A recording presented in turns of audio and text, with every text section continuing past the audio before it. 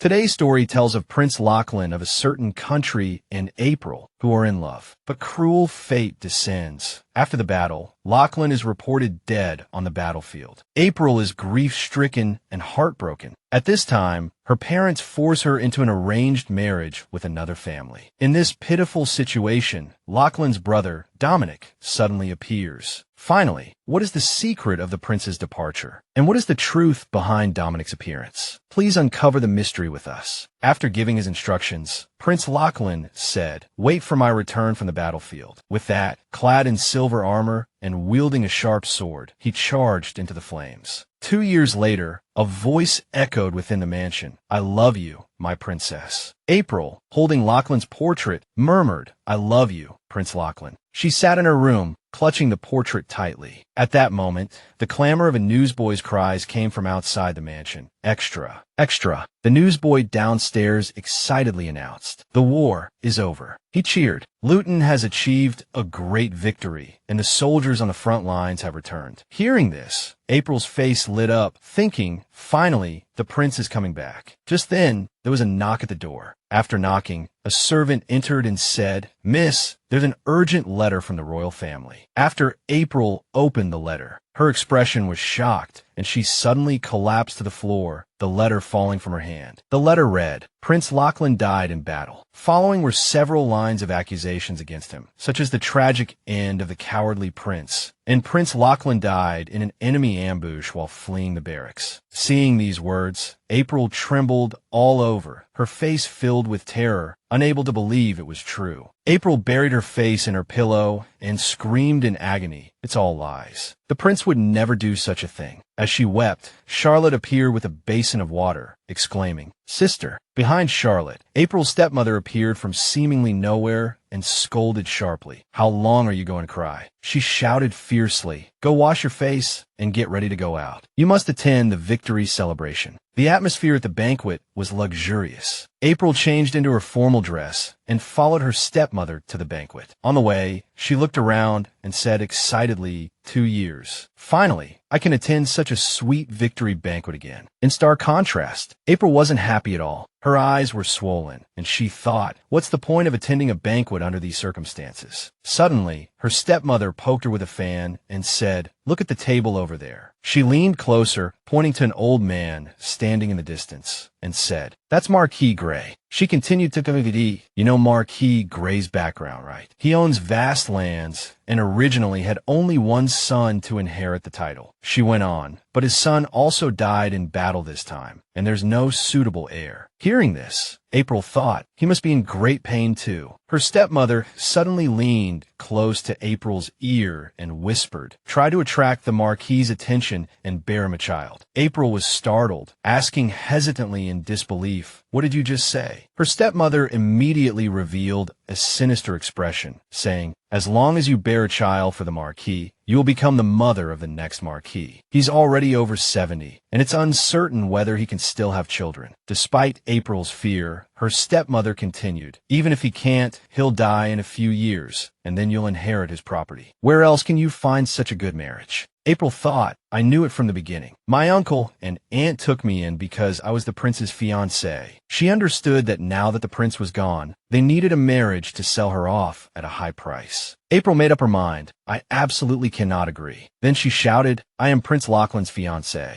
April firmly stated, "The only person I truly love is the prince, and I will never marry anyone else but him." Hearing this, her stepmother immediately flew into a rage, pushing April's head to the ground and roaring, "Are you going to remain chaste for the rest of your life to commemorate a dead prince? Do you think money falls from the sky? What's the use of crying all day?" Ignoring April's cries, her stepmother continued to press her head to the ground, scolding sharply, "Your talented fiancé is dead, and no one benefits. He died in vain on the battlefield." The banquet became noisy, and everyone's eyes were focused on them. But no one spoke up for her. April suddenly thought of Lachlan. She recalled those happy times, thinking, the prince is dead, and those happy Wednesday afternoons at 3 o'clock are gone forever. April, covered in wounds, wept in pain. Suddenly, She heard a familiar voice calling her name, April. As if seeing a glimmer of hope, she abruptly raised her head. A blond man slowly approached. April was astonished, and as he drew closer, she murmured, "Prince Lachlan." April was so surprised she felt like she was dreaming. She remembered Lachlan kneeling before her, his expression worried, or the way he held her hand with such affection. As he approached, April thought of Prince Lachlan again. The thought that he was still alive brought a glow to her face. But when he finally stood before her, a sneer twisted the familiar features. Lachlan walked past the murmuring April and said, "My 2 years have passed, and I thought you would have matured a little." He added arrogantly, "But you're still like a child, aren't you, April?" She was so startled she could only stammer, "Your Highness, Your Highness." Later, in a private room, Lachlan asked her, "There's nothing going on between you and the Marquis, is there?" April quietly replied, "No, I just had a fight with my mother." Meanwhile, she wondered, "Why am I like this? Why can't I calm down?" He continued, "It's best if we avoid seeing each other for a while." April was taken aback and quickly replied. Lachlan said, "Aren't you upset? Because I look so much like Lachlan, you mistook me for him at first." "Don't I?" he continued. "If my brother were here, he'd probably have fainted by now." At his words, April abruptly stood up, wanting to explain, but the words wouldn't come. Lachlan added, 3 days from now, after the funeral, let's not see each other again. Please forgive me." With that, he left the room, leaving April bewildered, her hands clenched tight. April muttered to herself, "It's because of the way you look at me. Just like Prince Lachlan." No matter what, she couldn't stay in that house any longer. At the convent, someone asked, "Have you truly made up your mind?" April firmly replied, "I want to spend the rest of my life in the convent, praying." She thought to herself, "Even if I lose everything, even if I'm alone, it doesn't matter. I'll stay here and pray for the prince every day." April suddenly heard a commotion outside. "What are you doing? This is a holy place. Shut up and let go of my daughter." She paused, thinking that voice. As expected, her father and mother appeared before her. April was knocked to the ground. Earl Campbell rushed towards her, ignoring the nun's attempts to stop him, and yelled, "A convent. You dare do such a childish thing. There's a limit to disgracing the family name." April coldly replied, "The ones who disgrace the family name are the two of you, aren't they?" Earl Campbell gritted his teeth and asked, "What did you say?" She shouted, "The rumor that Earl Campbell sold his daughter to a marquis in his 70s for money will soon spread throughout the aristocracy." He slapped her, roaring, "You impudent girl, I'll teach you a lesson today." He was about to strike her again when someone stopped him. She said, "Don't hit her like that." Both Earl Campbell and April were surprised. She continued, "If her face swells up, we still have to meet Marquis Gray." She suddenly became apprehensive, emphasizing, "Meet Marquis Gray." She explained, "At the banquet, I mentioned you to Marquis Gray, and he seemed quite interested. Both you and the Marquis lost someone important in the war, didn't you? Perhaps it was this shared pain that caught his attention." She rambled on, "I never imagined my daughter would become a marquise." April gritted her teeth, thinking, "I'm not your daughter." April stood up and declared confidently, "I am a Campbell, and I will never accept such a despicable marriage transaction." Seeing this, she simply said, "Is that so?" and added, "If you want to stay here, then stay." April exclaimed in surprise, "If you refuse to marry, I'll have to have Charlotte marry Marquis Gray." April cried out in shock. What? She suddenly remembered 6 years ago, a little girl standing before her, and the words spoken then, "This child is Charlotte. If it weren't for you, my daughter would have inherited the earldom. So you must treat her well, understand." April looked at Charlotte and thought, "She's trembling. She's afraid of suddenly being taken to a strange place." Indeed, April suddenly remembered her birth mother, thinking, "I promised mother that I would be a good older sister after my little sister was born, didn't I?" She slowly walked towards Charlotte and softly said, "Hello, I'm April." The little girl happily replied, "Can I call you sister?" The two gradually grew closer. April was reading to Charlotte when a maid cried out, "Goodness me, miss." The maid snatched the teddy bear from Charlotte's hands and said, "Please get away from that unwanted child quickly. She's a disgusting bastard." Hearing this, April immediately defended the girl. "What are you saying? Charlotte isn't disgusting at all." She comforted Charlotte. "It's okay, don't cry. That person was saying strange things." "What did you call him? A jerk?" As April spoke, Earl Campbell and her stepmother appeared at the door. A moment before, they approached April and the little girl. Earl Campbell roared angrily. "What in the world were you saying to my daughter?" He slapped April across the face. Trembling, she could only explain, it wasn't like that. Earl Campbell continued furiously. "I took you in, I didn't send you to an orphanage, and you're still ungrateful." At this moment, her stepmother also spoke angrily. "Just how much did you bully her to make such a kind child cry like this?" Charlotte, who was crying loudly, shouted, "Stop it, please stop it." She and Earl Campbell left with the girl, saying before they left, "Don't even think about stepping out of this room until you've reflected on your actions." The door slammed shut, and April was locked in the room. She thought in agony, "Father, Mother, why did you leave me?" Suddenly, someone came in. April instinctively turned her head. She heard sobbing. Charlotte was hugging a bandage and crying. "I'm sorry." Her eyes red, she called out, "Sister." April responded, calling her name, Charlotte. The two sisters embraced. She thought to herself, from that day on, I had one more person on my side. Back in the present, April gritted her teeth, thinking, I absolutely cannot let Charlotte be sold to the Marquis. That child's happiness. Seeing this scene, her stepmother smiled triumphantly. April was determined to protect Charlotte to the end. At that moment, in the mansion, Charlotte appeared. The carrier pigeon had just flown away. Charlotte released the pigeon and murmured to herself, "Please, Peppa." On the other hand, April recalled her rebuttal when she refused the marriage. She would absolutely not marry. Sitting in her room, April thought, it's been 3 days since then. She muttered to herself, I'm locked in this room, unable to leave, but today is Prince Lachlan's funeral. Putting on her mourning clothes, April thought, I hear the carriage again. Is father going to the gambling den again? Unable to attend the prince's funeral, she could only pray silently in her heart. Praying here, maybe he can hear me. But in her heart, she truly wanted to attend the funeral. Suddenly, there was a knock on the door. April was startled and asked, Who is it? Charlotte walked in with a bright smile and called out, Sister. April asked her blankly, Wait, where are you taking me? Charlotte pulled her along as they started to run. April worriedly asked, Leaving the room without permission will cause a big problem. What if Mother finds out? As she spoke, April suddenly noticed something and asked, Who is that? The figure of her stepmother appeared below. She was arguing with someone. Getting closer, April suddenly realized that the person was His Highness, Prince Lachlan. Lachlan looked up, gazing at April in confusion. She thought, why is he here? Her stepmother was still complaining. Why would His Highness come here? Aren't you busy attending a funeral today? The funeral of that cowardly prince who ran away from the battlefield. Hearing these words, he lowered his head. Lachlan replied coldly, I don't deny it. April was coming down the stairs and heard his words. I have to endure everyone insulting and abandoning my brother. But Lachlan looked directly into her eyes and said, You can't even attend Lachlan's funeral. Can you, April Campbell? Lachlan extended his hand to her and said, Give me your hand. April hesitated, thinking, Your Highness, Dominic, you. Seeing this, Lachlan tightly grasped her hand. He pulled her directly out of the mansion. Seeing this, her stepmother chased after them, shouting, Wait, this is an abuse of power.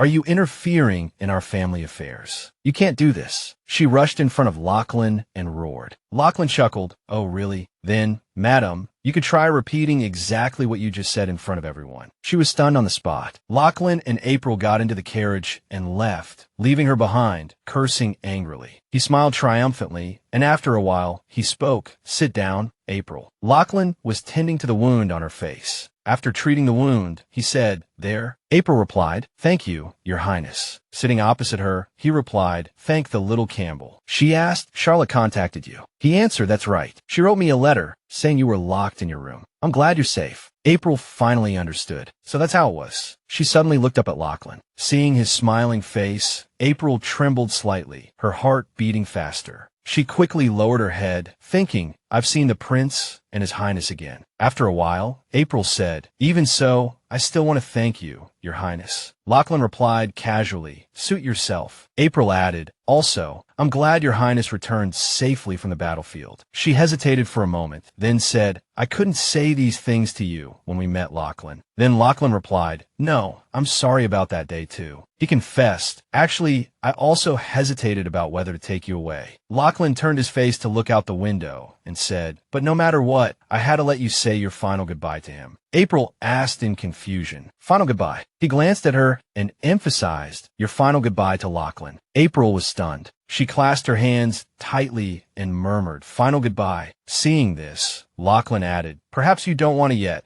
but there is always an unavoidable distance between the living and the dead. You must treat today as the last day and let go of Lachlan." He added, "It's actually very simple. Just interact more with young ladies and gentlemen of your age. There are quite a few people who like you. Once the mourning period is over, there will be many dashing gentlemen lining up at your door with flowers." April's face darkened, and she quickly interrupted him. "Stop it." She stood up abruptly and said, "Don't say such absurd things." April recalled the image of Prince Lachlan calling her name and whispered, Tears streamed down her face, but she continued, "I simply can't forget Prince Lachlan." He took a handkerchief from his pocket and said, "I'm not just saying this for you." Lachlan handed the handkerchief to her and added, "I'm also considering Lachlan's wishes. He wants to be by your side more than anyone, but he can only sorrowfully watch over you from afar." She took the handkerchief. April looked at him and replied, "I understand, Your Highness." She placed her hand on her chest and continued, "But even so." The image of Prince Lachlan appeared before her eyes once again. April insisted, "I love Prince Lachlan." She said firmly, "I truly love him, so if Prince Lachlan is watching over me." April looked directly into his eyes and confidently continued, "I want him to see that I will only ever love him." The carriage stopped. Lachlan said to April, "You go in first." She got out of the carriage, walked a few steps, and then looked back at the carriage. Lachlan watched her. He drew the curtains, covering the carriage windows. Lachlan helplessly held his head in his hands. Suddenly, his hand touched his clothes. Lachlan pulled a blue ribbon from his clothes. He remembered April's words, "I love Prince Lachlan." The image of their first meeting surfaced, along with the words, "I truly love him." Lachlan remembered again the determined look on her face when she said she would only ever love Lachlan. He clutched the ribbon tightly. Lachlan silently thought, "Please forget me." April was still staring blankly at the stationary carriage. Inside, Lachlan recalled the day he went to the battlefield in place of his ailing brother. All the credit and glory had to go to Dominic. His father ordered him to become Dominic in charge to the front lines, and he accepted the order without hesitation. Just then, a shout came from outside. "Something's happened, Your Highness, His Royal Highness the Crown Prince." A soldier hurriedly reported that Prince Lachlan, who was supposed to be resting in his tent, had been attacked by the enemy at the Escorting medical station. Lachlan was shocked to hear this. He anxiously raised his voice and said, "There must be some mistake." Lachlan explained, "He's not well, so he's resting. There's no reason for him to leave the battlefield for Escorting without reason. There must be a reason." Hearing this, Duke Delafontaine of the Empire turned around and said, "Indeed, there must be a reason." He added, "But the problem is Dominic's whereabouts are currently unknown.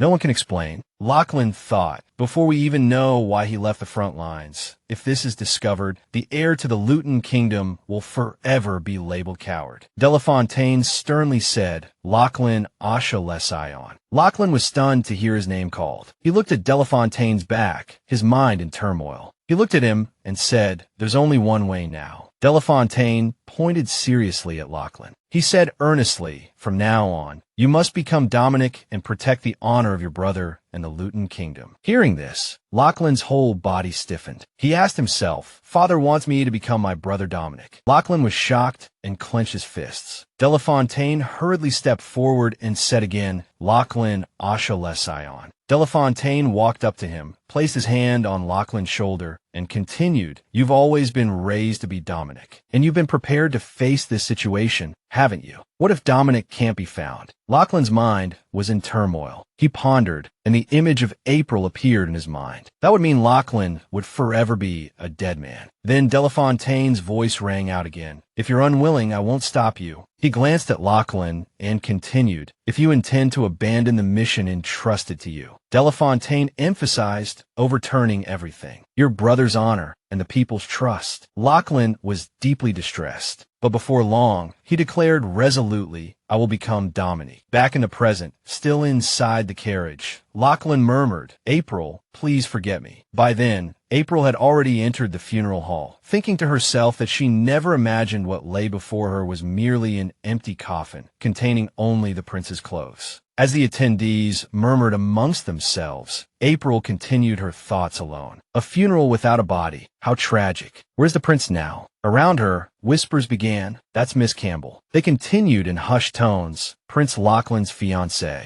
How pitiful, but she's fortunate they weren't married. Suddenly, someone said she escaped the fate of becoming the wife of a deserter, right? Hearing this, April's face flushed with anger. Don't talk nonsense, she thought. Just then, the word prince rang out. The entire funeral hall fell silent. Then, disgruntled voices arose. Who is that? How can they be so disrespectful at a funeral? Show some respect. The priest officiating the ceremony was astonished. April turned to find the person who had called out Prince. She too was surprised, her eyes widening. It was Grand Empress Dowager Natalia Layton, supported by Lachlan. Natalia Layton, the Grand Empress Dowager, grandmother of Crown Prince Dominique and Prince Lachlan. Though Natalia had rarely appeared in public for the past 10 years, her image of maintaining a dignified composure, not shedding a single tear at the late king's funeral, was still a topic of discussion. She walked up to the coffin and asked, "Is this that child's coffin?" Natalia was furious. Picking up the robe from inside the coffin, she cried out angrily, "How dare you use this? How dare you use a mere robe in place of the prince? Don't insult my grandson with such a preposterous funeral." Lachlan was deeply moved by her words. At that moment, April suddenly remembered how much the Grand Empress Dowager had adored Prince Lachlan. Natalia cried out, "My grandson is not dead." She continued, "That kind child would never die somewhere I don't know about." Lachlan, witnessing this scene, was utterly shocked. Suddenly, Natalia burst into tears, clutching the robe and sobbing before collapsing. Seeing this, Lachlan immediately rushed to her side, crying out, "Grandmother." April was stunned. The attendees at the funeral were also agitated, and the scene descended into chaos. Someone shouted, "Your Highness, the Grand Empress Dowager is distraught. Get a doctor." Lachlan reached Natalia's side and quickly removed his coat. Seeing this, April was even more surprised. She heard him say no. Lachlan draped his coat over Natalia, lifted her up, and said quickly, "I will personally escort her back to the palace." In his haste, the blue ribbon tied to his sleeve was revealed. Holding Natalia, Lachlan quickly walked past April and left. After they departed, silence returned to the hall.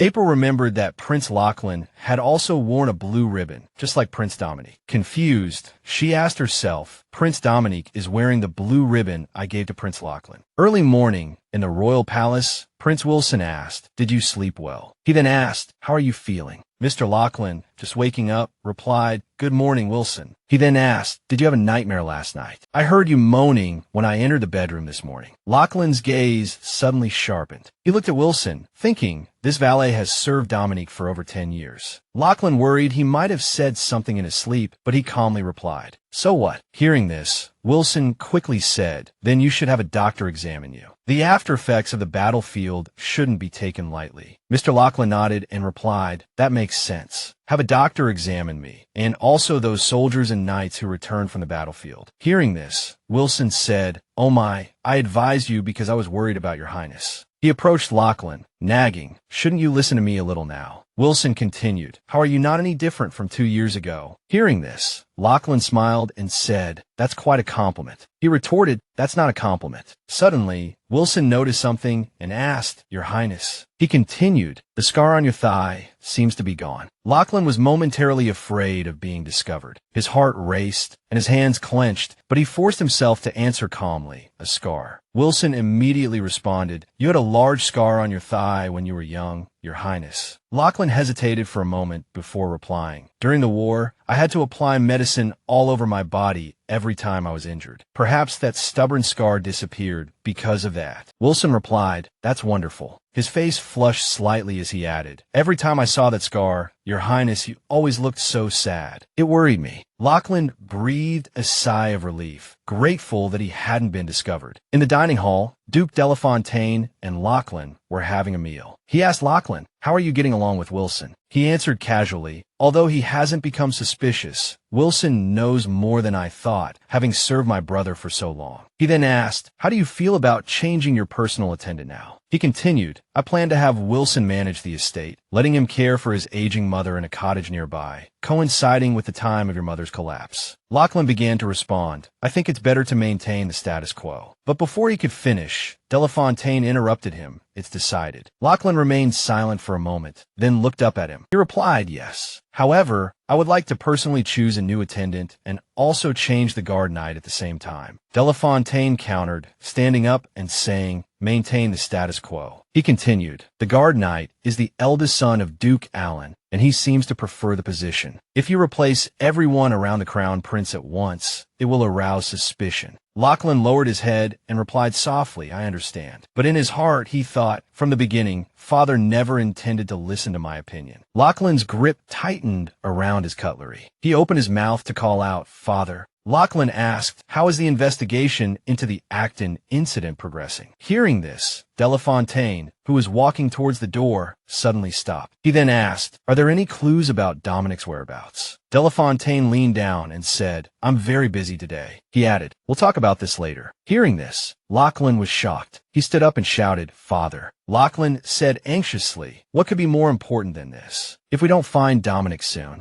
At this point, he hesitated, then continued, Delafontaine immediately replied, Dominic. He said, don't act rashly for now. When the situation stabilizes, there will naturally be an opportunity. Before leaving, he reminded Lachlan again, wait. Lachlan stood silently in the dining hall, his hands gripping the tablecloth tightly, asking himself, can I really do nothing in the royal palace? April looked at the person in front of her and asked softly, were you looking for me? She said politely, greetings, your Imperial Majesty. Standing before her were the Grand Empress Dowager and Lady Allen. Natalia called out, Miss Campbell. She continued, I apologize for suddenly sending for you. April quickly replied, no, on the contrary, I'm very grateful. She suddenly remembered her cruel stepmother and added, since the prince's funeral, my mother has become increasingly strict about me going out. Natalia smiled faintly and said, you've suffered. She looked at April tenderly and added, you've lost weight too. Hearing this, she thought, you too, your majesty. Natalia continued, you must be surprised that I called you here, right? April answered frankly, yes, I'm a little surprised. She continued, I didn't expect you to call for me in front of Prince Lachlan's bedroom. Natalia said, I intend to seal this room off from now on, so that no one will touch this child's memories. She continued, he was a lovely child. I don't know if it's because I'm married in from another country when I was young, but my relationship with my husband and children has always been distant. Natalia reminisced about Lachlan as a child, then continued, but he was my only joy. She looked at April and continued, so before sealing this room, I thought I should invite Miss Campbell here, because Lachlan truly loved you. Hearing this, April's heart felt a surge of warmth. Natalia asked her, have you been in this room before? April answered nervously, what? She hesitated and continued, I've been here before. Natalia smiled and said, you don't have to be so nervous. You and Lachlan are both surprisingly brave, aren't you?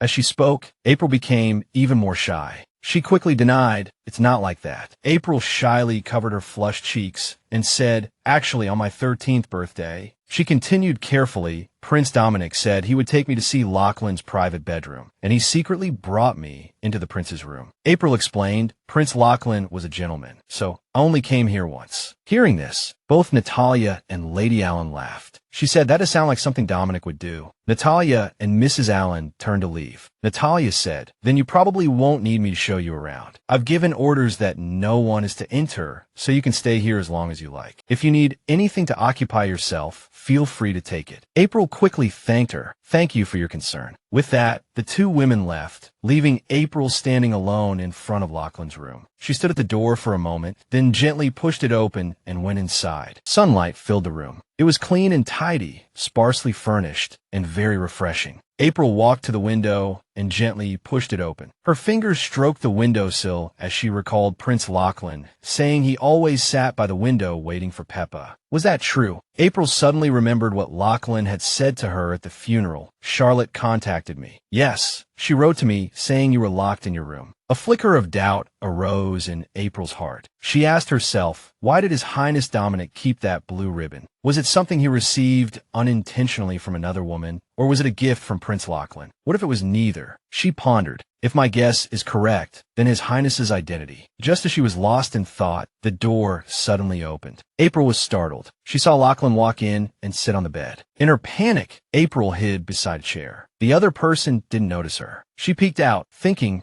who is that? Suddenly, she heard someone call her name, April. April softly replied, Your Highness. Hearing the voice, Lachlan was taken aback. He sat up and looked at her. April also emerged from her hiding place. She stood up, thinking, he definitely called my name just now. Lachlan regained his composure and said casually, I just called your name, and you really appeared. I didn't know we had a guest. I'll come back later. You can take your time looking around. As soon as he finished speaking, April quickly called out, wait. She ran over and grabbed Lachlan's hand. He froze. Lachlan asked, didn't we agree not to see each other again? April didn't let go of his hand. I have something to ask you, she said. Looking at him, she thought, the living Prince Lachlan, he's still alive. April's eyes were already wet, and she silently thought, I miss you so much. I really miss you. Lachlan turned his head and coldly asked, you just called me Prince, didn't you? April froze, only able to whisper. He sternly said, I've told you many times, I'm not your prince. Lachlan's coldness brought April back to her senses. She thought, what am I doing? He then flung her hand away. Lachlan emphasized, I can't indulge you anymore. With that, he left the room, leaving April standing alone. He leaned against the door, head down, hands clenched tightly. Lachlan gritted his teeth, thinking, I was too careless. Lachlan sat down against the door, remorsefully thinking, I didn't mean to close the door so hard. April must have been startled. Should I open the door and apologize to her? But that's not my character. I've always been casual, and I'm calm even at times like this. Lachlan felt sad, thinking, no, it's all my fault. I made April cry. In truth, he didn't want to see April cry again. The image of April's tears welled up in Lachlan's mind. He thought, those tears flowing from her azure eyes. Just thinking about it makes my heart race. A blush crept onto Lachlan's cheeks as he thought, she's truly beautiful. He shyly thought, now's not the time to be thinking about this. Suddenly, a servant appeared out of nowhere and asked, are you all right, Your Highness Dominic? Lachlan was startled. He looked up at the servant standing in front of him, stunned, and quickly replied, I'm fine, don't worry. The servant, though still a little puzzled, quickly responded, I understand. Before leaving, the servant said, if you need anything, please don't hesitate to ask. Hearing this, Lachlan suddenly thought of something. He stood up and grabbed the departing servant, urgently saying, wait, I have something to ask you. Lachlan was grabbed by April, who anxiously said, I have something to ask you. Lachlan coldly flung her hand away again, firmly stating, I'm not your prince. He left April standing blankly at the door, his cold words echoing, I can't indulge you anymore. April wrapped her arms around herself, anxiously pacing back and forth in front of the door. She felt utterly confused. Even if His Highness's true identity really was the prince, April felt terrible for being so disrespectful to him as Dominic. His Highness's reaction was understandable. She closed her eyes tightly, making up her mind. I should apologize to him. It should still be in time if I go after him now. Lost in thought, April was startled when the door opened and Lachlan called her name. He beamed at her. Are you still angry? She hesitated. No, I was just about to apologize to Your Highness. Lachlan readily agreed. Good, I accept. Lachlan said mysteriously, close your eyes for a moment. Though confused, April obeyed. Guilt pricked her again. I haven't even apologized properly yet. She frowned. It's cold, she exclaimed, while Lachlan continued to smile cheerfully. Holding a small bag of brown ice, he winked. I had the butler bring an ice pack. I'll forgive your rudeness from earlier. Gesturing across the spacious room, Lachlan instructed, now lie down over there. April complied obediently. He sat on a chair by her bed, crossing his legs like a true gentleman. After applying the ice pack, he leaned in, resting on his shoulder. Is your eye feeling any better? April responded politely, yes, thank you. Her thoughts raced. I didn't expect things to turn out like this. He doesn't seem angry at all. Lachlan tilted his head, his expression softening with a hint of warmth. If I had chased after you with a swollen eye, I would have lost all my dignity as a gentleman. His expression then turned slightly somber. And your hand was a bit too bold earlier. Lachlan fumbled in his pocket, murmuring, what you wanted to know, it's this. right? April's eyes widened, speechless with surprise. A beautiful blue ribbon was tied around her hand. This is, she breathed. April stared at the ribbon, a forgotten memory resurfacing like a dream. Lachlan had once removed it from her hair with his own hands. She was certain it was something no one but the prince could have. He tightened the ice pack, struggling to suppress the emotions from their last encounter. He gave this to me. Lachlan, sitting on the edge of the covers, turned to face her. To my foolish younger brother. This ribbon and April Campbell were no different. Perhaps that's why he gave it to me. Because how could he bring someone he cherished to a place so close to death? April didn't believe him. There's no reason for that, she whispered. Her words made his hand pause. Hesitantly, she asked, Your Highness, are you saying Prince Lachlan knew about the bombing beforehand? Her next words stunned him. The Prince Lachlan, I know, is more compassionate than anyone. April knew exactly what kind of person Prince Lachlan was. She added, he would never pretend nothing was wrong, knowing so many people would die. She had served the prince longer than anyone, and therefore knew him best. Her voice took on a desperate edge. Please tell me the truth. She leaned forward, gazing at him sitting by the bed. Prince Lachlan. Her voice seemed to pierce the very curtains. I love the prince. She clutched the ribbon tied around her wrist. This ribbon is proof of my promise to always stand by his side. Looking at him resolutely, the words tumbled out. As long as the prince is there, no matter how much you lie, even if you're waiting to die, I will be by your side. Lachlan remained silent, his lips trembling slightly. Her name, April, echoed in his mind. He quickly regained his composure, pressing his lips together.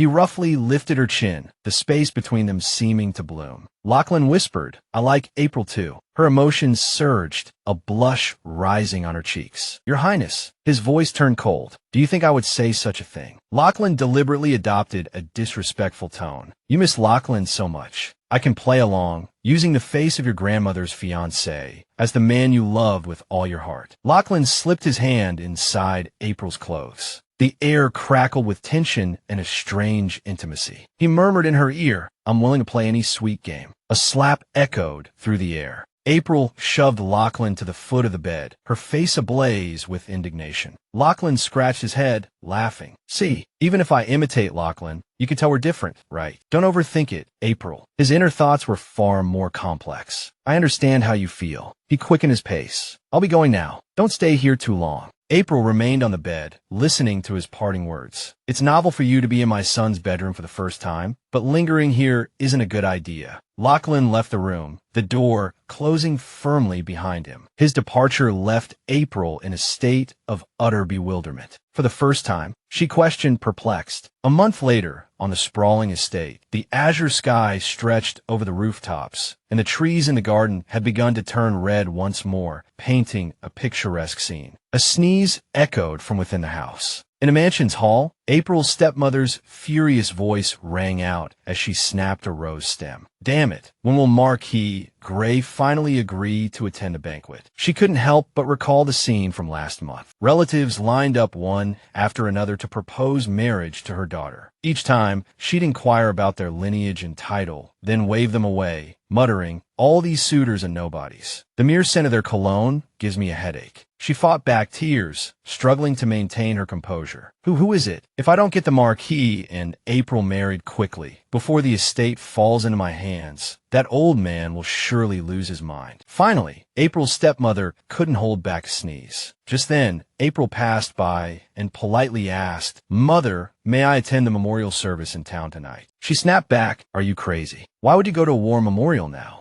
Do you think the deceased prince will come back to life just because you offer heartfelt prayers? April didn't voice her thoughts, but silently acknowledged the possibility. That day, he did come back to life. She couldn't help but recall what he had said to her a month prior. The first time you came to my son's bedroom, you'll find it quite novel. If he truly was Prince Dominic, there would be no reason for him to forget. On her 13th birthday, she had been taken to Prince Lachlan's bedroom. In April's heart, she was certain the person that day was Prince Lachlan. She tried to persuade her stepmother, Mother, you mentioned that Marquis Gray lost his son in the war. The memorial service is an important event. Who knows, the Marquis might attend. If I go, I'm sure to see him. With her own agenda, April smiled ingratiatingly at her stepmother. So, this year I'll have a chance to see the prince. I don't mean to use Marquis Gray as an excuse, but right now, it's the only way. Finally, her stepmother relented. Though still haughty, you have a point. But why are you so eager? What are you up to? April innocently feigned ignorance. What am I up to? She gently placed her hands on her chest and softly replied, It's just that the space surrounding April seemed to shimmer with a golden light. Inwardly, she resolved, I've only just realized if I'm not marrying Prince Lachlan, then it doesn't matter who it is. April's stepmother sniffed and turned to go upstairs. That's right. You finally figured it out. Prepare yourself to charm Marquis Gray. April politely replied, Yes, mother. Watching her stepmother ascend the stairs, April breathed a sigh of relief. Now it's safe. The matter of the prince couldn't be avoided forever. She clutched the blue ribbon in her hand. If the prince can't reveal his identity himself, then I must help him. At the memorial service, the atmosphere was solemn and reverent, filled with guests. Chad hurried over to inform Lachlan, who sat solemnly in his formal attire. Prince Dominic. Lachlan stood up and asked, Chad Allen, what's so important that you'd leave the memorial service midway? Holding a precious wooden box, Chad reported, We found a clue that may help us locate Prince Lachlan. Lachlan suddenly became urgent. Get to the point. Chad obeyed. Yes, I'll report the bad news first. The search for the missing person from the Acreton tragedy has concluded. His voice grew heavy, but in the end, we couldn't find Lachlan. Lachlan remained silent, his thoughts consumed by his brother. Chad then produced several items, explaining, We found this. The saddle has many patterns, the kind used exclusively for royal horses. The image of the horse lying beneath the rocks flashed through both their minds. Chad said, Yes, this is definitely the saddle of the prince's mount. Lachlan pressed further, What about the horse? He replied, We found it at the bottom of a cliff in the forest near the Acreton relief station. Lachlan examined it closely. Was this arrow embedded in the horse? Chad nodded, looking at the gleaming arrowhead in his hand, the answer dawning on him. Just like that. It's too obvious. Lachlan couldn't help but imagine his brother being pursued, someone threatening Dominic's life. Picturing the scene of the horse and rider fleeing, perhaps he had left the battlefield and raced to Acreton, cleverly using his horse as a decoy. While the horse led the enemy to the cliff, he himself had reached the relief station. The image of the raging fire filled Lachlan with fury. He gripped the arrowhead tightly. This red arrow. Can you find out who did this? Chad replied, I can. Perhaps those bombs were planted specifically to learn that Dominic would run to the relief station. If so, the explosion might have been part of their plan. Seeing Lachlan's unusual silence, Chad called out worriedly, Your Highness. He presented the items with a sheen of sweat on his brow. This is just my speculation, but it's highly likely their true target wasn't Prince Lachlan, but you. Prince Lachlan gave an aimless laugh. I hope so too. His smile was so genuinely kind that Chad couldn't understand why Lachlan wanted to leave. Tell them if they come to me first, it'll save me the trouble. Wouldn't that be convenient for me? Chad was perplexed. But Your Highness, you could be in danger. Chad suggested a protective measure. We should at least increase your guard. Lachlan smiled brightly, his mind scheming. No need to increase the guard. Chad was uneasy. Your Highness, Lachlan ordered, You may leave. Take as much time as you need. After Chad retreated, Lachlan was left alone in the flickering candlelight. He recalled Chad's words, Your Highness, you're using your life as bait. He blew out the candle, his unease growing. Only embers remained. That precious life was shattered, now just a facade wearing his brother's appearance. Lachlan thought of his brother's handsome face, as warm as a peach blossom in spring, and whispered, Brother Dominic. He closed his eyes, his heart wilting like a dying flower. Lachlan's eyes held only endless sorrow. He knew he couldn't remain passive any longer. Gripping the table, he resolved to find those who were using him as a pawn in their deadly game. Even if he could never return to being Lachlan, a knock came at the door. Confused, Lachlan asked, Who is it? When the door opened, he froze in surprise. April entered, carrying the youthful air of a garden, calling his name, Prince Lachlan. Seeing her standing there, he was astonished. April, he breathed. He couldn't understand why she was here. As she walked towards him, Lachlan cautiously stepped back. But he couldn't stop the approach of this spring blossom. She grasped his sleeve, her gaze fixed on him, her hand gripping his wrist tightly. Lachlan's face flushed with confusion, unsure how to evade her. April's cheeks were rosy, her eyes filled with expectation as she gazed at him. Silence hung between them. Boots and skirt simply stood side by side in the melancholic room. April spoke. I thought I was mistaken so many times. She moved closer to her fiancé, her soft hand touching his firm chest, her voice sincere. Prince Lachlan, Perhaps you had to pretend to be Dominic for an important mission. Can I stay by your side? Lachlan replied, that's impossible, April. Even if he let her stay, he could no longer be her fiancé. April's voice remained urgent. I won't beg you to return to your former princely status. Her hand reached out to touch his face, startling him.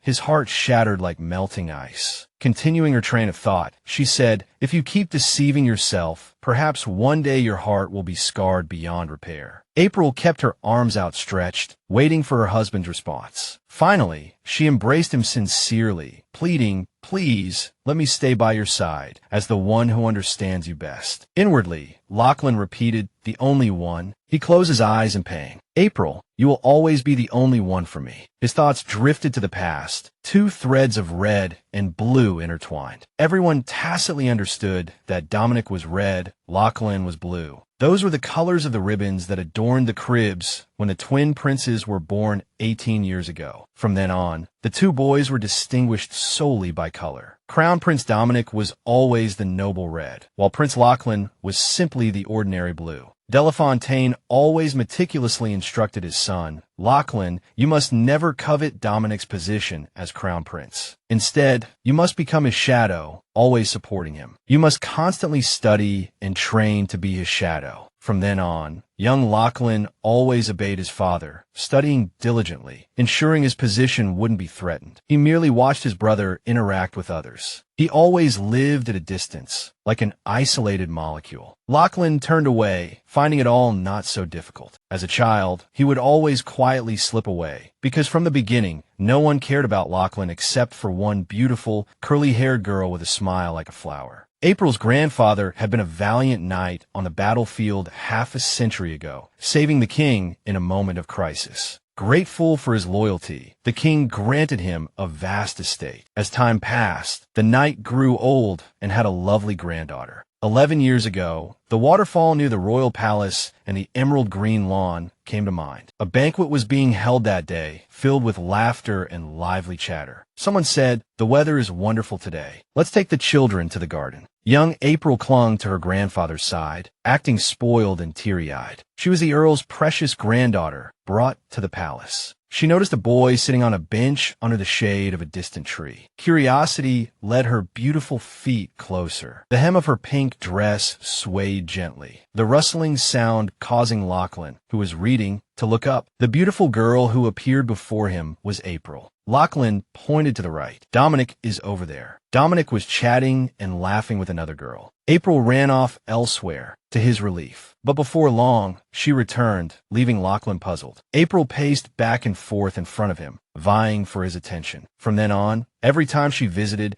she would always approach Prince Lachlan, saying nothing, just quietly sitting and playing by herself. She never gave up, always staying by Lachlan's side. Also 11 years ago, just a few months later, someone said, everyone, wait a moment. The boy in the blue shirt said cheerfully, what game are we playing today? It wasn't Lachlan, but Dominic. Lachlan stood behind them. Back then, Dominic successfully impersonated Lachlan, fooling the adults, so he often played this joke. Lachlan wasn't interested, quietly stepping back, thinking, I'd rather read quietly. As he was reading, he heard a voice, hello, Miss April. Lachlan saw his brother politely greet the girl. She seemed distracted, so he asked again, Miss April. April remained silent for a long time. As she observed, the book in Lachlan's hand slipped and fell, lying lonely on the grass. This movement made April turn around. She placed her hands on her chest and smiled brightly. April curtsied. Hello, Prince Dominic. Maintaining her previous smile, she quickly walked in the opposite direction. Under the cool shade of the trees, April sweetly approached him. Hello, Prince Lachlan. She seemed a little aggrieved. I was so scared. April confessed. I thought I wouldn't see Prince Lachlan today. Sweat trickled down his cheeks, and his heart bloomed, his expression brightening. Me too.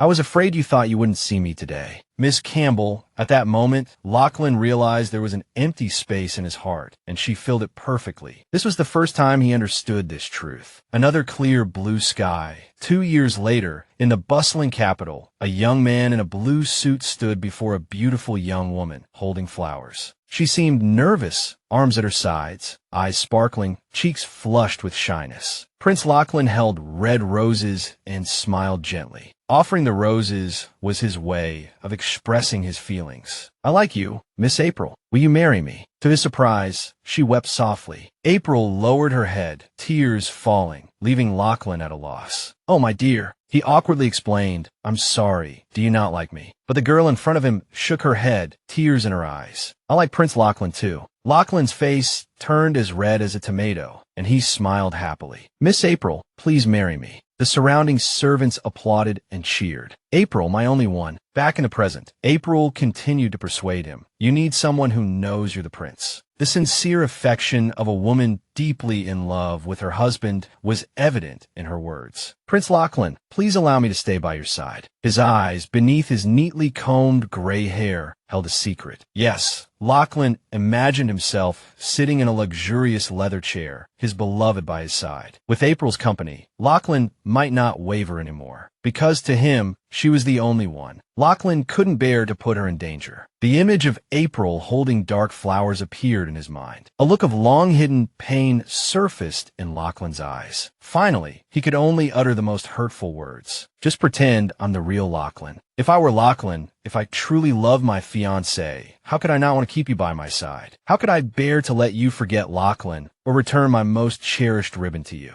If I loved you, I would never abandon you. If you understand what I mean, then never come here again. April called out to him as he turned away coldly. Your Highness. She wasn't fooled and firmly retorted, I'd rather you just tell me that your heart is no longer with me. Lachlan froze as she continued the you're tired of me now narrative. He fought to maintain his composure, the air thickening for a moment before he lost the control he'd always held. His back remained straight and imposing, but April felt an invisible pressure radiating from him. The image of them as carefree youths resurfaced, unwelcome. April, Lachlan blurted out. My heart has changed. The warm memories of the past, like spring sunlight, of her gentle presence beside him as he studied, were now gone. Lachlan's face was a mask of indifference. It no longer belongs to you. His voice, on the contrary, grew colder, chilling April to the bone. Your lingering affection only hinders my duty. As he spoke, his long fingers slid down from his chest. He recalled his confession. I love you, Miss April. Will you marry me? Now intertwined with the dark reality, the same gesture, two drastically different sentiments. He lowered his head. I detest you, Miss April. Will you dissolve our engagement? The scene shifted to outside the mansion late at night. April, clad in her nightgown, sighed inwardly. She knew she wouldn't get any answers if she simply returned. Heartbroken, she climbed into bed, preparing to sleep. Just then, a childish voice called out, Sister. The girl, still drowsy, called her name, April. April spoke softly. I'm sorry, did I wake you? The thoughtful girl replied, No, I had something to tell you, so I was waiting. It had been a while since April had properly spoken to Charlotte. Lately, her thoughts had been consumed by the prince. I'm sorry I kept you waiting, April murmured. The girl sat up happily, taking her sister's hand. It's okay, she said with a smile. I have something to tell you. April asked in surprise, What is it? The girl countered, Do you remember the day Mother took me to the tea party at Duke Allen's? Charlotte pouted. I don't really like the Duke's house, but I had to go. April was confused. Was Julius's second son there too? Did that young master bully you again? Charlotte explained, because there was a new boy there that day. I greeted him for the first time. Then that young master suddenly got angry. He said, I invited you, and you're playing with someone else. How rude. She couldn't hide her displeasure. April smiled gently. So you two fought again. The girl disagreed. I'm not a child. I wouldn't get caught up in a fight so easily. I would have ignored him, but he said, Hey you, anyone who plays with that bastard. April's voice sharpened. Did that young master really say that? The girl steered the conversation elsewhere. Wait, there's more. Just then, the Duchess passed by and heard him. She scolded the young master. You little rascal, can't you tell the difference between what you should and shouldn't say? Miss Charlotte is so well-behaved and lovely. What about you? She had witnessed the whole scene of the young master being scolded. April thought to herself, come to think of it, wasn't the Duchess a night before? The girl's tone became cheerful. After that, the young master immediately apologized for calling me a bastard. April crossed her arms, understanding. But even so, you were still upset, weren't you? The girl struck a pose, smiling sweetly like a flower. I'm fine. I wanted you to see how much that young master cries. Your sister wouldn't be upset by something so childish. April lay in bed, hugging her sister tightly and tickling her, making her laugh. That's my good sister, Charlotte. The thoughtful girl sat up seriously, changing the subject. Now I want to hear about you. April was surprised. About me. Charlotte had been waiting in the bedroom because she was worried about her sister. April thought for a moment. Let me see. So much has happened recently. She looked up at the sky and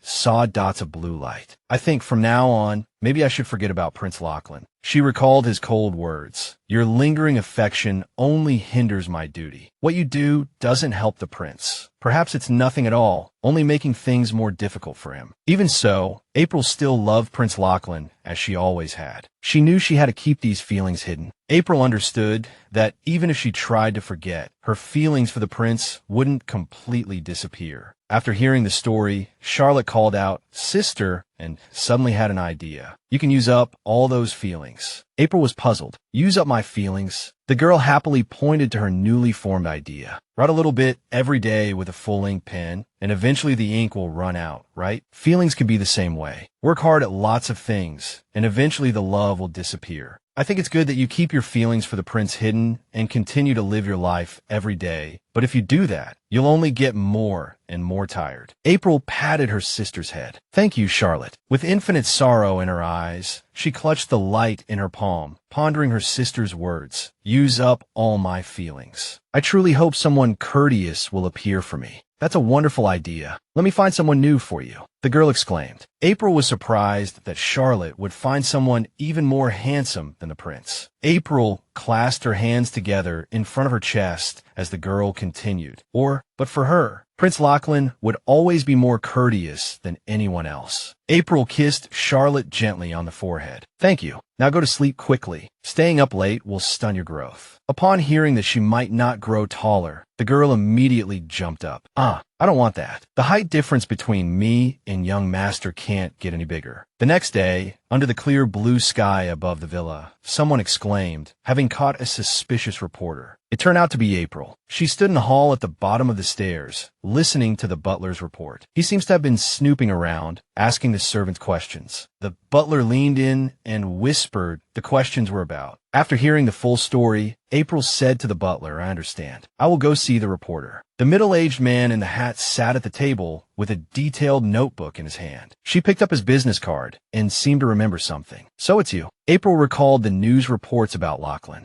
A thought flashed through her mind, using superficial reports to smear Prince Lachlan's reputation. The older man said arrogantly, because readers love royal gossip. The reporter didn't hesitate to exploit the information. Doesn't Miss Campbell know why the prince went to Agreston? April replied coldly, I have nothing to say to you. Why don't you investigate the scene of the incident? The royal family must be investigating in Agreston. The older man adjusted his hat and sighed. It's not that easy, because the investigation into the Agreston incident has almost stopped. The families of the fallen soldiers have protested, but the Lord doesn't care. She froze, pausing for a moment. Why would such an important matter be stopped? April asked, who is the Lord of Agreston? Marquis Gray. She was taken aback. Marquis Gray. The older man stood up and straightened his hat. I guess the Marquis recently lost his heir. I'm afraid he doesn't have the energy to investigate these matters. If you remember anything, feel free to contact me. The reporter continued to provoke her. The Campbell family also wants to clear Prince Lachlan's name as soon as possible, right? At this moment, she ignored him. Only one name echoed in her mind, Marquis Gray. He has the authority to investigate the Agreston incident. The scene shifted to Marquis Gray's mansion. At the tea table, April and her stepmother waited patiently. After a long wait, her stepmother grew impatient. How much longer is Marquis Gray going to make us wait? Isn't he planning to find another family for a marriage alliance? Her stepmother couldn't help but slap the table and chairs, making the teacups tremble. If you hadn't run away to the monastery that day, you would have already. April interrupted her mother, speaking calmly. Mother, please calm down. She elegantly picked up her teacup. Today, the Marquis personally invited us. At least he still cares about us. So you're capable of returning to Marquis Gray's mansion now. Her stepmother was incredulous. You're a completely different person today. She suddenly stood up and saw a middle-aged man kneeling and pleading, "Uncle, please reconsider." The woman beside him echoed, "Please take my child as your adopted son." "If it were my child, surely." He knelt and begged, "Uncle, please." Marquis Gray stood aside, watching coldly, and ordered the guards, "Drag these greedy jackals out." Seeing this, April's stepmother's hands trembled in fear, clutching her skin tightly. When Marquis Gray appeared, April and her mother lifted their skirts and curtsied. "Marquis." The old man clasped his hands together and made an offer. 100 million gold coins. "I will give you 100 million gold coins." Marquis Gray solemnly stated his terms. "This is the price for bearing my child." She hesitated for a moment, then stood up. "I agree to this marriage." The old man added, 100 million gold coins per child. "This is the price for bearing my children." Her stepmother asked in surprise, 100 million gold coins per child. April's mother began to calculate. 2 children would be 200 million, 3 children would be 300 million. The old man added a harsher requirement. "But I refuse to marry a woman who has been with another man." Afraid of missing the opportunity, her stepmother quickly said, "You can rest assured. This child is Prince Lachlan's former fiancée, so she is still pure." She added, "If you wish, we can immediately have a doctor examine her to confirm her purity." The old man glared. "I don't trust the doctors in the capital. Not long ago, someone actually brought a certificate from a capital doctor to me, claiming it was my child, but it turned out to be someone else's. I threw her out into the streets." April's mother waved her hand. "Oh, how could anyone do such a shallow thing?" She looked at her adopted daughter and solemnly promised, "You can have as many doctors examine you as you want." April also firmly promised, "I will do my best to be worthy of 100 million gold coins." The sly old fox's gaze swept across her face, revealing the look she desired. April pleaded, "Please grant me the authority to fulfill my duties as a marchioness. Please give me a position befitting my status." She had other plans in mind. The Gray family had the right to investigate the Agreston incident. "I can give up everything just to find out the truth. I must win this marriage." In the palace, someone was unhappy. "His Highness has so resolutely rejected me." Prince Dominic's girlfriend complained, "It's so difficult for us to even meet now, and you're still telling me to go back. I've waited so long for your Highness to return from the battlefield. Even if you're not by my side, don't you miss me at all?" Lachlan, playing the role of an older brother, comforted her, "Of course not." He kissed the girl's hand and consoled her, "If I could, I would really like to stay by your side all day." Lachlan held the lady's hand with one hand and placed the other on his left chest, the two of them very intimate. She turned her head and instructed, "Contact me first next time." Lachlan waved his hand. "I promise." After she left, he became somewhat dejected. He complained inwardly, "What kind of life is this? Different ladies come on my door every day." Lachlan thought of a possibility and shuddered. No way. Does he really have a child? Outside, Lachlan sighed. "It would be better if he really did have a child. That way I could be myself again, be Lachlan, and be with April." He squeezed his eyes shut, thinking sadly, "Am I too foolish? From now on, I really have to forget April." In another magnificent building, April, wearing a wide-brimmed hat, exclaimed in surprise. Lachlan was equally surprised to see her. This was the Allen estate. He stepped forward to greet her. "Long time no see, April." She politely replied, "Long time no see." "Your Highness," Lachlan began, "are you here to pick up Charlotte?" She nodded perfunctorily. "Are you here on official business, Your Highness?" He replied, "I just finished some business." Understanding, she said, "Then please excuse me." As they talked, Mrs. Allen watched them curiously and suddenly clapped her hands. Remembering something, Mrs. Allen went into the house. "I'll go get her. You and Miss Campbell wait here for a while." As they continued their conversation, April said, "I have a gift I'd like to give Your Highness." Finally, she led them to a bench. "Please sit." Lachlan and April sat down side by side. He reminded her, "Perhaps you should pay more attention to the children." She asked doubtfully, "Do they seem distant from each other?" On the other side, the two children were playing happily. He glanced at her. Lachlan seemed to notice a change in her expression. During his days on the battlefield, he had countless times imagined what she would look like when she grew up. Even though the moment was somewhat awkward, April was still beautiful. Only now did he realize that she had become even more beautiful. April looked over. Lachlan's expression was no longer flustered. He reproached himself inwardly, then stood up. Am I too foolish? Lachlan turned and left. April and I are nothing anymore. Mrs. Allen said worriedly, Oh, Your Highness. He responded casually, Thank you, madam. Lachlan helplessly reminded himself to forget April. Chad whispered by the carriage, His Highness is here. He straightened his hat. Chad,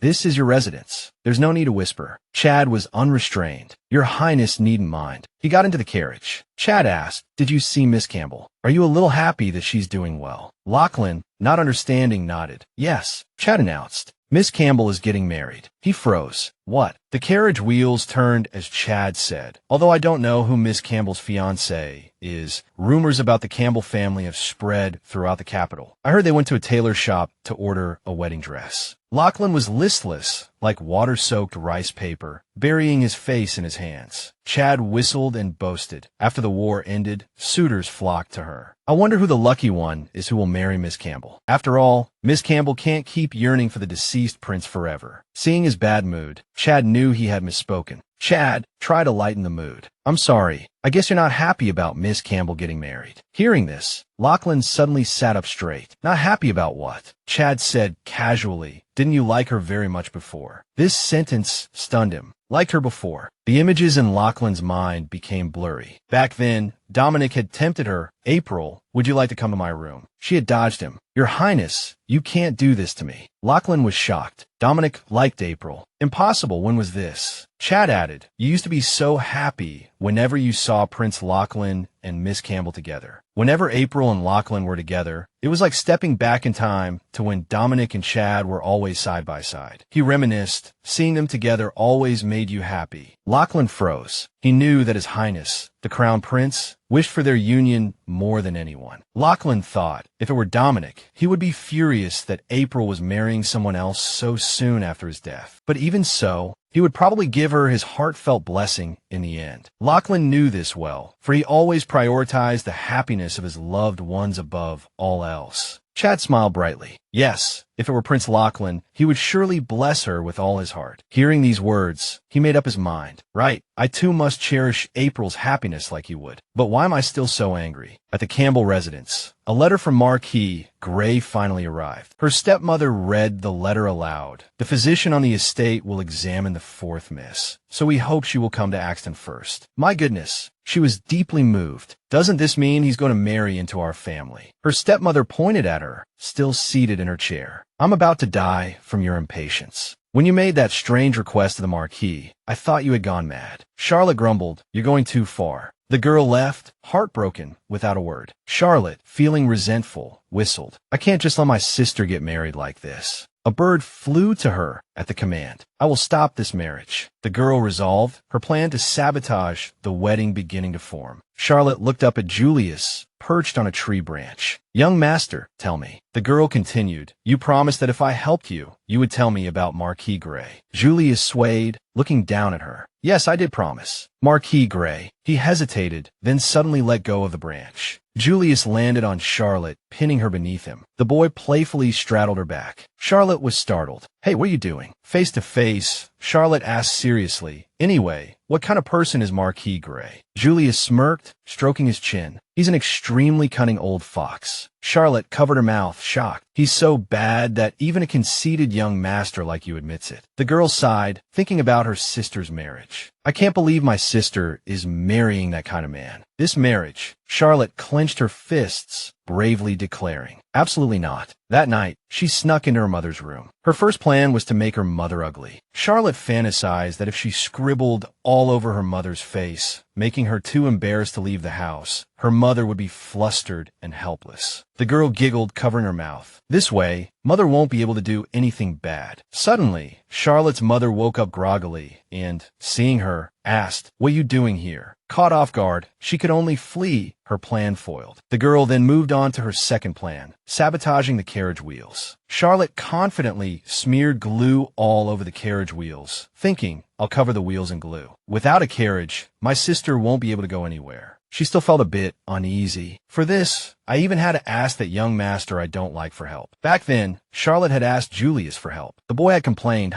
Glue, I can lend you some, but what are you going to do with it? Are you trying to ditch me and play with someone else? I'll lend it to you, but you can only play with me. As Julius continued to ramble, Charlotte interrupted. Stop talking nonsense and just give it to me. Charlotte's face flushed red, her anger rising. She yelled, just thinking about it makes me angry. Suddenly, a servant appeared from seemingly nowhere and called out with a hint of fear, Miss Charlotte. Charlotte was sitting by the carriage wheel, glue covering both the wheel and the floor. The servant asked, trembling, goodness, what are you doing? April's mother appeared, seemingly out of thin air, and said wearily, what in the... She raised her voice. How can you be so foolish and still expect to be engaged to young Master Julius? Charlotte shouted back, I don't want to be engaged to that jerk. April's mother frowned in exasperation. Don't be ridiculous. That family is better than you could ever dream of. Charlotte, completely unfazed, her face full of anger, could only retort, just be quiet and behave. Are you trying to stop your sister from becoming a marchioness? She rolled her eyes, her gaze sharpening. Could it be, as if realizing something? She pondered, could it be because of hearing her mother say that? She answered firmly, I object to my sister marrying that man. Anger seemed to ignite within her, and she resolved, I will not let my sister marry that cunning old fox, no matter what it takes. April's mother roared furiously, you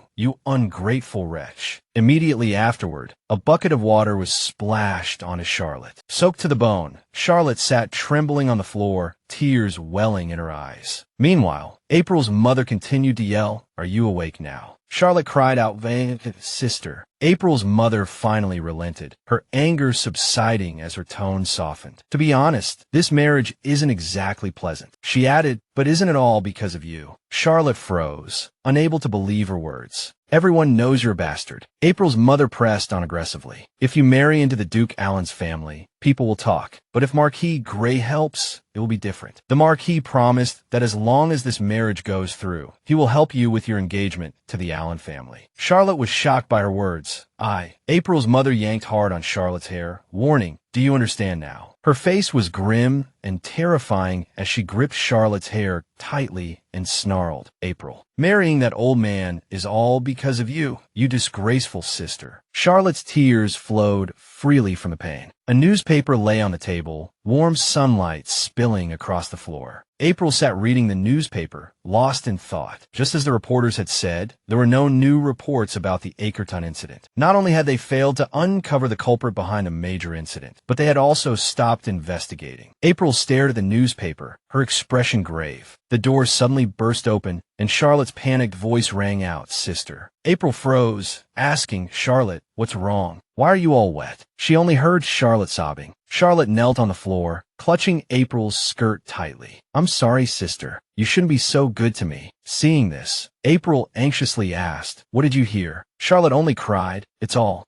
because of me. Charlotte's tears fell like rain as she cried, because I'm a disgusting bastard. Charlotte continued to weep. That's why you have to marry the Marquis. April was stunned by her words. At that moment, April's mother walked in. Seeing April, she paused, hesitating slightly. Oh, you're here, April, she said smugly. Marquis, Gray sent Taylor to make you some clothes. But April remained silent, seemingly unhappy. April's mother held out several fabric samples, continuing with a foolish smile, I'm having a dress made for you. April picked up a sample and replied indifferently, really, thank you, mother. Her footsteps were light, but her voice was not. Contrary to the excitement of a new dress, April's expression turned dangerous. The size and design of this dress. She paused. She draped the fabric over herself, her face hardening. It's made for someone else, not for me, isn't it? The two people who had accompanied her, sensing the shift in atmosphere, quickly bowed and retreated. A shout followed. What are you doing? April's mother stood there shouting. If there are any rumors, it's all because of you. April didn't look at her, simply turning to leave, murmuring, I have to try on clothes for them to be made. You thought it wouldn't be discovered. She thought guiltily, wondering how to fix this. They could only blame the wrong measurements. April's mother added shamelessly, Marquis Gray is so rich, he won't mind a few extra dresses. April glanced at her mother with a melancholic look. Pulling over a chair and resting her hands on its back, April asked, aren't you worried about the future? Her mother waved her hand dismissively. Worried about what? If Marquis Gray, The cost of the dress. April sat down, resting her chin in her hands, sunlight bathing her in an aura of power. She replied, I'm not worried. Aren't you worried about me or Charlotte inheriting the Campbell earldom? She wondered, letting out a questioning him hearing this. April continued, You're able to wield power as the Countess now, because father, the current Earl, that entrusted you with it. Campbell Earl, April's father, tall, in a black vest, with the air of a merchant, nobleman, or upper-class person, sharp facial features, serious expression. After father's death, the Campbell estate, lands, and social standing. April looked at her mother coldly. That will belong to me or Charlotte. You're well aware of that, aren't you? April's mother's pupils contracted sharply, as if she had heard something shocking. I'm the Countess. I'll have a certain amount of authority. She stammered. April pressed on. Do you think if I or Charlotte become the Earl, we'll still hand over the power to you? Furious, April's mother could only manage one word, you. April slammed her hand on the table and stood up. That's right. I've respected you as my mother until now, because I thought you were necessary for Charlotte. Recalling Charlotte's tearful gaze, April continued. But April's face was filled with hatred. You've left an unhealable wound in Charlotte's heart. She stepped closer, warning, think carefully before you act otherwise. One day, I will definitely drive you out of the Campbell family. April's mother blurted out in disbelief what? Under a tree, Charlotte sat, hugging her knees and sobbing. Had a third plan failed too. She held a small bird in her hands, chirping softly. Peppa, she whispered, why won't you fly to the palace? If you don't hurry, you won't be able to stop my sister's wedding. Charlotte gazed at the bird, tears welling up again. Suddenly, someone gently took the bird from her hands. It was April. Charlotte was surprised to see her sister here. April held a note that read, Your Highness, Dominic, please stop my sister's wedding. The note was written by Charlotte. She didn't know how to face her sister. She slowly began, Charlotte, my wedding can't be canceled now. Charlotte grabbed April's hand excitedly. Why? Is mother really making you marry him because of me? April smiled gently and looked directly at Charlotte. From now on, mother won't be able to interfere in our affairs anymore. Charlotte was stunned. Sister, could it be? She asked innocently, did you scold mother? April laughed and said, something like that. She continued, I've made it so mother can no longer interfere in our lives. Charlotte exclaimed in surprise, wow, you're amazing. Her eyes sparkled. I knew this day would come. The girl looked at April with pride. As expected of my sister, a true Campbell, noble, intelligent, and righteous. A true aristocrat. Compared to her, Charlotte suddenly remembered her mother's words. Everyone knows you're a bastard. April is marrying that old man all because of you. My scandal-ridden sister. Seeing Charlotte's silence, April called out, Charlotte. She opened her arms and hugged her tightly. You seem to have misunderstood something, she explained. This is my own decision. Charlotte asked frantically, it's really not so I can marry Master Julius. April replied, what are you talking about? How could I let you marry that arrogant young master? If I could, April said, I want to live with you forever. She placed her hand on Charlotte's shoulder and said loudly, because you're important to me. Charlotte stared at her sister with wide eyes, seemingly realizing her mistake. Her cheeks flushed and her eyes welled up. I understand, sister, she whispered. The Acton incident occurred in Marquis Gray's territory. A raging fire, red smoke filling the air. A dark atmosphere surrounded Charlotte and the prince. She understood that it was that turning point that made her promise with the prince disappear. Looking at her sleeping sister in her arms, April thought, by marrying Marquis Gray, I'll have the authority to investigate that incident. I must find out what happened that day, she resolved. She remembered a more innocent, happier Charlotte saying to her, you can use up all your emotions in the chaos. She thought about using up all her emotions. Recalling Lachlan's face, her feelings for the prince still lingered. I'll strive until the day this heart becomes empty, she thought. Suddenly, Charlotte spoke, I've decided. The girl clenched her fists and made a request to April. I want to go to the Marquis' territory with you. April asked, shocked with me. The Marquis' territory is far from the royal capital. Once you go, it will be difficult to return. Charlotte shook her hand dismissively. It's okay, she said cheerfully. I don't want to live in a house without you. If you're unhappy after you get married, I'll listen to you. She pouted. Didn't you say you wanted to live with me forever? Did you lie to me? Seeing this, April seemed to snap out of her thoughts. I didn't lie to you. April thought of her parents. Yes, perhaps this is better than leaving Charlotte with them. The two sat under the tree, a gentle breeze blowing. April replied lightly, all right, we'll go together. I'll write to Marquis Gray. From then on, every day was busy from morning till night. That was April. April's parents, upon learning she was taking Charlotte with her, said scornfully, "How grateful we are that he's willing to let both of you go. Do as you please." April knew it wouldn't be easy to take Charlotte to the Marquis's mansion. She received a letter from Marquis Gray. It read, "I agree to let your sister accompany you. I will instruct the servants to prepare a room for Miss Charlotte." A happy smile bloomed on April's face. "Thank you, Marquis Gray." Finally, Marquis Gray had happily agreed.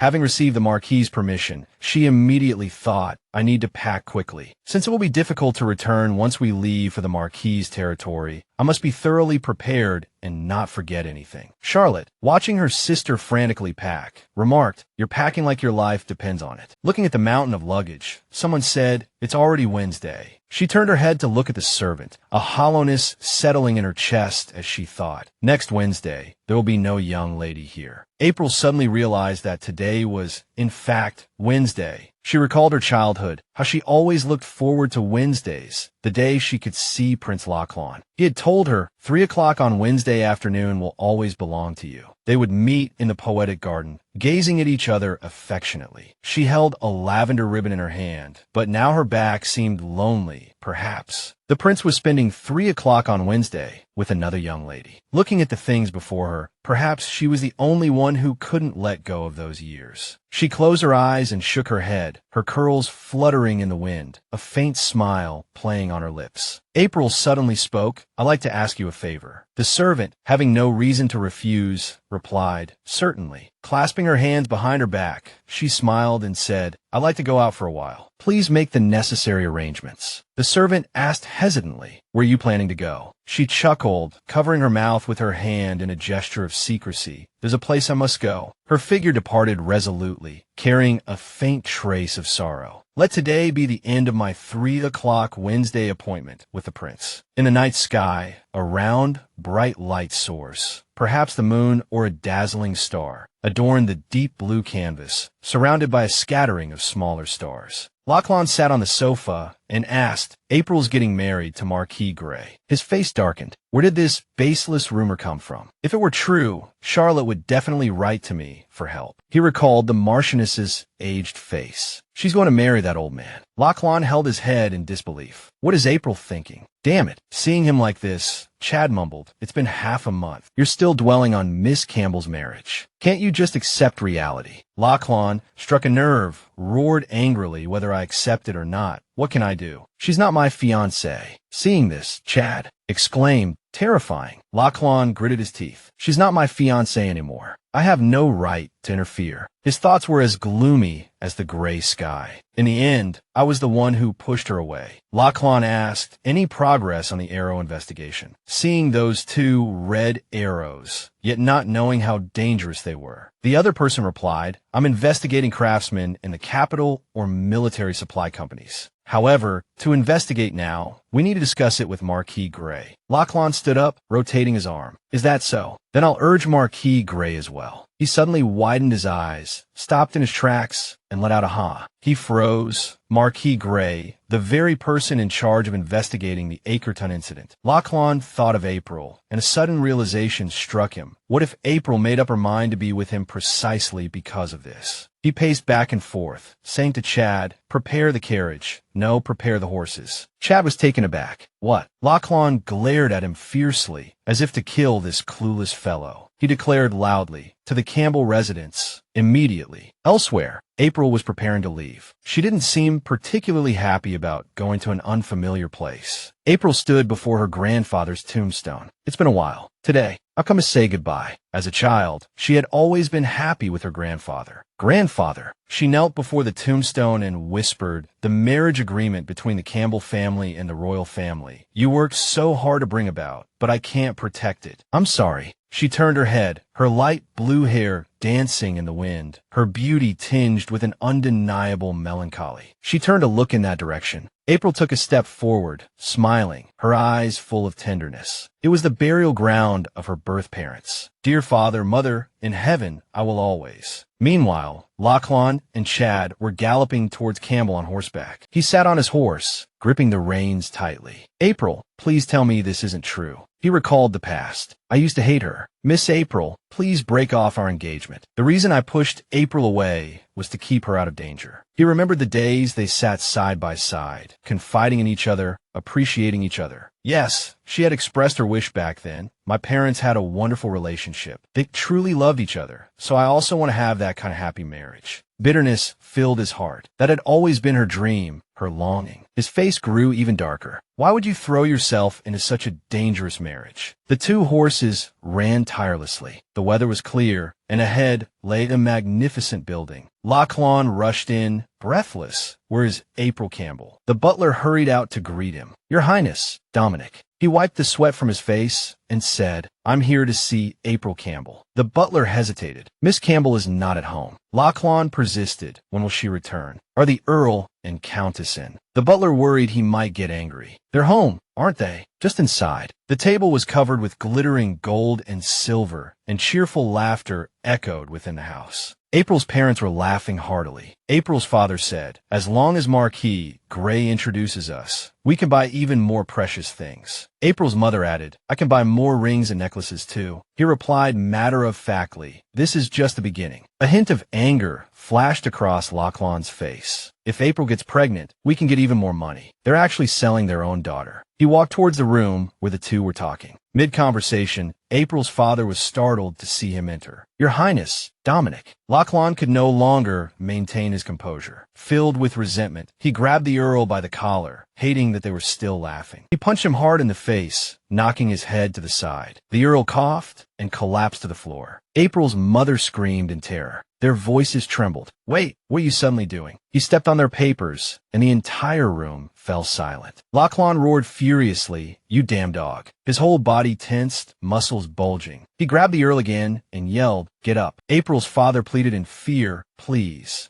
spare me. Chad and April's mother were terrified but helpless. The Earl closed his eyes, bracing for another blow. A sound echoed in the room. Lachlan hesitated. After all, the Earl had hit April numerous times, though he wanted to land a few more punches. He demanded, I'm asking you, where's the royal fiancée? The Earl responded weakly, his voice trembling. She's not here. My daughter hasn't come home. He turned his face away. She's already gone to Marquis Gray's territory to prepare for the wedding. Lachlan froze. When did she leave? He heard a single sentence. A week ago. Including today. He released his grip. A whole week. Lachlan staggered, as if about to collapse. Chad rushed forward to support him. Your Highness. Lachlan fell silent. What have I been doing for the past half-month? He looked up at the vast sky, filled with regret. If I had investigated April's fiancé as soon as I heard the news, perhaps I could have stopped this marriage. He stumbled out of the mansion. He was absent-minded. No, I've been running away. Her beautiful face surfaced in his mind. She had said to him, I also want to have a happy marriage with the person I love. Then the image of April marrying someone else flashed through his mind. If he knew who the man was that had won April's love, perhaps I would kill him myself. He thought. Lachlan subconsciously called out April's name. Just then, the butler rushed out, a letter in his hand. Something terrible has happened. Someone just came with news from Marquis Gray's mansion. He stammered breathlessly. They report that Marquis Gray has suddenly passed away. Both men turned around in shock. The butler tremblingly handed the letter to Lachlan, who stood stunned. Meanwhile, on the vast grasslands at the foot of towering snow-capped mountains, a carriage rumbled along a desolate path. A voice called out, Uncle Knight. It was Charlotte. She leaned out the window and asked, Are we really going to reach the Marquis' mansion today? The knight urged his horse closer and said resolutely, Really, Miss Charlotte, why don't you believe me? I told you it would be soon. As the knight spoke, Charlotte's complaining voice rang out again. A whole week. That's not soon at all. Unlike Charlotte, April remained calm, holding cards in her hand. Charlotte, everyone's perception of time is different. It's your turn. How much longer are you going to make me wait? Charlotte flopped onto her. I'm bored with this game. The little girl suddenly said, Speaking of which, our dad is actually really amazing. April scoffed. Charlotte continued, Dad plays cards from morning till night. Day after day. Charlotte lay down, resting her chin on her hand, a thoughtful expression on her face. It said that everyone is given a unique talent by God. Dad's talent is persistent card playing. The little girl frowned and muttered, but Dad always loses money. It would be nice if God gave him the ability to win. Charlotte continued to complain. Young Master Julius's only talent is playing pranks. Last time we met, someone gave the little girl a bracelet. She exclaimed, "It's so beautiful." The person said, "Although I'm sad, you must live well after you leave." It was Mrs. Allen. The little girl waved and smiled, saying, "Thank you. I will cherish this bracelet." Julius was hiding in a corner by the gate. Someone called him, "Julius, come and see Miss Charlotte off. It'll be difficult to see each other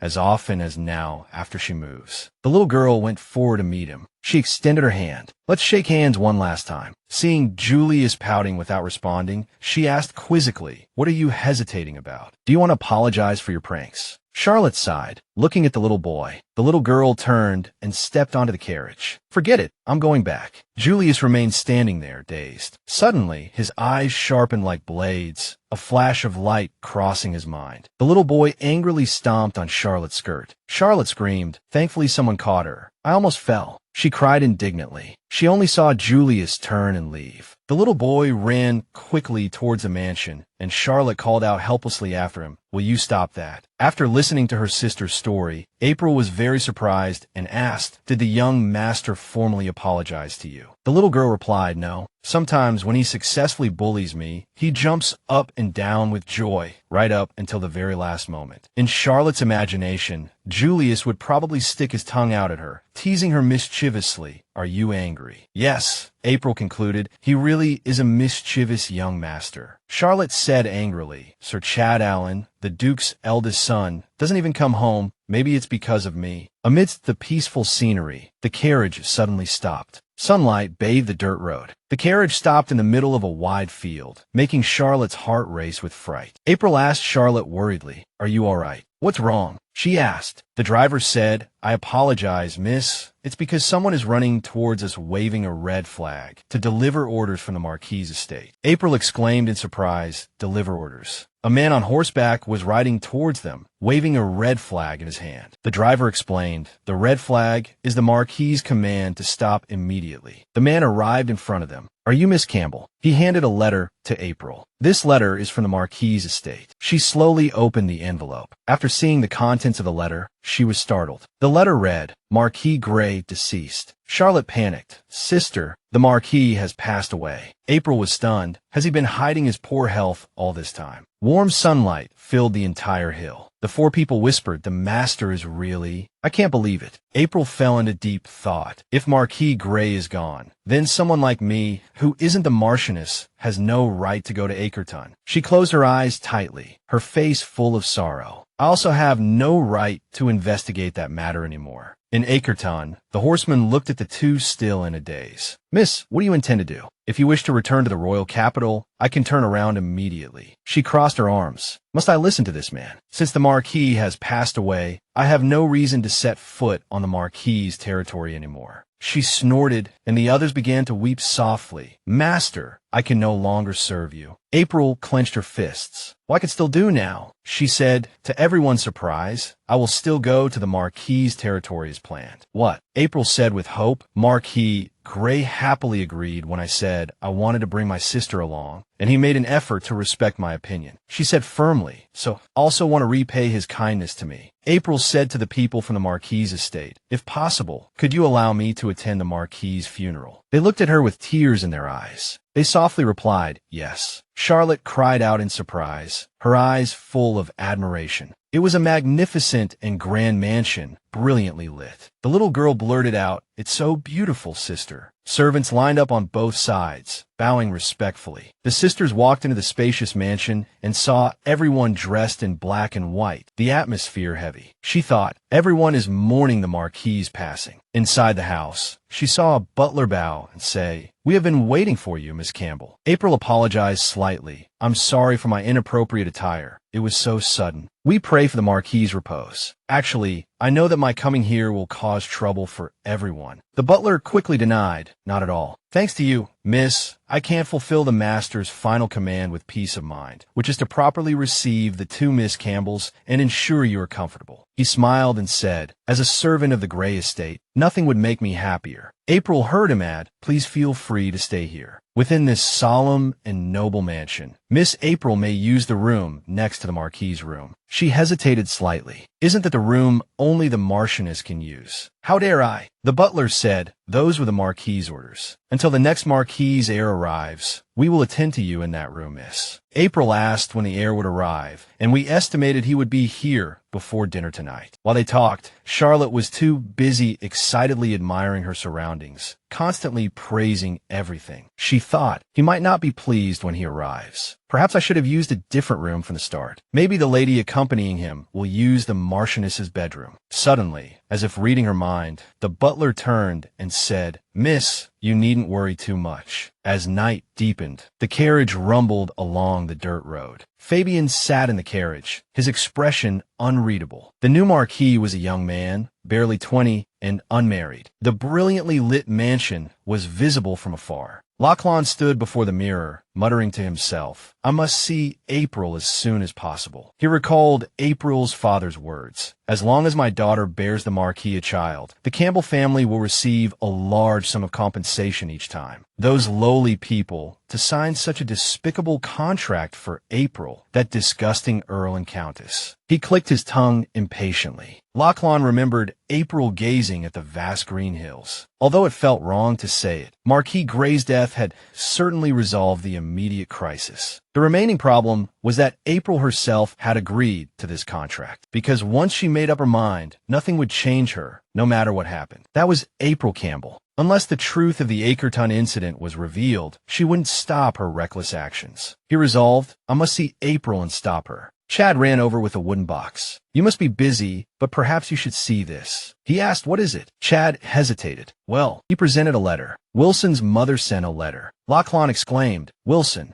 wasn't he the Marquis who served by Dominic's side not long ago? He took the letter. Was Wilson murdered? He stared at the letter in shock. Why would they take my kind and gentle son? The letter pleaded for help. Your Highness, Dominic, this old woman implores you. Please reveal the truth of my son's murder. An arrow struck Prince Lachlan's horse. Someone was threatening Dominic's life. The sharp iron arrow lay quietly in the wooden box. Chad said, it's the same as the arrow aimed at Prince Lachlan. His expression darkened. This is a warning. He stepped forward. Lachlan said, Chad, postpone the trip to Marquis Gray's territory. Chad asked, surprised, why? This points to the royal villa. That's where Wilson worked. The carriage sped along. Sitting inside, Lachlan couldn't understand why anyone would kill Wilson. Wilson knew Dominic very well and was one of the few who could distinguish between him and his brother. He realized, what if that's the reason for the murder? Those arrows were aimed at him. If their goal was to have him continue impersonating Dominic, then staying with April now would be extremely dangerous. He clenched his fist. They already know his true identity is Lachlan. At the Gray Marquis's mansion.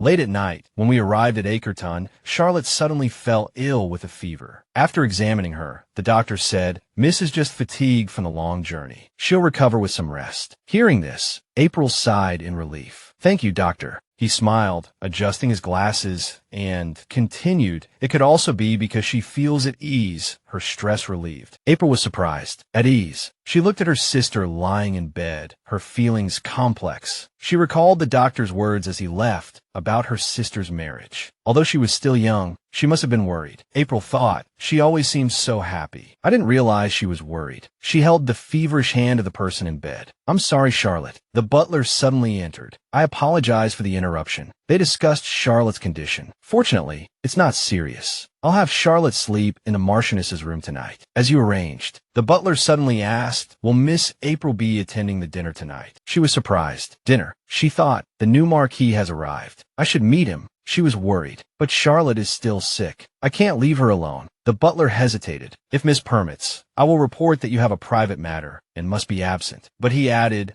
a gentleman who understands virtue wouldn't fault the close bond between sisters. The Marquis will surely understand. April said gratefully, thank you. That's wonderful. I was worried before coming here, but every member of the staff has been so warm and welcoming. It puts me at ease. Outside, the servants ran back and forth in a flurry. April touched Charlotte's forehead to see if her fever had subsided. She was relieved. It had indeed gone down, probably from sweating. Where were Charlotte's clothes and luggage? It seemed the servant's bell was nearby. She was about to ring it, but stopped. Everyone must be busy right now, she thought. Looking around the room, if she wanted pajamas, they should be in this room. There had to be a dressing room. April saw a door without any decoration. This must be it, she thought, and gently pushed it open. Her gaze suddenly stopped. Her eyes widened as she looked inside. In the darkened room, there was a large bed. What kind of dressing room was this? Such a large dressing room. April saw a man taking off his shirt, his muscular physique on display. She gasped. She froze. Someone was there. It was a man with light blue hair and an indifferent expression. His sharp gaze turned toward her.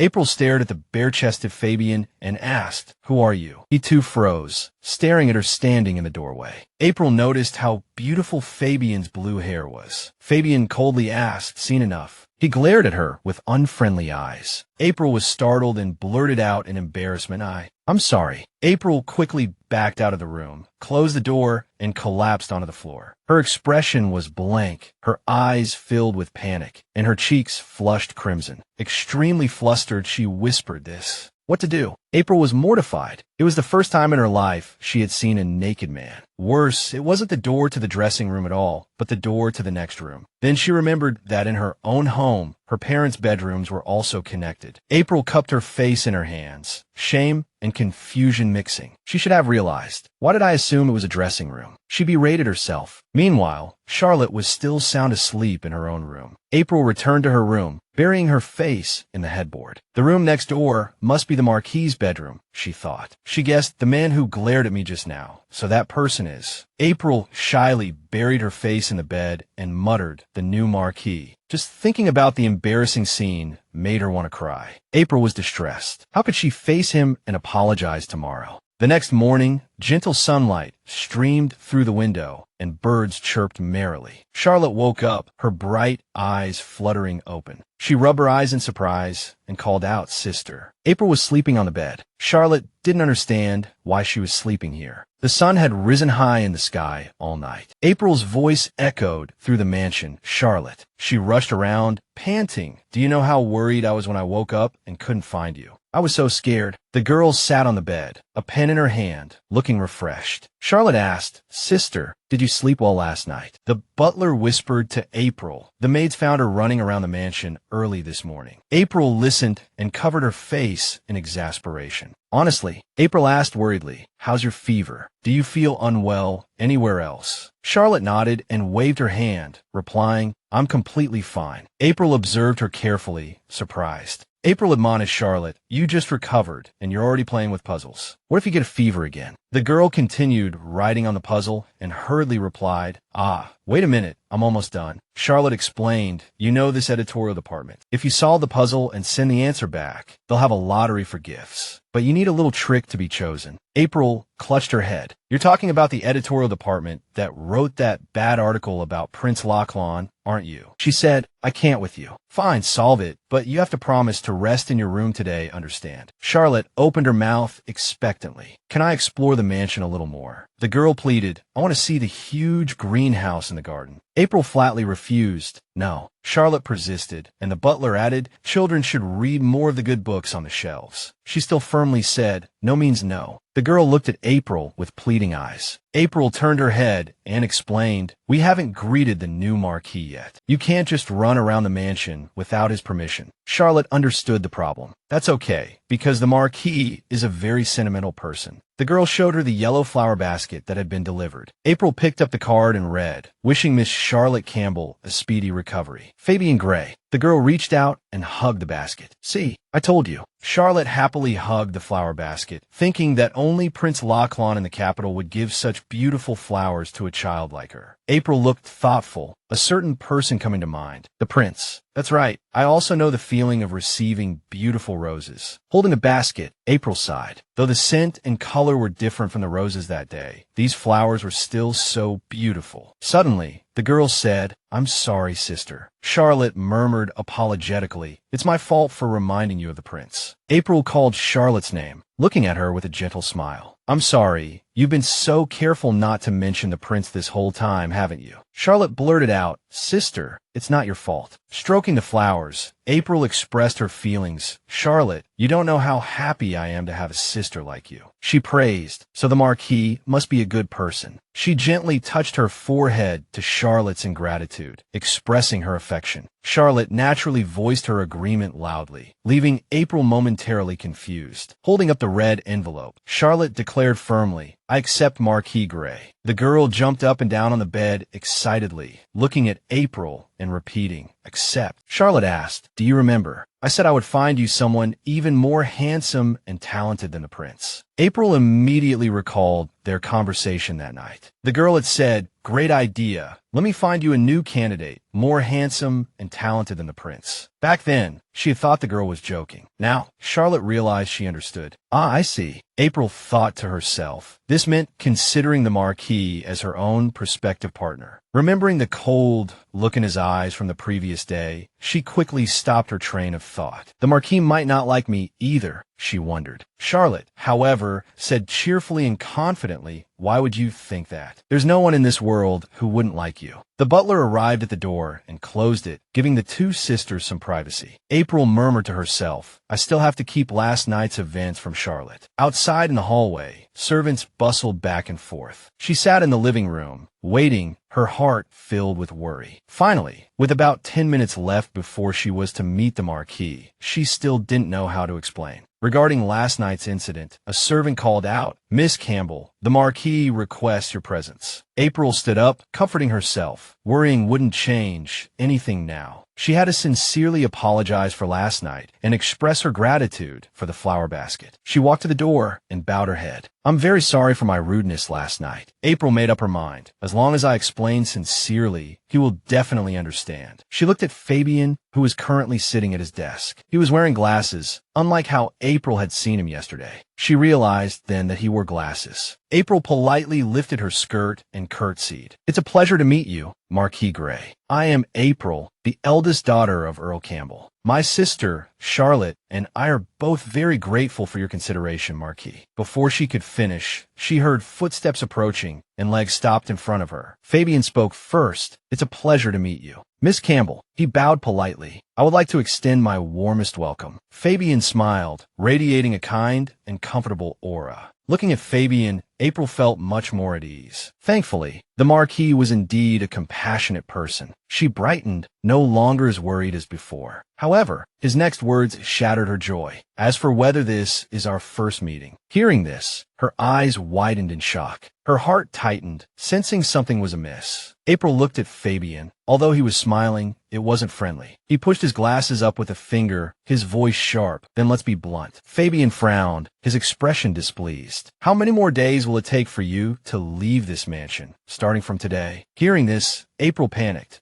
He was very angry. He asked again, "How many more days until you leave here?" Fabian rephrased his question, thinking she hadn't understood. "How much longer does the doctor say it will take for your younger sister to fully recover?" April looked at him worriedly, speechless. She thought, "I can feel his intense hostility." April replied, "A week, my lord." Upon receiving her answer, Fabian turned around, leaving a reminder, "I'll give you one more week. By then, you should both be well enough to take a carriage back." It sounded like a warning, hoping that the sisters would quietly leave the mansion next week. Fabian ordered them to leave. "That's all. Get out." She blurted out, "What?" April lowered her head hesitantly, feeling embarrassed. "If you're upset about last night, my lord, I sincerely apologize, but this is too hasty. Yesterday was truly an accident." Fabian scoffed, "An accident." He immediately yanked open a drawer. Fabian held up a piece of paper, his voice sharp. "Seeing this, you still dare to say that." Written on the paper were the words, "Whenever my daughter, April, becomes pregnant. The Marquis Gray will pay the Campbell family 100 million gold coins. Seeing the paper, she covered her mouth in shock. A contract, he sneered. The entire capital knows your purpose for marrying into the Marquis's household, and you still dare to say what happened last night was just an accident. Fabian gritted his teeth, crumpling the paper into a ball, his voice dripping with sarcasm. April instantly denied it in her mind. It was a misunderstanding, she trembled. I'll return the Marchioness's room to you. He cut her off. It seems you still don't understand the situation. Even if you leave the mansion, anyone who sees you. Fabian stepped closer to April, his teeth clenched. We'll call you this. A pathetic woman who sold her marriage for money, he whispered in her ear. Her whole body stiffened, trembling as if unable to accept what she had just heard. His sneer deepened. No, you even sold my unborn child. Should I put more crudely? Fabian tore the contract in half disdainfully. But I have no interest in a lowly woman like you.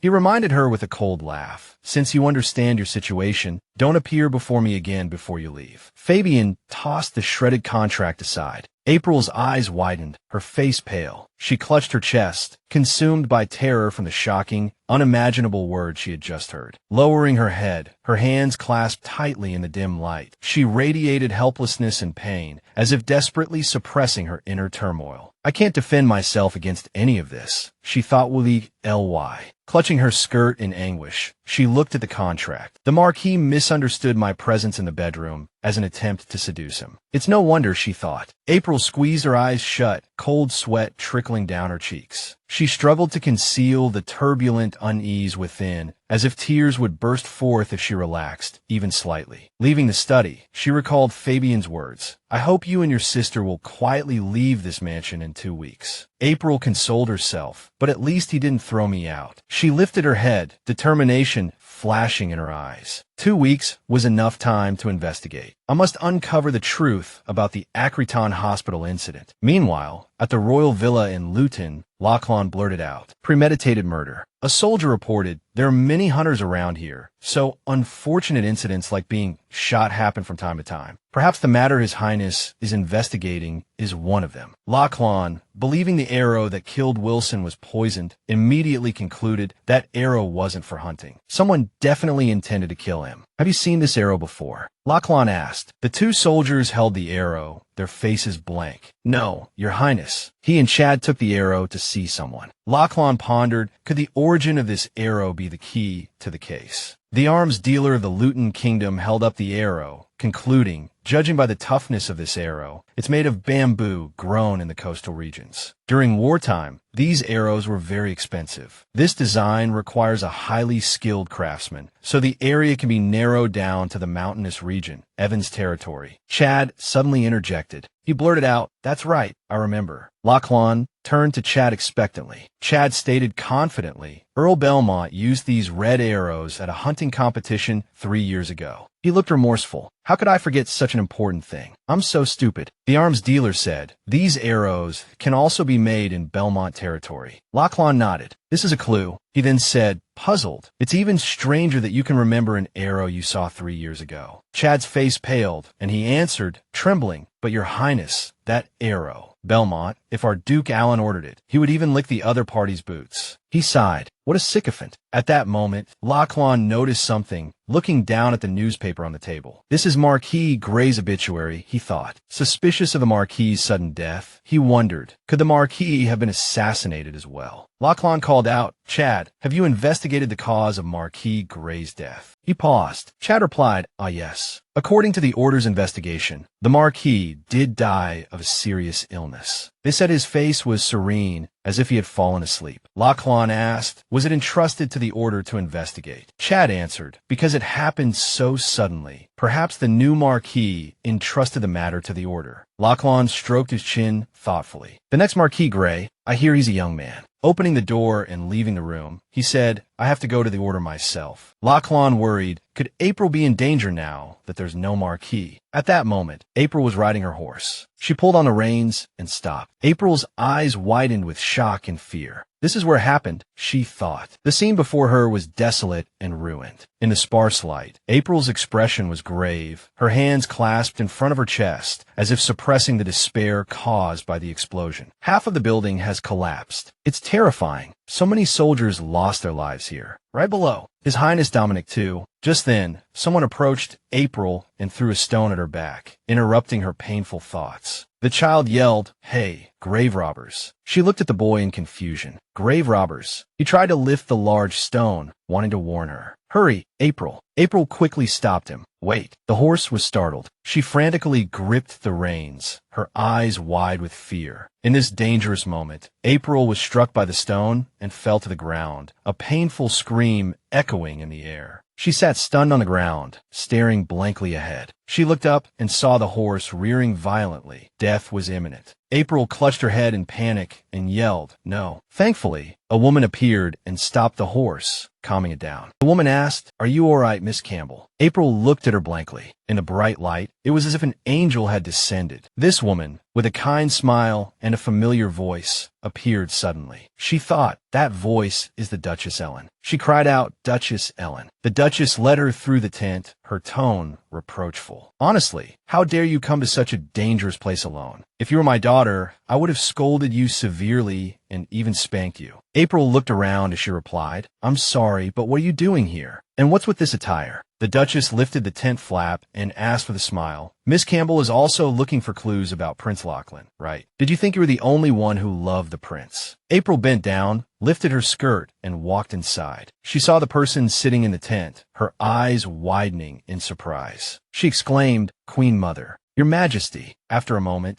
she said to her, "Stay still, it will sting a bit." Natalia gently applied the ointment to the red and swollen wound on April's hand. As soon as the medicine touched the wound, a burning pain spread, causing her to moan softly. She scolded, "You silly girl, I originally wanted to treat you like my own daughter and give you a good spanking, but you're already injured like this, how could I scold you?" Duchess Ellen covered her mouth and laughed. "I just said the same thing." April sadly touched her wound and explained, "I'm sorry, Your Majesty. I just really wanted to find out what happened to Prince Lachlan immediately." Natalia asked, "Is that all you can think about?" April replied in confusion, "Yes." Natalia sighed. "Why are you two so alike?" Natalia recalled a time when Lachlan was young, and she had bandaged his wounds. Lachlan said, "Grandma, I'm fine." She replied, "Almost done. Stay still, it will sting a bit." Natalia asked Lachlan, "I heard you wanted to get that book on the high shelf. You could have asked an adult to get it for you. Why do it yourself?" He said bitterly, "Because I wanted to get it myself." Lachlan said sadly, "April likes this book. I told her the Royal Library has the first edition, and she was very happy. Because it's a book my fiancé wants to read, I wanted to find it and show it to her myself." Natalia reminded him, "But Miss Campbell will be sad if she knows you hurt your knee for this book." Lachlan hesitated. "Well, I'll reflect on that." But when his hand touched the book, all he could think of was April's smiling face. Thinking of this, he smiled happily. Recalling the past, she also smiled. Stubbornly foolish. For each other, you two are exactly the same. She sat there listening, not understanding what had happened. Elsewhere, someone was chasing Fabian. "Marquis, wait for me, Marquis."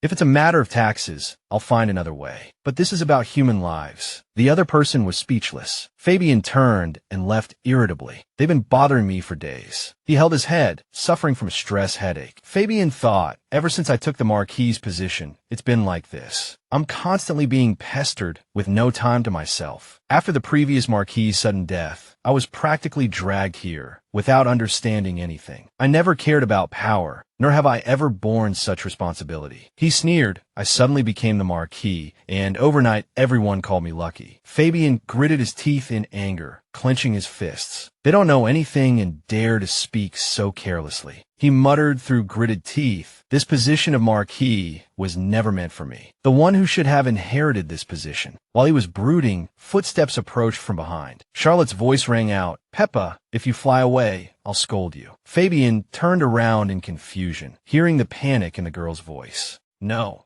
A bird flew up from above her head and landed on his. He stared blankly at the bird on his head, a bewildered look on his face. "What kind of bird is this?" Charlotte approached with concern and politely greeted him. "Hello, sir." I am Charlotte Campbell.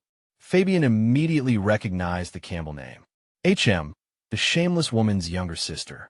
He thought, this girl had just recovered. Why was she wandering around the garden again? Fabian returned the greeting. It's a pleasure to meet you, Miss Campbell. I am Fabian Gray. Charlotte exclaimed brightly, Marquis Gray. She asked, I heard you sent the flowers when I was ill. You are such a romantic. He paused. Romantic? Fabian turned coldly and waved his hand. I'm glad you like them. Now, if you'll excuse me. The bird flapped its wings and flew away. Charlotte called out, Peppa. He thought irritably, I never want to have anything to do with these sisters again. Suddenly, the girl's voice called out, Peppa, how did you get up there? Peppa, come down, Peppa. Fabian stopped and turned to Charlotte. If you catch that bird, will you go back to your room?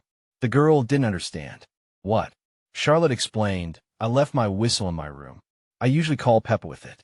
He immediately understood. I see. You usually use a whistle. Fabian raised his hand and whistled. Hearing the whistle, the bird on the branch flapped its wings and flew down. The girl cheered, Marquis Gray, you're amazing. He reminded her, now take that bird back inside. The bird flew onto Fabian's head. Exasperated, he said, why did you train your bird to land on people's heads? Charlotte laughed until tears came to her eyes. Maybe Peppa likes your hair, Marquis. Your hair is very beautiful. It's blue. Fabian was speechless and could only give up, though he was worried. He said, your turn now, Miss Campbell, little one. He took the girl's hand. He said gently, let's go inside. Charlotte happily agreed, okay? Fabian cursed April inwardly. He couldn't believe she had left her newly recovered sister alone. What an irresponsible woman. Where did she go? What is she doing? Meanwhile, elsewhere, April looked at the tents and thought, are these tents where the families of the fallen soldiers are temporarily staying? Natalia replied, yes, they're all eagerly searching for their loved ones' belongings. April understood. So, Your Highness, you are also? Natalia nodded, smiling gently. What does status matter when it comes to the one I love? She pondered silently. I find it strange. Her Majesty the Queen Mother, with her high status, came here secretly. If the king ordered it, the court would surely send soldiers to accompany you. What would King Delafantine, her son, think? April asked, does His Majesty know about this? Natalia paused, her expression worried. Sweat trickled down her face. April murmured, perhaps he doesn't. She said, it's nothing. April reminded herself, I shouldn't interfere in these matters. Just then, the Duchess Ellen's voice rang out, but the search hasn't been going smoothly at all. Recently, there have even been grave robbers. It's a real headache. April was puzzled. Graves. The Duchess explained, they dig up valuables from the deceased's belongings and sell them.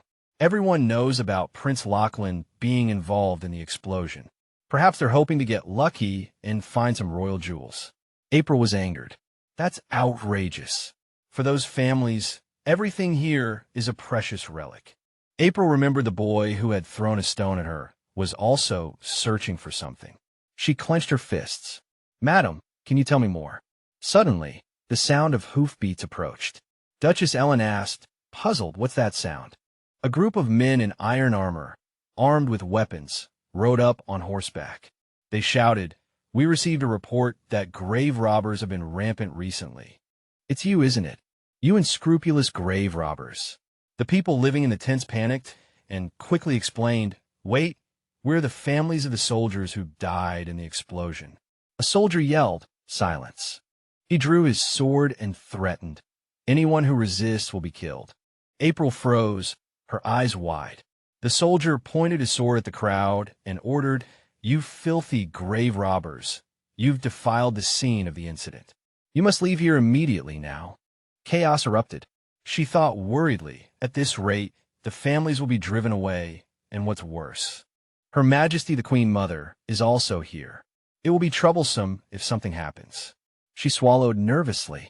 April stepped forward and shouted, wait. The soldier frowned and yelled, who are you? She replied, I am April from the Campbell Earldom. April pleaded, please don't drive these families away. Meanwhile, back at the mansion, Charlotte was being led by Fabian, still chattering. It seems Peppa really likes you, Marquis. He replied curtly, perhaps. He's not the type of bird to follow people around, Charlotte explained. Young Master Allen used to whistle at him, and Peppa wouldn't even bat an eye. Fabian didn't care either. Really? Charlotte said, delighted. As she'd suspected, Peppa also thought the Marquis was a good person. Does your head hurt? She asked with concern. He sighed. It was better than having the bird suddenly fly away. Just then, Fabian suddenly remembered something. Miss Campbell, he called out. The girl replied brightly, call me Charlotte. Fabian pointed ahead.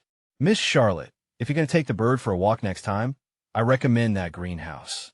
He thought to himself, it would be troublesome if it flew away again. Is that all right? Charlotte blurted out. Actually, I really wanted to see the greenhouse, Charlotte said excitedly, but my sister said I couldn't wander around without the Marquis's permission.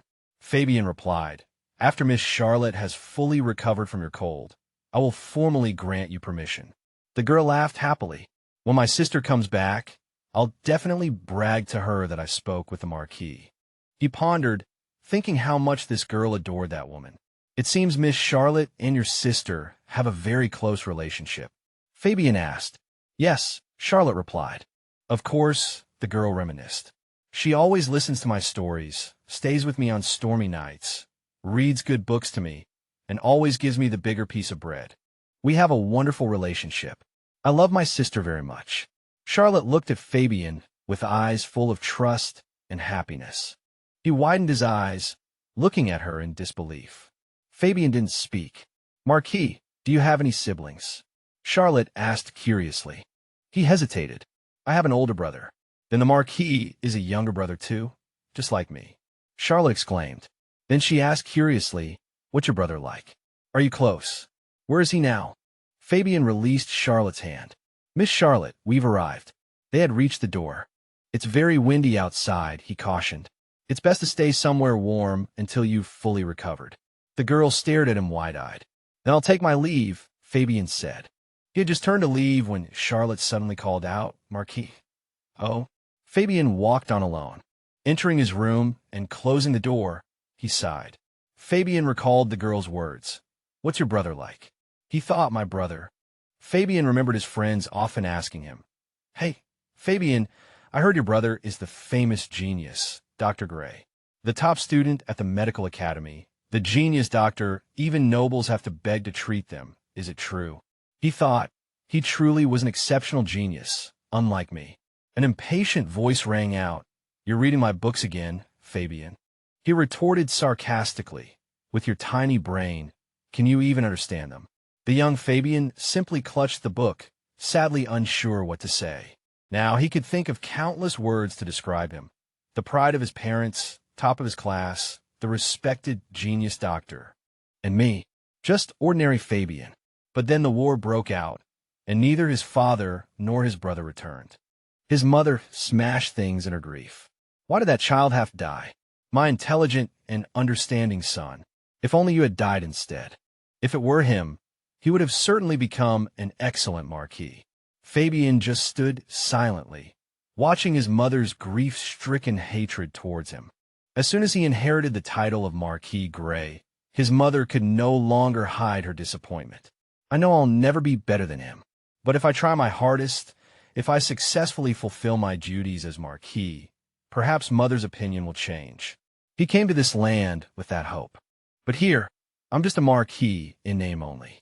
Am I destined to be nothing more than ordinary Fabian? He clenched his jaw, agonizing over his inability to understand, and cursed under his breath. Damn it. Just then, something interrupted Fabian's negative thoughts. Charlotte's bird landed on his head. Fabian jumped, blurting out, Why is this bird following me? No wonder the servants have been giving him such strange looks. Fabian was both annoyed and embarrassed. His face flushed. The butler entered. Master, I apologize for the interruption. Fabian waved his hands at the bird. I wish to be alone right now. The butler's face was etched with concern. It's urgent. The soldiers the previous Marquis sent to Escorting Hospital request to see you as soon as possible. Fabian's eyes widened in surprise, his brow furrowing as he anticipated bad news. Meanwhile, with April, soldiers pointed their swords at her, sneering. What's this? You won't let us drive these people away. What give you the right to give us orders? As soon as this incident occurred, we were put in charge of order here, on the Marquis's orders. After the incident, April immediately understood that the order had come from the former Marquis. Seeing her silence, the others looked down on her. Unsure of what else to say, she mustered her courage and said, "Marquis, I apologize, but this was the only thing I could do." She continued, "That order is now invalid because I have received orders from Marquis Fabian Gray to oversee this situation." Having heard the whole story, Fabian abruptly stood up and blurted out, His whole body trembled with anger as he gritted his teeth. That woman dared to lie like that. The butler quickly stopped him. His master, Fabian, was truly furious. He immediately ordered, "Bring that wicked woman here at once. I will have her out of this mansion as soon as possible." April entered the room with her head down, filled with guilt. Fabian roared, "Have you lost your mind?" He scolded her sharply. "How dare you use my name without permission? Do you know how much trouble I went through explaining to the soldiers, cooperating with you? All because you acted on your own accord." April immediately lowered her head. "I'm truly sorry." She started to explain, but Fabian cut her off. "I don't want to hear any excuses." Rubbing his forehead, he said regretfully, "I even gave you 2 extra weeks. Am I a fool?" Fabian ordered, "Now, pack your bags and prepare to return to the royal capital." April cried out in shock. He continued, "Once Miss Charlotte has fully recovered, I will safely escort her back, but I will not allow you to stay in this mansion a second longer." She hesitated. "Marquis, Fabian slammed his hand on the table and shouted, "Silence! How can you be so shameless, meddling in other people's affairs? Indeed, you have no concept of shame." He sneered, his voice full of contempt. "If you had any shame, you wouldn't have agreed to sell your marriage to an old man. You're a disgusting woman, greedy for money and power."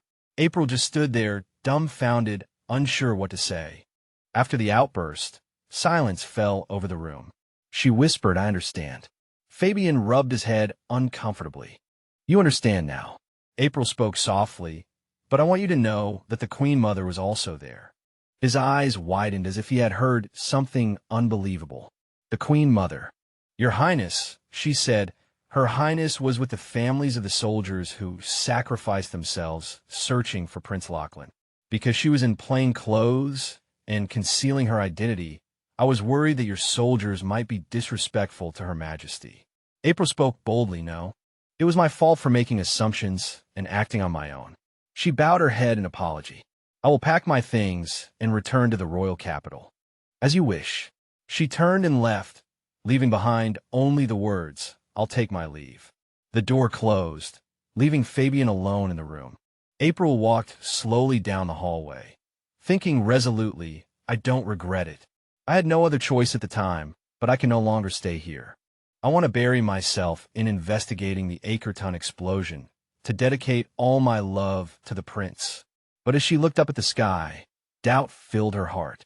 "Will there ever be a day when I can forget you, Prince Lachlan?" In the church, the priest's voice rang out, "I sincerely apologize, Your Highness Dominic." The priest in charge of investigating the Marchioness's case is currently attending to earlier guests. Lachlan replied, "It is only right that I wait, having arrived unannounced." "I will wait." Chad sat comfortably in a chair, sighing, "I've been running around so much lately. I'm exhausted. I need a rest on this soft sofa for a bit." He remained quiet. Lachlan stood up and said, "I'm going for a walk." He paused and asked, "What about you?" Chad replied, "I'm just going for a stroll. You should rest here." Chad blurted out, "Let me go with you. I am your guard." The two walked out the door together, Chad stumbling slightly as he followed behind Lachlan. He gazed thoughtfully at the tombstones. The tombstones of the soldiers who died on the battlefield were right before his eyes. Although we won the war against the Kingdom of Gallo, the nation lost so much. So many soldiers' lives, Dominic, and the place I once belonged. Chad peered over curiously and asked, "Your Highness, what are they doing?" Lachlan watched the priests cleaning the tombstones and replied, "The priests are cleaning the tombstones." Chad blurted out, "How diligent." Chad moved closer, curious to see more clearly, while Lachlan turned his gaze to the side, thinking, is that the royal burial ground up ahead? I don't want to see my own tombstone. He turned and called out, Chad, wait for me. Just then, a monk's voice caught Lachlan's attention. Should we throw this away? The monk picked it up and said, it looks like someone tied this on to commemorate Prince Lachlan. Another replied, but we can't just leave it like this. Why would someone tie a ribbon on a cross? Hearing this, Lachlan froze, thinking, a ribbon. Could it be? With that thought, he turned and looked. Lachlan saw a ribbon tied to a tombstone. It was a sky blue ribbon. Panic rose within him. That blue ribbon. Meanwhile, Fabian was sitting in the conference room. He paid no attention to his surroundings, his mind consumed by a single question. Why am I like this? Why, during meetings, do I keep thinking about that woman? Fabian recalled their first encounter. At first, I thought she was just an ordinary maid. I was so surprised that a maid in the Marquis's household could be so beautiful. But that impression shattered the moment I learned her purpose for being here. Curiosity instantly turned to disdain. I firmly believed that, as the Marquis, it was right to scold her harshly. However, Fabian then recalled April's pained expression. She explained that the Queen Mother was also there. He considered what would have happened if she hadn't stopped the soldiers. Would the Grey Marquis be held responsible for the soldiers' actions? Could I have resolved the offense to the royal family with a simple I didn't know? Fabian pondered as he wrote. She knew all along, and yet she teased me. April Campbell saved me. He suddenly realized the crux of the matter, and panic surged through him. Fabian felt bewildered. She saved someone who had insulted her so deeply. He stood up and looked out the window. Seeing a carriage and people packing luggage, he wondered, whose carriage is that? April had said, I'll pack my things and return to the royal capital, as you requested. He immediately stood up in a flurry of panic. Excuse me, Fabian said to those in the room.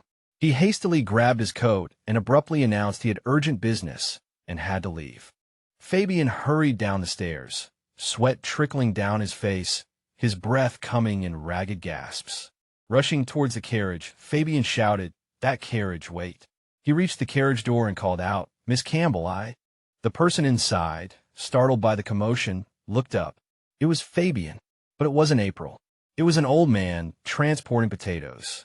Seeing him, the old man exclaimed in surprise, Marquis Fabian. Realizing his mistake, Fabian was struck speechless, frozen in embarrassment. Then he felt nothing but anger, cursing April inwardly. Damn it! How dare she humiliate me like this, that wretched woman? Exhausted, Fabian returned to the mansion. He wanted to go to April's room, but his anxiety overwhelmed him. He stood outside her door, scratching his head. Is she still in there packing? He reached out to knock, but stopped abruptly. Wait, if it's that woman, she might use the Queen Mother incident to threaten me. In Fabian's mind, April appeared, covering her mouth with a smug, wicked smile. If you're in trouble, she'd say, you'll have to let me stay. The thought struck Fabian like lightning, his brow furrowing in anger. He hesitated at the door for a long time, his hand rising and falling. What am I supposed to say to that woman? Thank you. Apologize. Or, just then, all his strange behavior was witnessed by April, who happened to be passing by. My lord, she called softly. Fabian jumped, turning to face her. And Miss Campbell, he stammered. April approached and politely asked, Excuse me, do you know where Peppa is? Fabian turned towards her, puzzled. Peppa, April quickly replied, the white bird I brought with me. It's not in its cage in my bedroom, so... He hummed in response. Fabian recalled walking around with Peppa perched on his head, the maids pointing and whispering. Embarrassed, he averted his gaze, feigning a cough, his cheeks flushing slightly. That bird, he mumbled, small and white. At that moment, Peppa was in his office, perched on his usual chair, happily basking in the sunlight. Seeing April approach and call its name, Peppa looked up and cooed. April hurried over, gently scolding, You can't do that. How can you just wander into someone's office? Fabian followed her, hesitantly starting to speak. I took it there. April asked in surprise, You took Peppa? Why? He scratched his head, recalling everything, and stammered. Well, actually, she cradled the bird in her hands and turned to Fabian with a gentle smile. Anyway, thank you for finding Peppa. I'll take my leave now. She stood by the window, bathed in the warm golden sunlight, her smile even more radiant. Seeing this, he couldn't help but call out, Miss. April looked at him in surprise. Under her gaze, Fabian found it even harder to speak, his face flushing crimson. He scratched his head, avoiding her eyes, and stammered. Actually, I think I should apologize. Mustering all his courage, Fabian stepped towards April. To her surprise, he bowed his head and said sincerely, I'm sorry, Miss Campbell. April stared at Fabian, stunned, as he continued, I've been incredibly rude to you from the beginning. And thank you for helping me with the Queen Mother incident. Fabian, still with his head bowed and eyes closed, said in a resonant voice, Grey Mansion is safe and sound, not caught up in any trouble, all thanks to you. I'm truly grateful. Silence fell over the room after his words. Fabian looked up at April. Seeing her silence, he felt a little uneasy and softly called, Miss Campbell. Peppa flew up from her hand, and April, as if suddenly coming back to her senses, quickly waved her hand. I'm sorry, I was just so surprised. I knew his lordship would be even angrier because of the Queen Mother. She smiled shyly and continued, because his lordship seemed to think I would use your weakness to threaten you. Fabian, remembering the image he had just conjured up in his mind, felt a pang of guilt. He averted his gaze and hummed softly. Peppa had already landed on his head. Seeing Fabian's silence, April pressed, right. You really thought that, didn't you? He waved Peppa away and answered, feigning composure. Yes, but only for a moment, really. Fabian lowered his head slightly, his eyes downcast, lost in thought. Seeing him like this, April hesitantly called out, Your lordship. Fabian gently interrupted her. Call me Fabian. April could hardly believe her ears. What? She asked again. Fabian, without looking at her, replied, I never liked those cumbersome formalities. Why should we still stand on ceremony now? At this point, he crossed his arms in slight annoyance, his cheeks flushing. We've already shown our true selves to each other. Hearing this, April's face lit up. Right, she said with a smile, then corrected herself, stepping closer to Fabian and softly saying, That's right, Fabian. Her gentle voice calling his name, coupled with her radiant smile, made Fabian's face flush crimson again, too embarrassed to look directly at her. Under April's sparkling, smiling eyes, he was at a loss, and could only sigh, bringing a hand to his forehead. Meanwhile, in another place, two monks stood before Prince Lachlan's royal tomb, staring at the blue ribbon tied to the cross, unsure what to do. Lachlan frowned as he took in the scene, a wave of sadness washing over him. Is that April's ribbon? He thought, trying to control his quickening heartbeat. The thought in his mind grew stronger. Yes, the only person who would tie a ribbon to the cross was her. Elsewhere, one of the monks came up with a solution. Let's keep this ribbon in the temple for now, he said. Perhaps the owner will come looking for it. The other reached out to take the ribbon. But what if no one comes? He asked. The monk replied curtly, Then we'll just have to burn it. These words reached Lachlan's ears, making him tremble slightly. Burn it, he thought. Burn it. His mind was a whirlwind of chaotic thoughts. Should I have them return the ribbon? But I'm Dominic now. Just then, a shout came from behind him. Your Highness, Dominic. Lachlan startled. He turned around to see Chad looking for him, cupping his hands around his mouth as he called out, Your Highness, where are you? Lachlan thought awkwardly. There's no time. I have to go back. But he still looked back towards the two monks, reluctant to leave the ribbon there. He saw that the monk had already tied the ribbon around his own hand and was sighing as he wiped the tombstone. A thought flashed through Lachlan's mind, and his body, almost instinctively, moved with lightning speed. He rushed over and grabbed the ribbon from the monk's hand. Both young monks were startled, staring at him in astonishment as he carefully removed the ribbon and folded it. One of them asked in surprise, Dominic, Your Highness Dominic. But Lachlan, ignoring them, coldly replied, This is mine. The two monks looked at him in confusion, and one of them quickly said, I'm sorry, I didn't know it was yours, Your Highness. Lachlan answered, breathing slightly heavily. It's all right. It was my own negligence. With that, he turned and left. His steps were hurried. Lachlan gritted his teeth, his face on the verge of tears. My ribbon, he thought. Memories of April flooded his mind. The way he smiled at her when she tied the ribbon around his hand. He thought, the ribbon April gave me, I really gave it back, as if I didn't need it at all. For a moment, April's face flashed in his mind, and he thought painfully, even if this is her final farewell, even if April never comes back to me. Distant scenes of the past flashed through his mind like a beautiful movie. Lachlan clenched his fists, his heart crying out, then this ribbon. He pressed the ribbon to his chest, his breathing ragged. Lachlan squeezed his fist tightly, thinking in agony, is still mine. The air seemed to still hold April's scent. He couldn't help but choke back a sob, silently calling her name in his heart. April. Back at Gray Mansion, April asked Fabian, so we can stay in Escorting, right? Fabian turned to her and replied, yes, you can stay for 2 more weeks. April shook her head slightly. I don't mean to continue living at the Marquis's residence.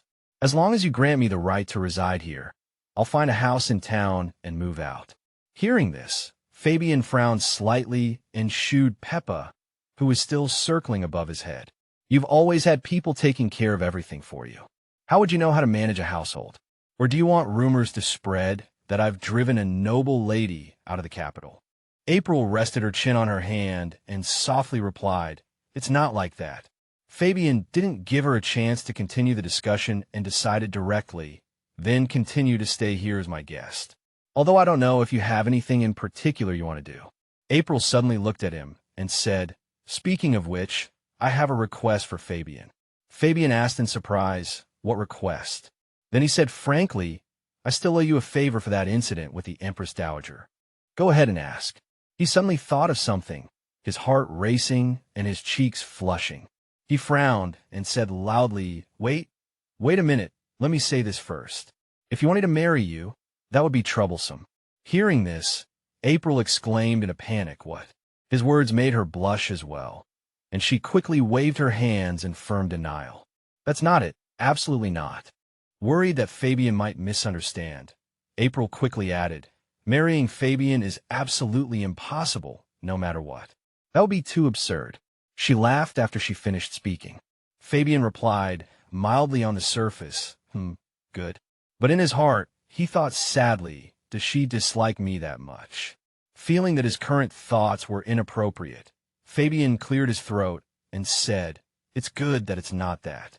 Secretly, he added in his mind, I wouldn't accept a woman like you anyway. Fabian regained his composure and asked, so what is your request? April thought for a moment and said, that matter. She clasped her hands together and looked at him sincerely. I want to investigate the Acreon explosion. Could the Marquis give the order for me to have the authority to investigate? Fabian paused slightly and asked again what? April said firmly, I want to know what really happened there that day.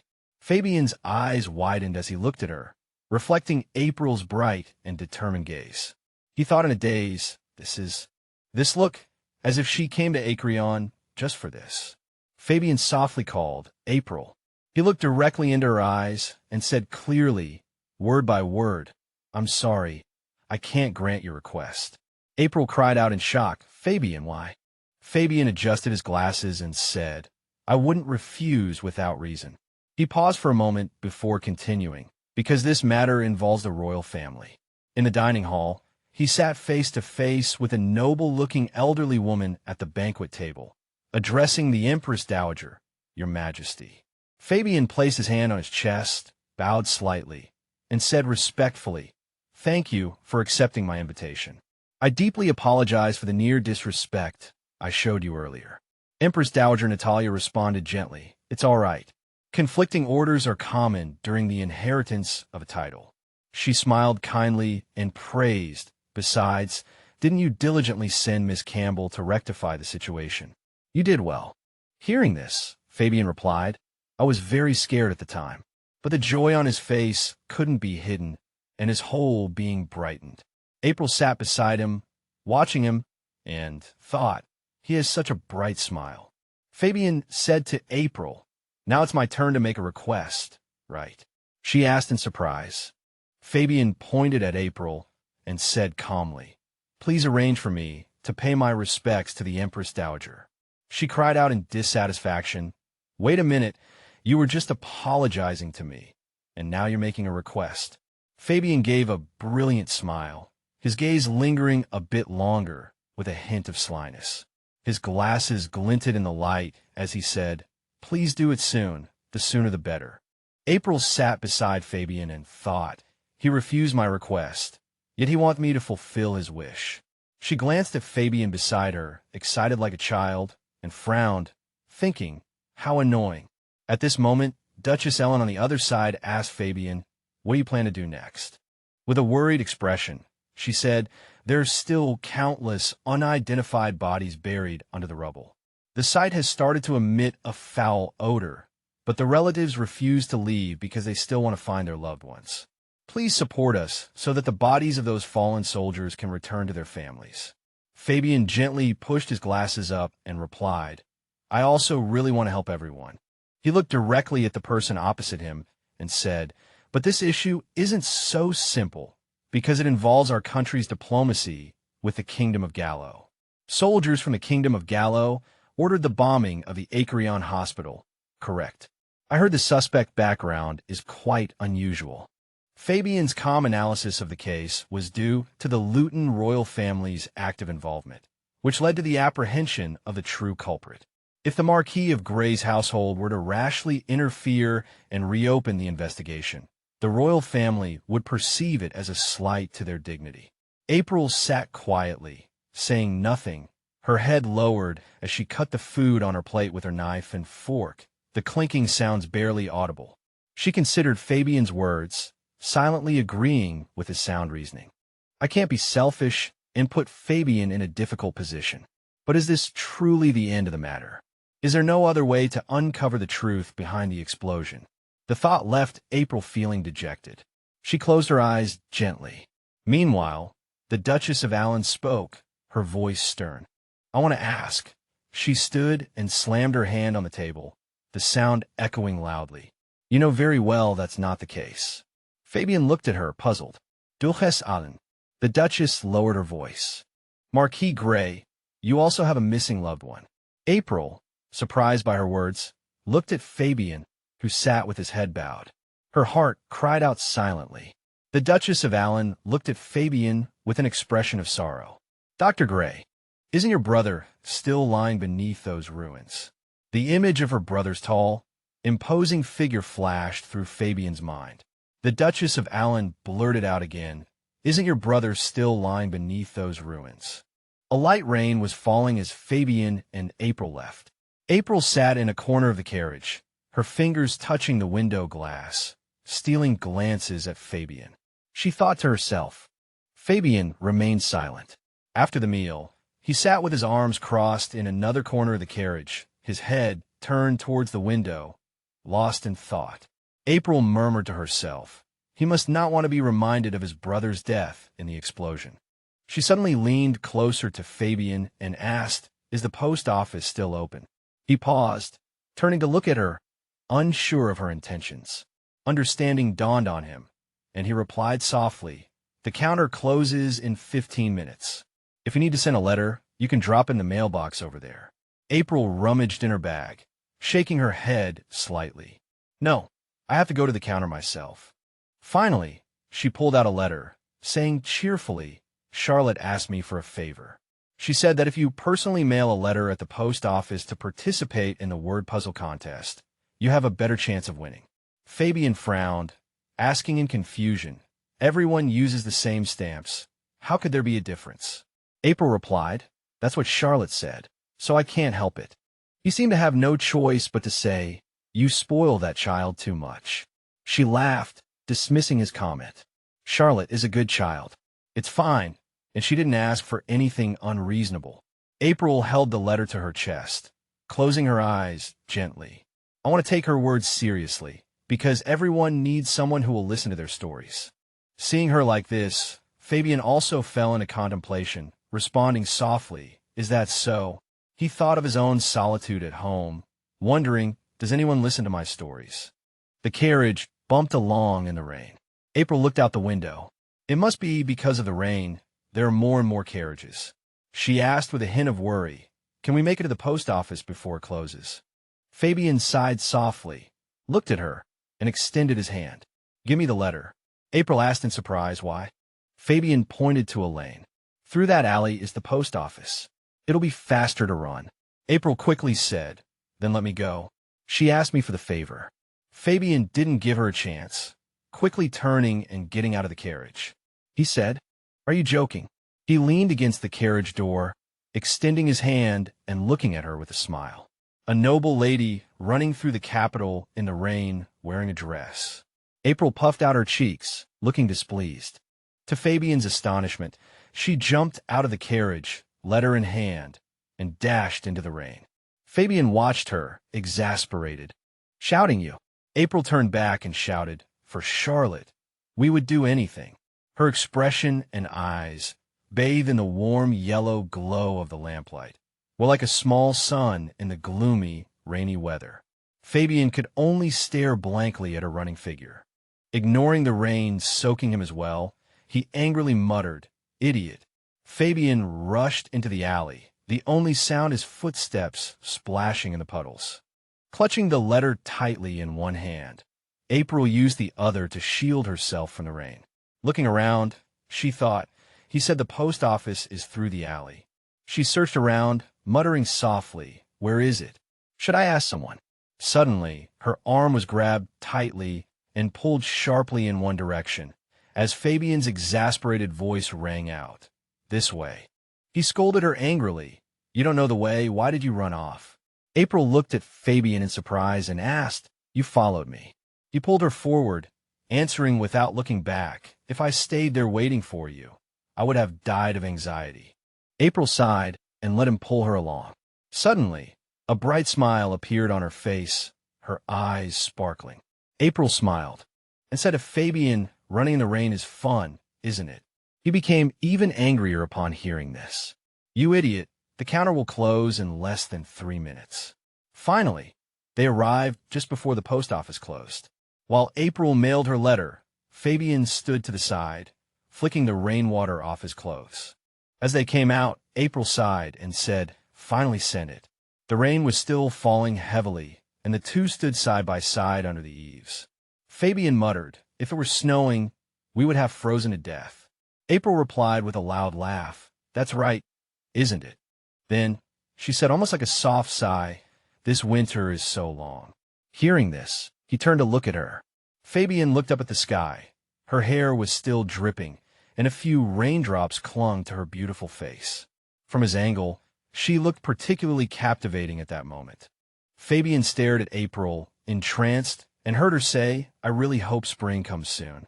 His gaze suddenly fixed on her slender neck, where raindrops were trickling down. For a moment, he didn't answer.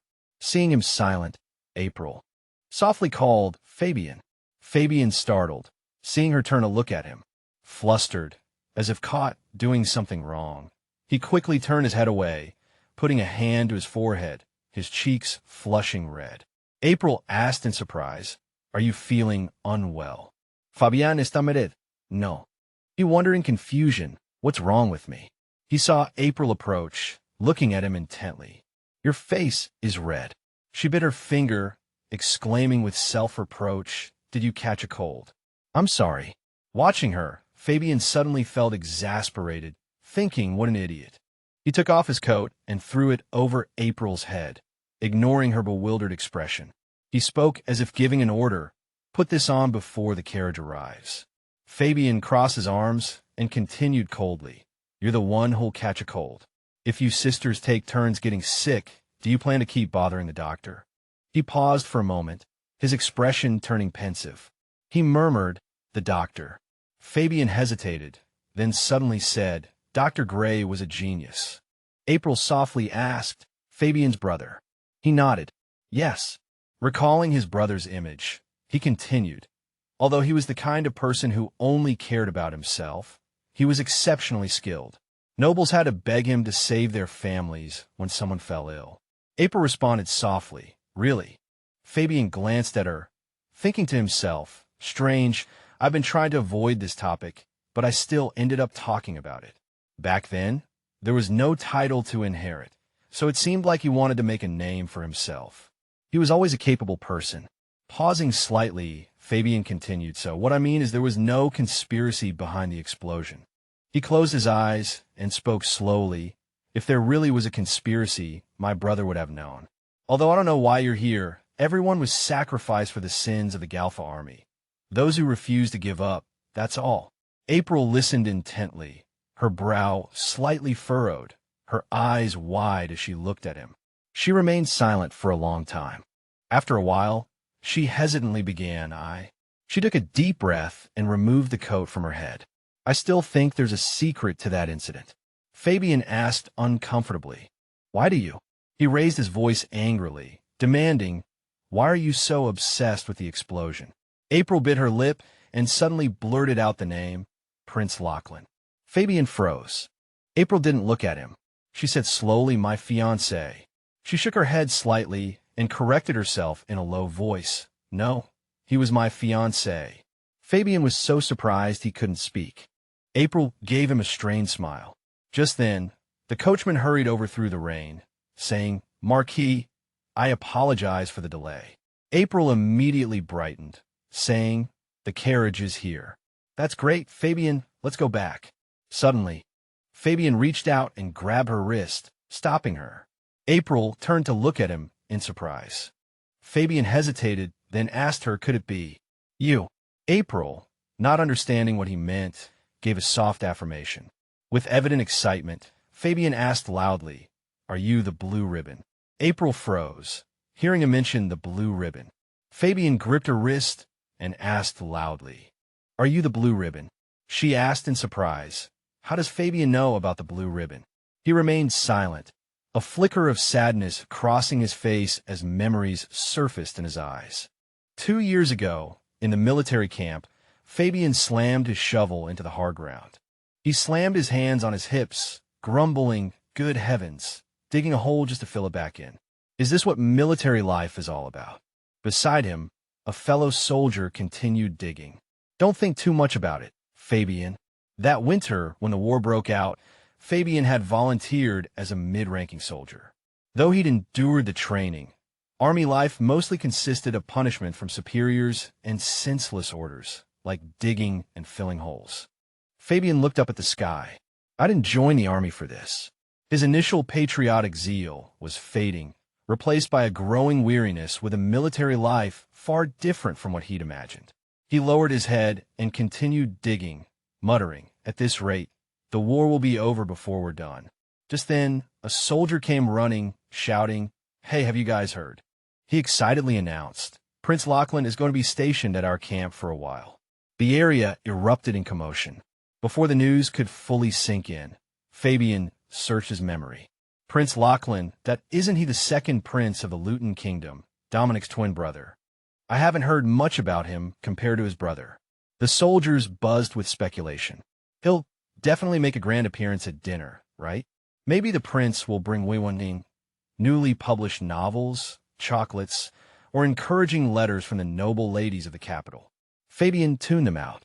He quietly slipped away, but someone called out, "Hey, Gray, what do you think the prince will bring?" Fabian glanced back. "What else?" "Of course." He paused, hoisting his shovel onto his shoulder, a frown creasing his brow. "Useless strategies, what else?"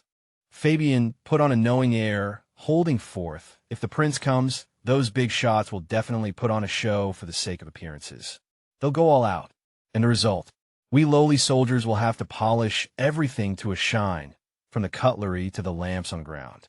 He spoke with such gusto that he didn't notice someone approaching from behind, still loudly voicing his opinions. "As far as I'm concerned, the biggest comfort the prince could give us is to just not come here. Go straight to the front lines." The words had barely left his mouth when Fabian noticed everyone staring past him, faces pale, a sudden silence falling over the group. No one responded.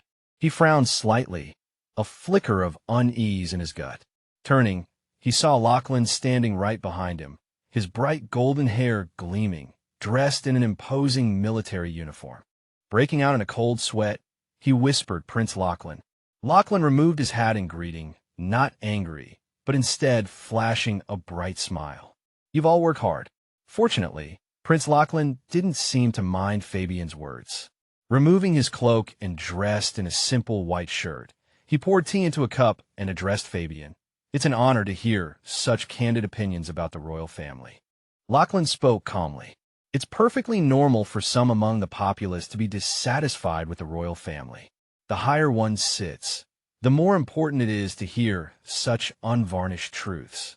Fabian sat on the ground, polishing his shoes, and looked up. You're right, but why would a prince run errands with someone like me?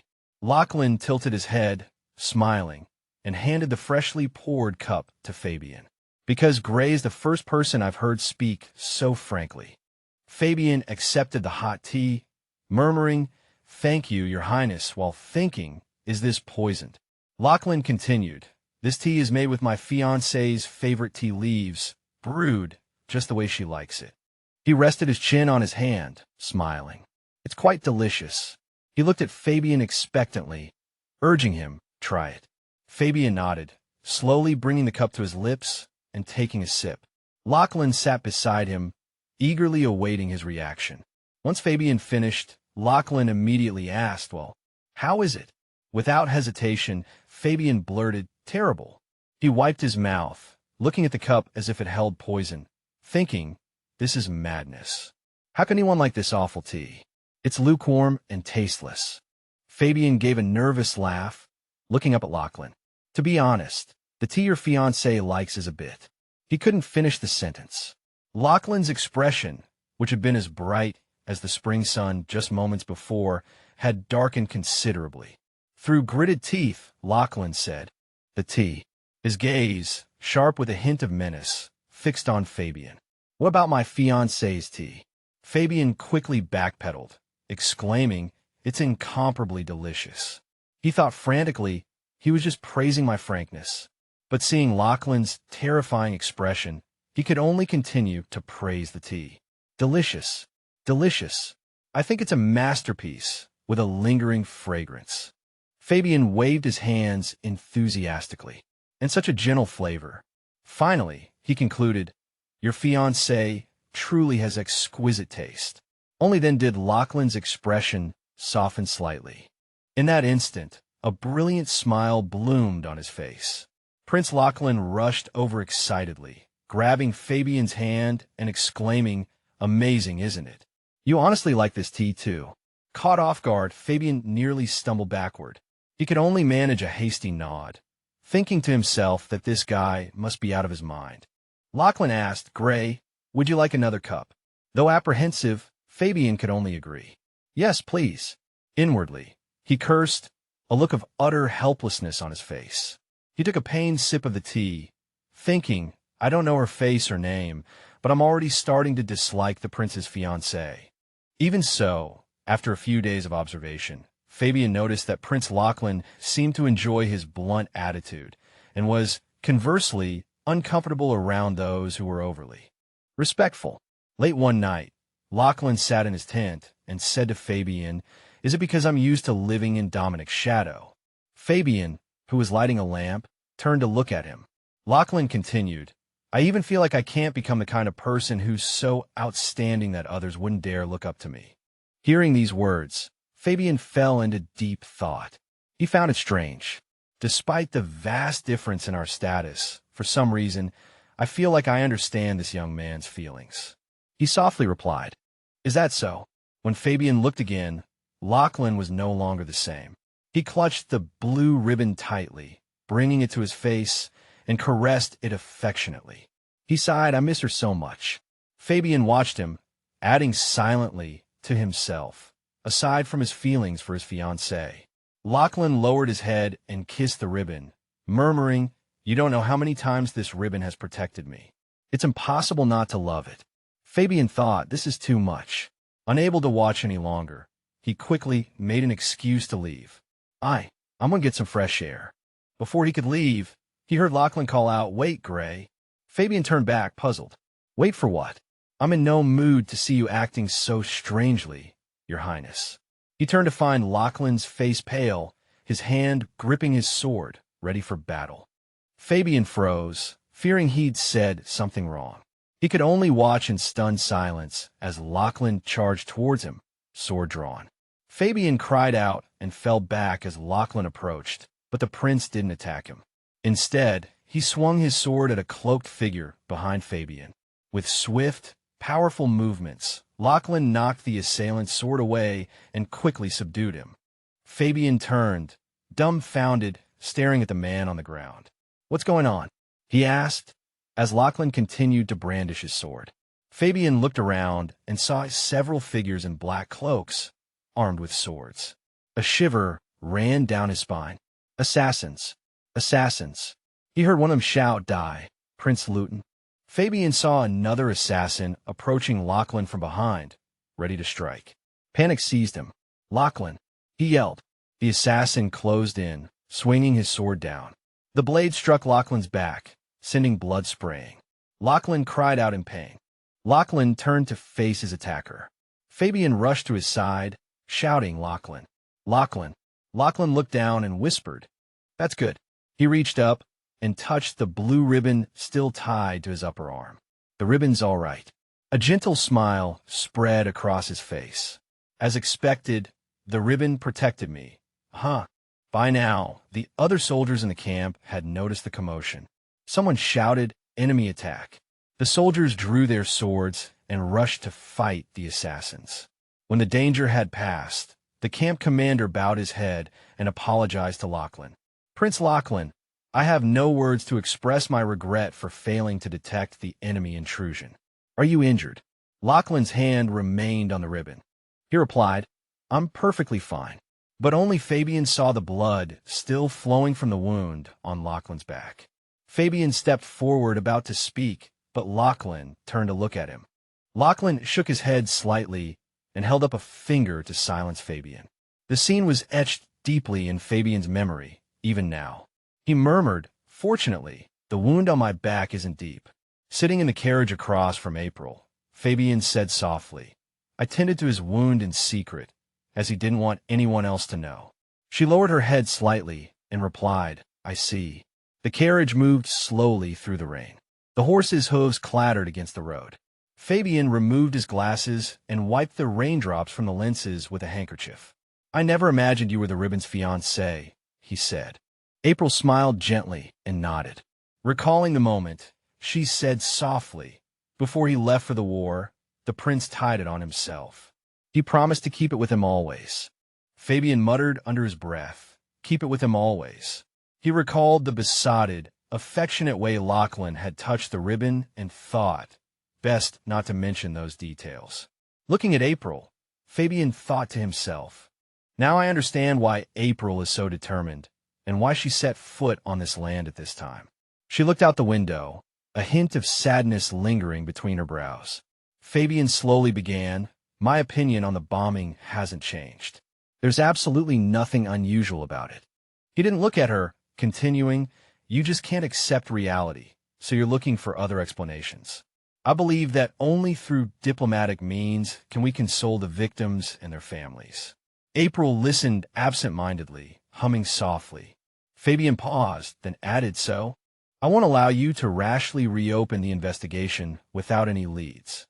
April looked up at him in surprise, asking again, "Do you mean if I find any clues, you'll reconsider the investigation?" Fabian turned to look out the window. "I can only consider it, but I can't make any promises." Hearing this, April happily grabbed his hand, her eyes sparkling with light. She smiled radiantly. "Okay, of course, that's enough. Thank you, Fabian." Fabian stared at her, transfixed. In the sky, the dark clouds gradually dispersed, revealing a sliver of sunlight. A rainbow appeared, raindrops glistening in the light. Fabian put his glasses back on, smiling faintly. "Let's get you warmed up first." He looked towards the Marquis's mansion, gradually coming into view. "When we get back to the mansion, I'll have someone prepare some very weak red tea for you." When winter passes and spring arrives, he said gently, The remains of the late Marquis Gray were returned to his territory. His funeral was held under the watchful eyes of many. The guests gradually returned to their respective territories. The once lively mansion now became unusually quiet. April hastily began to look through the documents and reports left by the Marquis. She read with her head down, thinking, as long as I can find any clues related to the explosion, even the smallest details will do. A glint of determination flashed in April's eyes. As long as I find a clue, I can reopen the investigation. A week later, in the spacious Marquis' mansion, Charlotte called out crisply, "Peppa, over here." In the garden, Charlotte ran ahead, looking back at the small bird, Peppa, flying behind her. "Today we're going to explore that building," she said. She smiled, thinking, although my sister said I shouldn't run around in other people's homes, the Marquis has already given me permission. Charlotte ran and played around the mansion, thinking, the whole mansion is my playground. She skipped and hopped, calling out cheerfully. Suddenly someone called out, "Miss Charlotte." The mansion's butler was searching for Charlotte, calling out, "Mississippi," as he looked. The girl, wearing a large hat, rushed out from a hidden corner of the corridor. "Are you looking for me?" she asked. Charlotte's sudden appearance startled the butler, who cried out, "Oh dear." He collected himself. "The master is waiting for you in the greenhouse, Mississippi." The girl froze, asking awkwardly the Marquis. The butler continued, "It seems there's something the master wants to tell you personally." Alarm bells went off in Charlotte's head. She thought this. She hesitated, thinking, compared to when Prince Lachlan occasionally invites me for cake. Charlotte pictured Lachlan inviting her over, setting out various desserts, pouring her tea while smiling kindly, and constantly asking, "What is April doing? What did April tell you?" Charlotte understood, putting on a bright smile. In a greenhouse, filled with blooming flowers, Fabian politely addressed the girl. "I'm sorry to call you over so suddenly." "Miss Charlotte." He looked at Charlotte, asking in surprise, "What's with that hat?" The girl laughed cheerfully. "I found a small stage in the mansion." Charlotte took off her hat, handing it to the maid beside her. "There are 3 music rooms, but only one has a stage." Fabian responded with a smile. "Is that so? I wasn't aware of that." The two sat at the table, and a maid poured milk for Charlotte. After a slight hesitation, Fabian began, "Well, Miss Charlotte." The girl smiled innocently. "You could just say it. I heard you and my sister became friends, right?" Fabian, who was just lifting his teacup, raised an eyebrow at this, muttering helplessly, "You're well informed." Then he asked, "How have you been feeling lately?" Charlotte replied cheerfully, "Very good. The doctor said I can run and jump now." Fabian smiled. "That's wonderful." Charlotte nodded, smiling as well. Suddenly, the girl's smile disappeared. Shyly poking her 2 index fingers together, she hesitated. "Marquis." Charlotte's eyes sparkled, drool dripping from the corner of her mouth. She exclaimed excitedly, "I want to eat delicious cake too."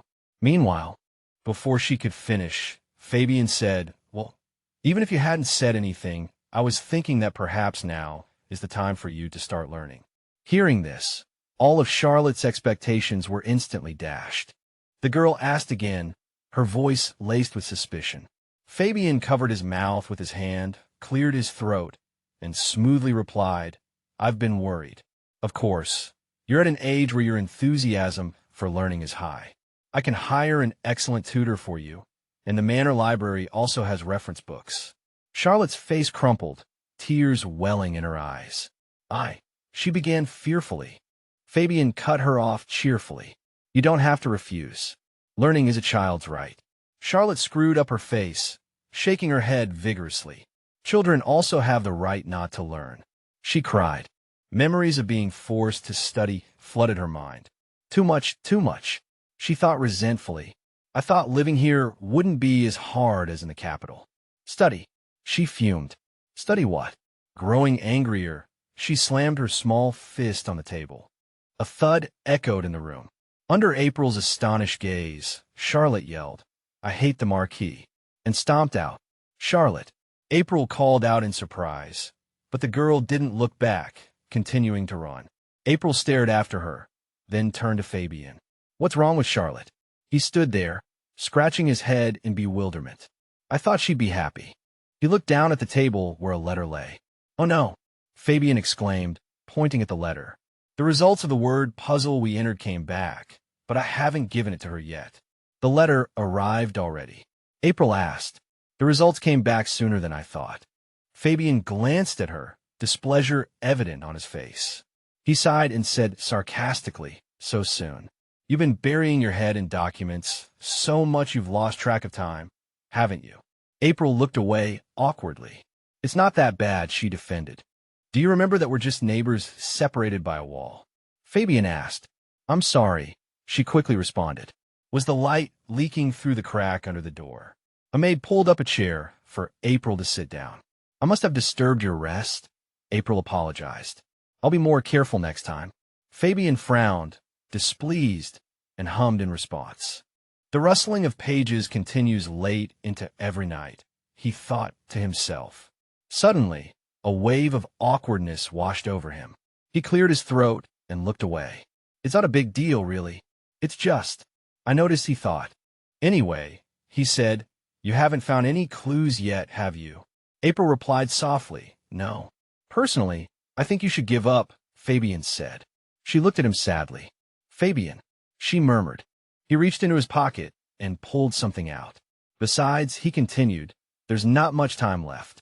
Fabian held out a letter to her. This letter arrived this morning. April's eyes widened as she saw the letter. The golden eagle insignia. She whispered, that's the Luton royal seal, she thought. Fabian's voice was somber.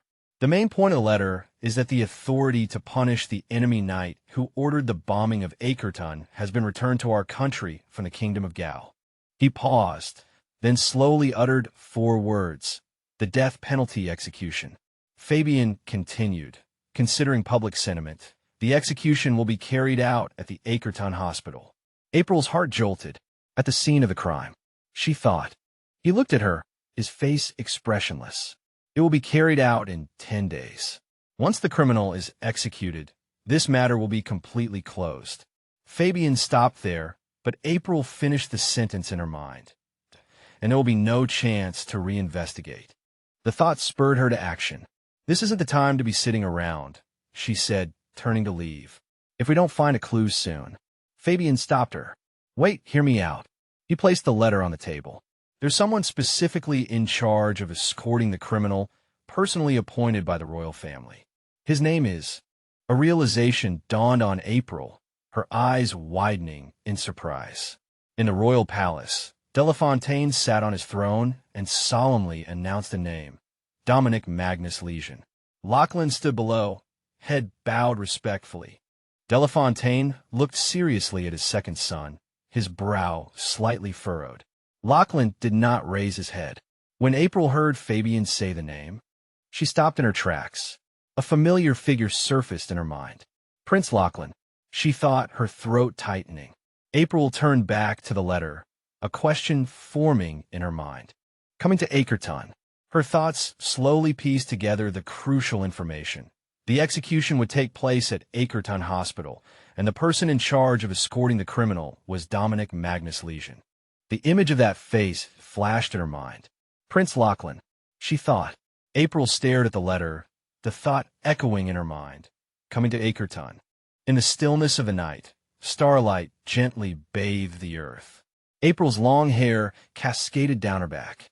She lay on the table, eyes tightly closed, softly calling Prince Lachlan's name in her heart, hazily thinking this was all a dream filled with familiar figures. April thought back to her time living in the royal capital. In her bedroom, on a similarly dark night, the beautiful pale glow of the moon and starlight streamed in through the window as she lay in bed. She was 14 then. April's cheeks flushed, her breath hot, breathing slowly and with difficulty. She thought, it seems the fever has worsened. Is everyone asleep? Her whole body ached. She thought, I shouldn't have tried to tough it out. I should have asked someone to get me fever medicine. During her fever, she glanced out the window and saw the curtains gently swaying in the pale blue light. Someone softly called her name, April. April opened her eyes wide in surprise. In the moonlight, Lachlan was standing there. She softly called out, pushing herself up with her hands. Lachlan stood before her, seeming to shimmer in the darkness. "Prince Lachlan," April whispered. He extended a hand to her and asked, "Are you all right?" He walked to her bedside and placed the bag on his shoulder onto the floor. It was filled with various medicines. April hesitantly asked, "Did Charlotte contact you, Your Highness?" Lachlan nodded. "Yes, Peppa brought me your letter. Since it didn't clearly describe your symptoms, I brought all these." He looked at her tenderly, a slight worry in his smiling eyes. Lachlan said to April, "You can rely on others more, you know. I want to always be by your side, taking care of you." She took his hand, smiling in response. "I know you're very busy, Your Highness." April softly added, "I'll be more careful in the future, so I don't worry you." Lachlan quickly waved his hands. "That's not what I meant," he said, a little flustered. "I mean, quite the opposite. So I hope that whenever April is tired, the closest person to her is me." Lachlan shyly raised a hand to cover his face, continuing, "Yes, I want to be with April. What I mean is..." He seemed to have made up his mind, turning to look at her, his cheeks flushed. Lachlan gazed at her with loving eyes, slowly saying, "After your 16th birthday, let's get married, all right?" April blinked, looking at him, her cheeks flushing even redder with surprise. Her face, already flushed from the fever, now bloomed with a delicate crimson. She heard Lachlan stammering in explanation, this isn't a formal proposal. I'm a bit flustered too. I don't have a ring now, or flowers. Actually, there are a lot of things to consider, like a mountain." April shyly repeated, 16. She softly said, "But 16 seems a little early to get married. There's still a lot to prepare for." Lachlan pursed his lips, thinking, "Early?" He turned to look at her as she softly asked, "How about 18? April took his hand, gazing intently at him, then smiled gently, tightening her grip. Seeing this, he smiled too and asked, "April, do you know the saying? The more someone is recognized by others, the more they can prove their own existence." April softly replied, "I think I saw that in a book I read with you, Your Highness." Lachlan hesitated. "April, He looked at her beautiful face and said, when only you can recognize the real me." Lachlan smiled, his eyes filled with happiness, expressing sincerely, "I feel incredibly happy, because that means I exist only for you." April Campbell. Lachlan gently held her hand and softly kissed the back of it. While she was still stunned, he continued, "Thank you, April, for giving me a unique life." Lachlan, his cheeks flushed, expressed, April stared at him blankly, her heart feeling incredibly warm. Back in the present, April now looked up at the night sky, standing by the window, thinking, "I didn't expect to dream of that day. I came here to get over my feelings for the prince, but I still keep thinking about him." April recalled those beautiful times, thinking, if I had kept that promise, I would surely be married to the prince by now. Then she sadly lowered her head, thinking, what am I thinking about? I have to let it all go. I can't love the prince anymore. A sudden coughing fit startled April, and she turned to look. In a marquis's bedroom, Fabian lay in bed, coughing incessantly. April was shocked. She thought, what's wrong with Fabian? Fabian seemed to have a fever. Though asleep, his brow was furrowed in discomfort, his body drenched in sweat, and his breathing was shallow and labored. April thought, if I enter his room without permission, he'll definitely scold me again. But she still pushed open Fabian's door, softly calling, "Fabian, may I come in?" There was no response, only his dry coughs answering her. Looking at him, she thought, he's this sick, why didn't he call a servant? She turned and hurriedly called for someone. Her hand was suddenly grabbed, making her scream. April looked back to see Fabian sitting up, softly saying, "No need," he refused, his voice weak. "Don't call anyone. Go back to your room." April asked worriedly, "Did you take your medicine?" Looking at Fabian lying in bed, his cheeks flushed with fever, his eyes closed tight, April thought to herself, he probably doesn't want the servants to know he's sick. Perhaps, she further mused, he doesn't want to show weakness in front of his subordinates. Dominic was the same way, hiding his vulnerabilities. April brought the medicine to Fabian's bedside and softly said, "I brought you some fever reducers." Unexpectedly, he didn't take the medicine, but instead glared at her and asked, "Now you?" He sat up, frowning. "Just sit wherever you like." April replied blankly, "Where else would I sit?" "On the bed, because I'm worried about you." Fabian angrily snatched the medicine bottle from her hand. "Who asked you to worry? Do you think saying that gives you the right to sit on any man's bed?" He retorted, coughing repeatedly. April clenched her fists, thinking indignantly, "What man? He's clearly a sick patient lying there." Seeing him finish the medicine, she reached out and touched his forehead. "All right, go to sleep. If you hadn't said those harsh words, I would have gone back to my room already." Fabian pulled the covers up, grumbling, "Get out." April smiled. I know." He lay down, thinking in surprise, strange. Am I the type of person who easily argues with others? I've never felt this comfortable, even when talking to the capital nobles I've known for years. As April reached the door, she heard Fabian's voice. "Thank you." She looked back to see him turn away, his face hidden in the covers. April couldn't help but smile. She whispered, "All right, go to sleep." Fabian asked impatiently, "Aren't you leaving yet?" April thought angrily, "See if I'll worry about you next time." The next morning, after examining Fabian, the doctor said, "Perhaps you're drowsy due to overwork." The stout doctor removed his stethoscope and advised, "Marquis, you come from a family of physicians. You should know the importance of ensuring adequate rest. The prince will be arriving soon. If the Marquis falls ill, everything will be thrown into chaos." Fabian replied, I know. He thought to himself, "I secretly asked the butler to take me to the hospital for a checkup, and now I owe her a favor." Fabian recalled being caught and questioned by the butler this morning while sneaking out. He'd had to make the excuse, "I'm going to the inner city to buy something." April, who was beside him, nodded along. "Yes, he's going shopping, sir." The butler looked at them suspiciously. So, suddenly, the doctor said, "Oh, if you hadn't come for a checkup, I was planning on bringing this to you today." He opened a drawer as he spoke. Fabian asked, "What?" The doctor smiled kindly. He took out a worn notebook, its cover tattered in several places. "Work logs," he said. Seeing Fabian's surprised look, the doctor continued, "These are the belongings of a young man who worked as a military doctor at the hospital before the tragedy." Fabian took the notebook as the doctor went on. It contains a record of everything that happened at the hospital before the incident. It was an old notebook with its cover peeling in many places. A work log. Fabian held the notebook in his hand, knowing it belonged to the young man who had served as a military doctor at the hospital. It contained a complete record of the hospital's operations before the incident. In the carriage, Fabian sat across from April, resting his chin on his hand as he listened to her speak. The hospital is primarily managed by the Marquis' household, so there must be many documents, such as ledgers or work logs. April reached out to feel his forehead, checking for fever. "I thought I could at least find something in the work logs, but they're only old documents, nothing recent." Fabian dodged her outstretched hand, thinking, where is she putting her hand?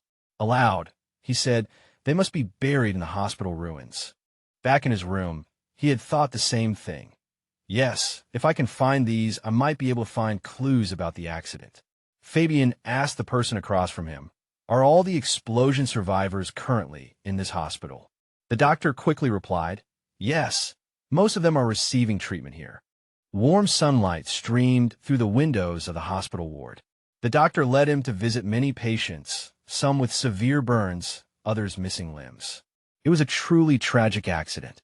Leaving the ward, Fabian began, "April, have you been waiting long?" But before he could finish, he noticed the corridor was empty, not a soul in sight. Fabian wondered, where did she go? He looked out the window and saw her standing on the lawn outside the examination building. Fabian called out, "Are you lost again?" Hearing the voice behind her, April turned around. "Fabian, are you done with your examination?" Gesturing to the person beside her, she introduced him to Fabian. "This doctor offered to show me around the hospital, so I've been on a tour." The handsome young doctor, seeing that someone had come for April, said, "Goodbye, Miss Campbell. I'll take my leave now. See you next time." He even elegantly bowed and kissed the back of her hand before leaving. Fabian watched through the window, his stomach churning as the doctor flirted with April. He yelled, "You, are you crazy? He's playing you." April looked innocent, almost disbelieving. "What are you talking about? He's just being friendly." Hearing this, Fabian pictured the doctor's sly wink and the sarcastic "see you later." His anger grew. "That's why I said you're a fool. You don't know why that kind of man approaches a woman, do you?" They bickered back and forth. "You saw it too, right? He even held your hand and kissed it." "Kissed?" April stood her ground. "You mean the kiss? That was just a common greeting." Fabian was speechless at her words. He thought that he was the one with the dirty mind, and he wished he could bite his tongue off. He stammered, "Why you? You have no sense of danger at all, completely unguarded." Such a fool. Fabian huddled in the corner of the carriage, muttering, "I'm the crazy one, worrying about her." April couldn't understand why he was suddenly angry. Good heavens. A few days later, he sat at his desk, the old notebook in front of him. He reached out to touch the notebook, recalling her words from that day. "I thought I could at least find something in the work records, but there are only old documents here, nothing recent. If I could find them, maybe I could find some clues about the incident." If April was right, he reasoned as he began to flip through the notebook, perhaps there would be clues to the truth of the explosion within these work records. Fabian pondered with a grave expression, then decisively closed the notebook. Absolutely not. Because even if the explosion was planned by someone in the hospital, there was still the genius Dr. Gray. He remembered him clearly. He was a brilliant man. All of my parents' attention and investment were focused on him. Even in my dreams, I never dreamt that someone would hire a tutor for me. I could only review his old books over and over again. But during all those days of hard study, Fabian finally understood how far away he was from the word genius. He was special. With his clever mind and unique charm, there were always people around him. He was a special existence to everyone, someone I could never hope to reach in my lifetime. Would such a person die because he was involved in someone else's conspiracy? Even if it were possible, if it were me, I would choose to save my brother. Because he was an irreplaceable and important person. Although out of reach, he still shone brightly. Suddenly, he saw April walk blankly into the room and stare at him. "What are you doing?" Fabian was startled and shouted angrily, "How can you just walk into someone's office?" She explained, "I knocked. You said I could come in." He stammered back, "I did." Then answered himself and was lost in thought, "So I subconsciously let her in. Huh." Seeing that Fabian wasn't looking at her, April tilted her head to get his attention and said, "Hey, Fabian, thank you for what you did before." He asked, "What do you mean?" She replied, "You found a good tutor for Charlotte, right?" About the tuition. Learning that it was about Charlotte's studies, Fabian smiled with satisfaction and replied, "Money doesn't matter. Children must receive a complete education." He thought to himself, that child is truly studious. Noticing April's attire, he asked, "Where are you going dressed like that?" She immediately replied, "I'm going to the hospital downtown. The doctor I met last time contacted me." Hearing her purpose, Fabian angrily questioned, "That guy again? How long have you known him? And you're going to see him yourself?" April pouted, "Can you stop picking on me? I'm not just going to see the doctor, I'm also going to see the families of those who died in the explosion." He was stunned after hearing her explanation. She had told him last time, "The family of the military doctor who died that day will be coming to the hospital, so I thought I might be able to hear something from them." Fabian asked, "Are you trying to inquire about the explosion?" April didn't deny it. "I know it's not very polite, but they must have corresponded with the deceased before. If I can hear about the situation at the hospital before the incident, I might be able to find a clue." He just listened to her, staring at the notebook. His heart racing, Fabian said angrily, "Are you crazy? Do you think they'll tell you? Have you thought about how those who lost their loved ones feel?"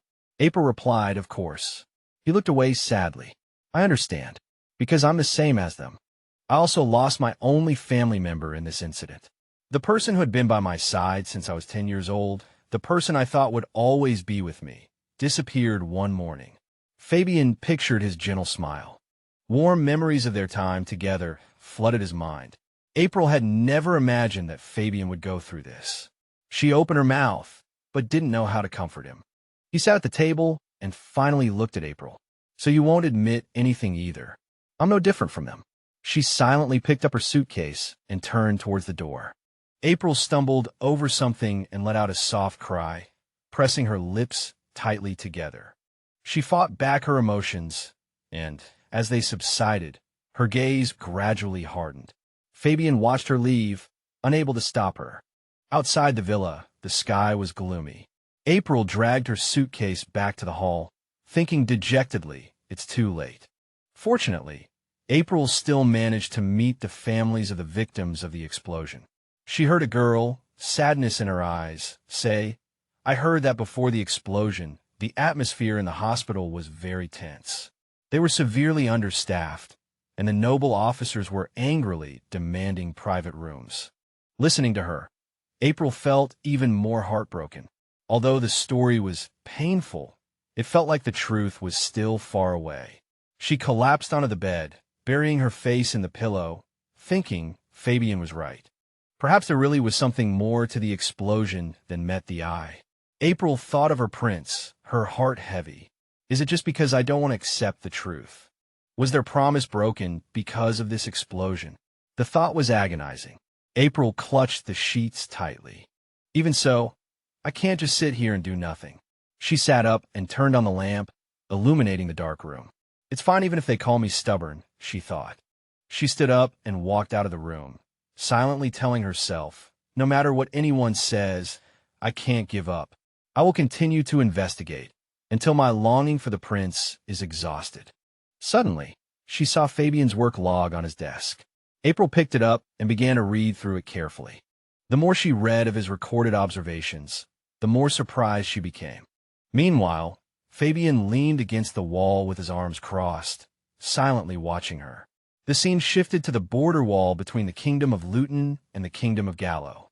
From the elderly to children, men and women of all ages lined up in front of the city gate. Among the crowd, a luxurious carriage stood out. The crowd chanted, "Prince Dominique. Prince Dominique." Lachlan sat inside the carriage, watching the crowd outside, chanting Prince Dominique. Chad, sitting opposite him, said, "Your Highness is truly at the peak of your popularity right now." Lachlan glanced at him and asked, "What is it?" Chad covered his mouth and chuckled. "The king has entrusted the entire process to your Highness's supervision, from escorting the Gallo people to Acretown to the execution. With such a heavy responsibility, the handsome prince in the hearts of young maidens is about to make his appearance. All the ladies in the capital will be smitten with your Highness. Let me tell you." He looked at him, thinking this guy's a smooth talker. "What nonsense are you spouting?" Strangely, Chad suddenly stopped talking. Lachlan smoothed his blonde hair, striking his most handsome pose. "I believe the ladies of the capital have adored me for quite some time." He felt embarrassed for the prince. "How can you say such cringe-inducing things so calmly, your Highness? As expected of you." Hearing this, his hand froze mid-stroke. Chad gave a thumbs up and winked at the prince. "Indeed. Say what you want. You are the undefeated legend. Undefeated, the legend of Dominique Magnus, is the pride of our royal knights." Lachlan repeated, "Undefeated." He fell into thought. That title hasn't suited me since then. In the forest, the wind howled through the trees. Lachlan encouraged his men, "Don't give up, everyone. I've already sent for help. They'll be here to rescue us soon." Through the trees, they trudged through the snow. He recalled the winter a year ago. Though victory was near, the National Army had paid a heavy price. He supported the man beside him, fighting against the cold, and continued forward. That day, he and the medics moved the wounded to a nearby station. The faint cries of the injured echoed in his ears. Lachlan thought, "I thought we would arrive before the heavy snow, but because of the rough terrain, it took longer than expected. I've been calling for help for a long time now, and now." Suddenly, someone shouted, "The rescue team." "I see the rescue team." The man frantically pointed in the direction of the approaching group. He looked towards them with anticipation. Through the wind and snow, a group of people were galloping towards them. They set the wounded down, leaning them against trees to rest. A soldier waved and shouted, trying to attract the attention of those they assumed were the rescue team. The approaching group was in an arrowhead formation, riding tall war horses, a blue and white banner held high behind them. As those people approached, Lachlan suddenly stopped. Wait, that's the Gallo Kingdom's flag. The approaching group wasn't the relief force they were waiting for. Both he and the soldier who had waved earlier clearly saw the formation and horses of the approaching men. He clenched his fists. Thinking about their current predicament, his heart raced. The men on the other side were discussing something. He thought, we only have wounded soldiers and medics here. We have no chance of winning. To minimize casualties, Lachlan desperately searched for the quickest solution. Even after arriving at an answer, his heart continued to pound. All I can do is... Lachlan's hand gripped the hilt of his sword, as if ready to draw it at any moment. He struggled with his thoughts, sweat plastering his face in the cold wind. Finally, Lachlan released his grip on his sword. The man on horseback opposite him quietly watched his every move. As they drew closer, he raised his hands in surrender, shocking the other soldiers. Lachlan spoke to the man on horseback. I only ask that you spare the other soldiers. Before he could finish, the man on horseback asked, how are the wounded? It seems you've had a hard time. Something brushed against Lachlan's hand. It was Millington who had thrown the object. He quickly caught it, surprised to find it was a bottle. Lachlan thought it was a water bottle, still warm. He looked incredulously at the gallon across from him, realizing the man was also looking at him. Looking down from his horse, the man said, I wish you survival. We will meet again. Lachlan hadn't expected Millington to let him go. He clutched the warm water bottle to his chest. Lachlan stood there, watching the Gallon troops turn and head towards the forest. Even now, whenever he thought back to that day, he still sighed, what a noble man. What is that knight doing now? As he was lost in his memories of the knight who had helped him in his time of need, Chad spoke, Your Highness, do you know the name of the knight who was brought in today? Lachlan quickly replied, I do. I heard it's someone from the Millington family. He struggled to recall. Millington, that's Gallo's founding family. That family values honor so much, yet they gave such a despicable order to bomb the hospital. How strange. Chad scoffed. I'm not as sentimental as you. He then laughed at his own words, prompting Lachlan to sigh. You said it yourself. I wish you'd act more like the eldest son of the Duke of Allen. He saw the car stop and said, we're here. The two got out of the car. The city gate was crowded with people, their gazes full of admiration. A carriage pulling an iron cage emerged from the city. Many people in the crowd pointed at the prisoner in the cage and whispered, he's the Gallo knight who ordered the hospital bombing. A knight with long, curly hair sat kneeling in the cage, head bowed. Lachlan could hardly believe his eyes when he saw the person in the cage. A voice came from the villa. April stood at her desk, speaking to Fabian who sat opposite her. Look at this record. He asked, what is it? She flipped to a page and said, here, 3 days ago, before the hospital explosion, the medics recorded the situation at the time. It says that the day before the explosion, some of the high-ranking officers being treated at the hospital were transferred to a higher-level hospital, regardless of whether it was standard procedure or not. Fabian interrupted. April, high-ranking officers. That's because the temporary hospital's conditions were poor, right? There's nothing strange about that. April insisted. If that were the case, why were so many people transferred overnight? It's too unusual. Her finger traced line by line down the record, afraid to miss any detail. There were still many seriously wounded soldiers at the time. It's just too strange. Fabian calmly replied. So what? April swallowed, voicing her thoughts. Did they know beforehand? Did they know something was going to happen to the hospital, and that everyone present would die horribly? The thought of the fire made her heart clench. Fabian asked, did the Luton nobles know about the shelling beforehand? He had originally written the Gallo knight's name in the record, wanting revenge for his comrades. But if this hypothesis was true, April leaned on the table with both hands, lost in thought. Strange. If the Gallo knight was truly the culprit, would he have notified the high-ranking Luton nobles to escape? If he wanted revenge, the ones he wanted to kill the most would be those nobles. Hearing this brief analysis, Fabian stroked his chin in thought. If April was right, then the mastermind behind this incident. A figure suddenly appeared in Fabian's mind. The culprit must be someone with a stern face and sharp eyes. April also thought of that person. She pushed herself up from the table with both hands, shocked by her own speculation.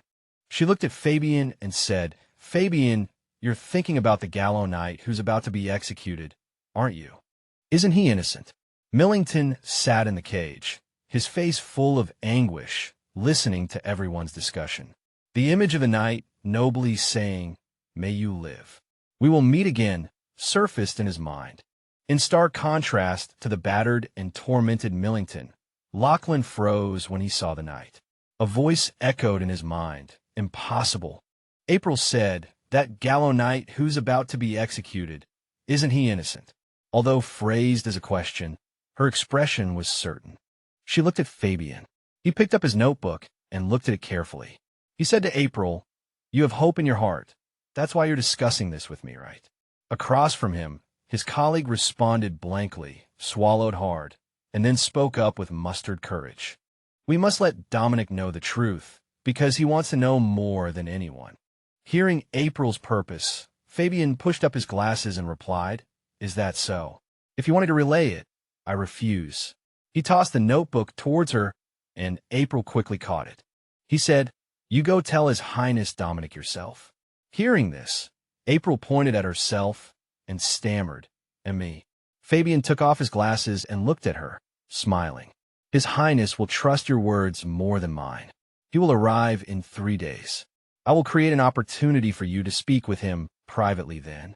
April said in surprise, "Speak with Prince Lachlan privately." 3 days later, on the streets of Acretown, the prison carriage carrying the condemned knight, escorted by 4 knights, traveled down the wide city streets.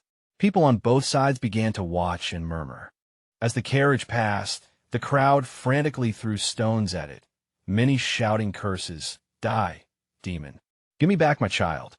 He sat silently in the cage with his head down, his beard messy and eggshells from passers-by stuck in his hair. Finally, the group arrived at their destination. The soldiers dismounted and escorted Millington into the mansion. Chad also got out of the carriage and exclaimed, "This mansion is huge. Is this the Acretown Lord's mansion?" Lachlan walked beside him and replied, "This is the Grey Marquis's mansion." He covered his mouth and began to laugh happily, repeating, "Grey Marquis's mansion." Chad asked in confusion, "What's wrong with you?" He covered his mouth, his cheeks flushed, and replied, "I just thought that the beautiful and noble Miss Campbell is also here." Chad clasped his hands together, his eyes shining as he looked around happily. "If I'm lucky, I might see Miss Campbell again, right? She must be even more beautiful now. I was so worried when I heard she was getting married. All sorts of thoughts ran through my head, but now it seems the marriage is off. This time, I'm going to muster all my courage and propose." He then received a punch to the head, and Chad cried out in pain, "Your Highness, why did you hit me?" Lachlan waved his fist at him and said, "Someone with no sincerity shouldn't have such delusions. Stop dreaming." Chad loudly retorted, "What does this have to do with Your Highness? Your Highness isn't Miss Campbell's brother." He adjusted his collar and replied, "She was once my brother's fiancée, so it's not wrong to say I'm her brother." He then provoked him further, "Since you cherish her so much, why don't you marry her yourself, Your Highness?" He received another punch. Chad held his head and sat sulking in the corner. Lachlan crossed his arms and stood to the side, saying indifferently, "Tell you what, every time you stubbornly bring up April, I'll stubbornly bring up Duke Allen."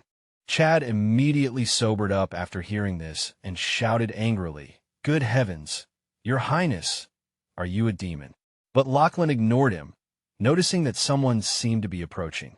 The person leading the way was Fabian. Fabian walked up to him, placing his hand on his chest and bowing. "Your Highness Dominic, it's a pleasure to meet you. I am Fabian Gray." Lachlan thought to himself, "Fabian Gray? I heard that." After the previous Marquis suddenly passed away, his young grandson inherited the title. Sure enough, fond memories of playing together surfaced in his mind. Those were good memories.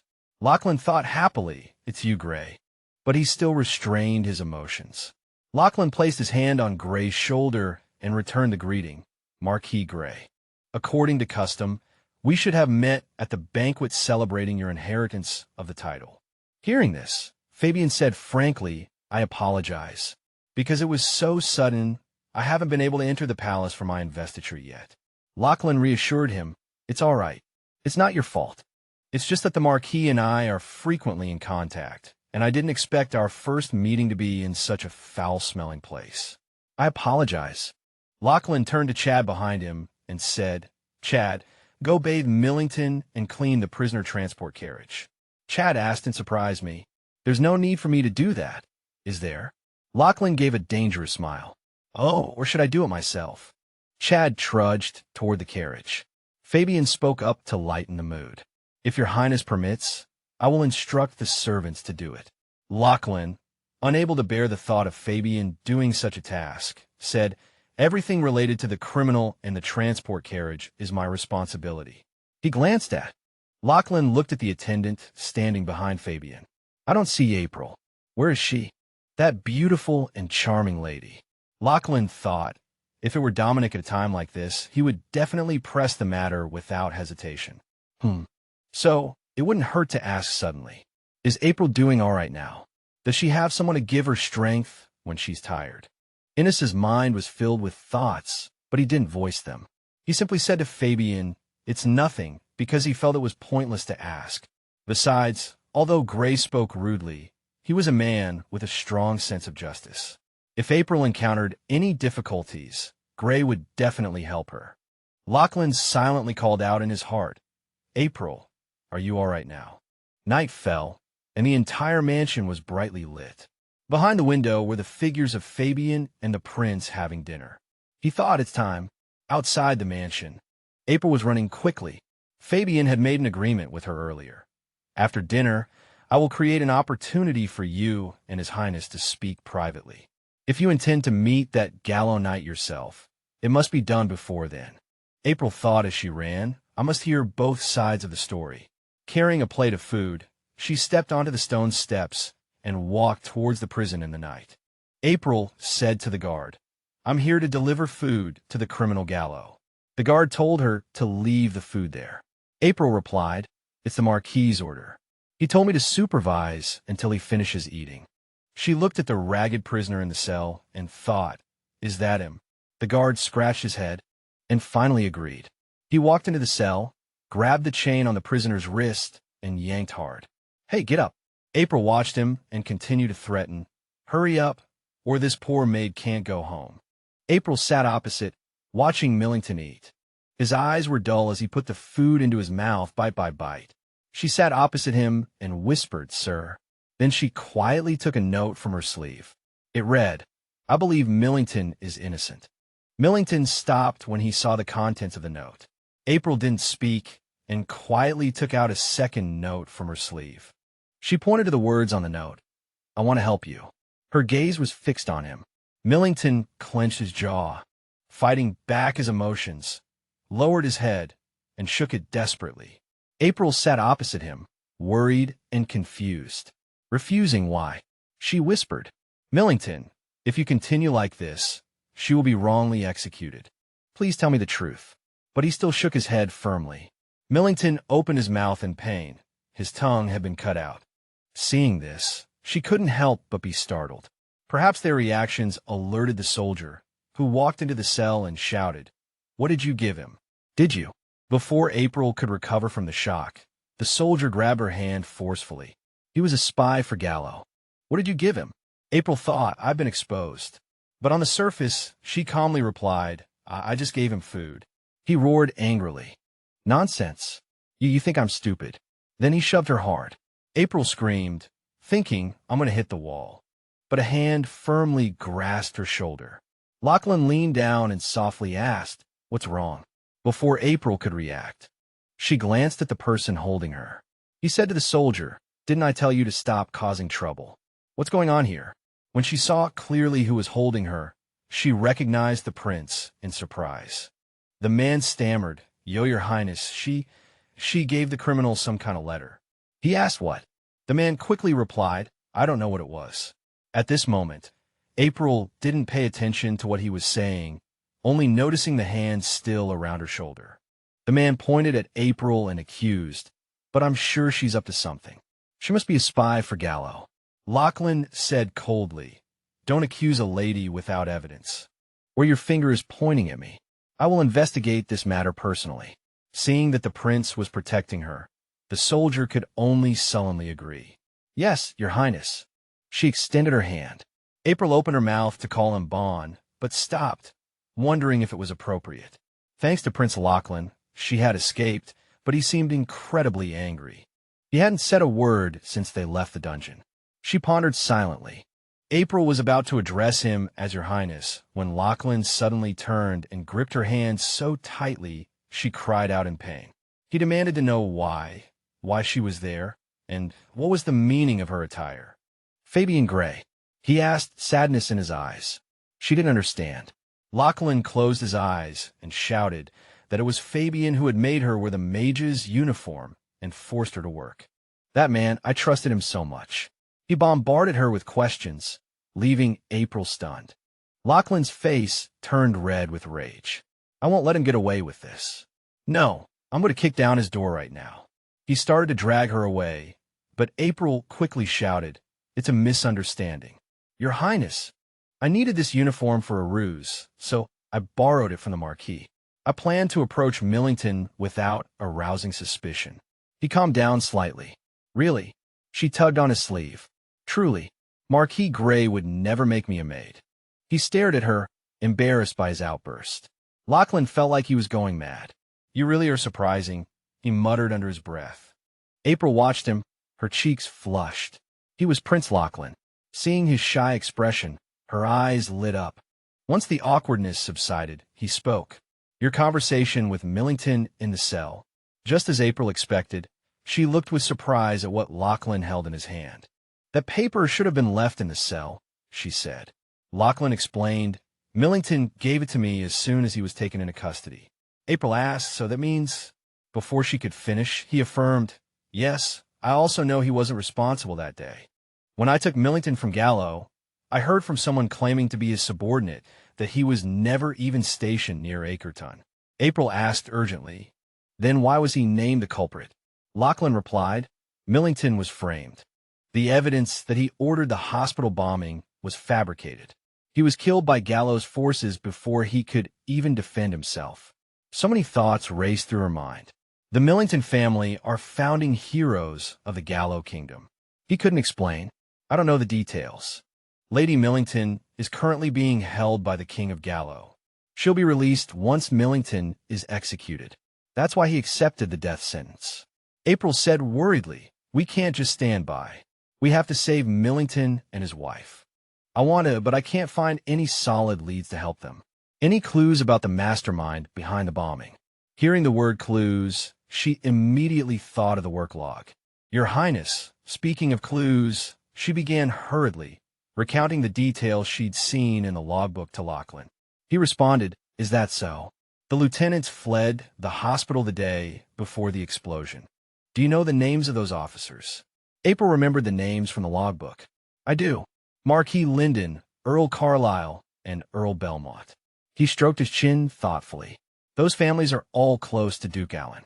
Connecting the names, Lachlan suddenly recalled Wilson's words. Earl Belmont. He's the one who used that red arrow at the hunting competition 3 years ago. He'd lick Duke Allen's shoes if ordered to. He muttered to himself, why would the person behind Dominic's assassination be? April interrupted him, calling out, Prince Lachlan, startling him. His eyes grew distant. Lachlan took a step back, stammering, anyway, April, how long are you going to be involved in this? Are you going to stay here? She listened blankly to his question. He urged her, you should return to the royal capital now. For my sake, just let this go. It's too dangerous. April was taken aback. She thought, His Highness is still worried about me like before. No, even Dominic would say something similar. Composing herself, she replied, it's not for you, Your Highness. Lachlan pressed, is it for Earl and Countess Campbell? April clutched her skirt, gathering her courage. I'm staying here for myself. She told herself she had to be clear. Hesitating before this important confession, April said, I came here to get over my admiration for you. Now, I truly don't like you anymore. Hearing this, he lowered his eyes. Don't worry, I won't bother you anymore. April couldn't look at him directly. She thought, I can't bring myself to say it. These feelings have to disappear. I hope he doesn't notice. He softly replied, all right. With that, Lachlan sighed. He thought to himself. Thankfully, she didn't believe Lachlan would agree so quickly. After explaining everything, April bid him farewell, saying, Good night, Your Highness. The prince replied, Good night. Lachlan remained where he was, without turning around. Watching her leave, April practically ran. She thought to herself, I didn't realize it until now, but I was still secretly hoping the prince still liked me. She bit the back of her hand, fighting back her emotions. These feelings haven't faded at all. I really like the prince. April recalled a time when they were both young, when she had said, Prince Lachlan, I really like you. He smiled gently. His cheeks flushed as he replied, I really like April too. Her footsteps grew fainter. April thought, even though I said I didn't like the prince anymore, thank goodness in my heart I still really like him. Very much. Night had fallen over the mansion. Fabian asked, Why are you back so late? Was I supposed to come all the way to your room to find you? Didn't I say I'd give you and Crown Prince Dominique a chance to talk alone? He slammed his notebook shut angrily, then suddenly heard April reply, I've already met with him. Fabian sat in his chair, watching her. He asked, Did you tell the Crown Prince everything? April, forgetting to respond, had told him everything, including the matter of the work diary. I told him everything I knew. She trembled as she wiped away her tears. April's voice choked as she continued, and then, Your Highness. Unable to bear watching her cry any longer, Fabian stood up and said, We'll talk later. He didn't press her further, letting her cry freely. Fabian said, Tell me the details later. Get some rest tonight. He gently tapped her forehead. April softly said, Fabian, thank you for letting me be alone. Leaving April's room, he encountered Charlotte walking down the hallway, clutching a pillow. The girl exclaimed in surprise, Marquis. Fabian greeted her, Miss Charlotte Campbell. The girl curtsied politely. Good evening, sir. Is the Marquis here to wish my sister good night? He replied, No, I was here on business. Fabian thought to himself, so the sisters sleep together every night. While it's good to have each other during difficult times tonight, he considered for a moment, then said to the girl, Your sister is very tired today because I gave her too much work. Charlotte tilted her head as she listened. So, will you keep me company tonight, little Miss Campbell? He crouched down to her, eye level, taking her small hand in his. Charlotte readily agreed. Okay, the girl said excitedly. Then, before bed tonight, I want the Marquis to tell me a story. Fabian promised. I'll tell you my favorite story from when I was little. The girl asked curiously, What story? He turned his head, his eyes crinkling in a smile. A story about square roots. At this, Charlotte froze. The girl asked shakily, What's a square root? Fabian, looking proud, launched into an explanation. A square root is a great friend that expands the world of arithmetic. For example, if we add more zeros after any number, the number gets bigger, right? Square roots are like those great zeros. They allow us to see a vast, unexplored world. Charlotte stared at him, sweating, reminded of the times she'd secretly peeked at her brother's books in the wide hallways. The girl was cheerfully dragged away by Fabian, crying inwardly, Sister. In the grove, Charlotte was enjoying the beautiful weather. The cake was delicious, too. The girl chewed happily, then jumped in surprise when the cake spoke. Hey, you can't eat until you've finished your math problems. Even the small plate chimed in. That's right, you have to solve the problems, too. They clamored, Do your problems. Do your problems. Someone approached from afar, saying what a wonderful and fascinating world of arithmetic this is. It was Fabian beaming. He poured a cup of tea and asked, Doesn't Charlotte think so, too? The girl clutched her head in fear, yelling. No. Terror sent Charlotte spinning, as if falling into an abyss. It had all been a terrible dream. The girl woke with a start, falling out of bed. Charlotte remembered, It's all because of the Marquis. He made me have nightmares all night. Clutching her clothes, the girl shivered, as if trying to shake the terrible dream from her mind. Charlotte sat wearily on the floor. A maid rushed over and asked, "Miss, are you all right?" The girl immediately stood up, rolling up her sleeves, and said to herself, "Even so, I have to pull myself together because before breakfast, I must see that person." Charlotte summoned all her courage and shouted, "I am the Crown Prince. I'm here to see Campbell." "Your Highness." The guard stared at the girl blankly. As the two of them stared at Charlotte, someone spoke from behind. The girl turned around in surprise, looking at the man laughing vulgarly. Chad, tears streaming down his face, said, "Crazy, I'm going crazy." Charlotte stammered awkwardly, I misspoke. I was too nervous." He mimicked, "I am the Crown Prince. I'm here to see His Highness Campbell." This angered the girl. "Mr. Allen, it's disgraceful to make a joke out of someone else's mistake." Chad reminded her, "You should address him as Your Highness, not Mr. In this world, there's only one Mr. Allen, and that's my younger brother, Julius." The image of Julius flashed through his mind. Angrily, he said, "Why didn't you write to me? I won't write first anymore." He lowered his head and asked the girl, "Is my brother doing well?" Charlotte replied uncomfortably, "I don't know. Why are you asking me?" At this moment, a hand reached out from behind and tapped Chad. "Hey, Chad." Lachlan retracted his hand and said, "You have time to tease little Miss Campbell. Why not take the opportunity to work?" Chad said, "Wei Chida, Your Highness." He gestured for the girl to come forward, saying, "Thank you for coming to see me so early, little Miss Campbell." Charlotte followed behind Lachlan and explained, "Because there's something I must tell Your Highness, and I must say it before Your Highness meets with my sister." He asked, "What is it?" The girl paused, then thoughtfully said, "Actually, when I was in the capital, I often asked Your Highness for help through Peppa, but since my sister got married, I haven't been able to contact Your Highness." Lachlan looked back at the girl and asked, "Are you afraid I'd be sad?" Seeing Charlotte nod, he smiled. "If I said I didn't feel anything, I'd be lying to you." Before Lachlan could finish, the girl cried out, "It's all because of me." The girl clutched her hands nervously. "I stubbornly told my sister that I hated living in the capital, but if I told Your Highness would definitely object, so I—" He interrupted Charlotte, praising, "You sisters have such a good relationship." Little Miss Campbell is right, but it's also true that April agreed to this unsuitable marriage herself.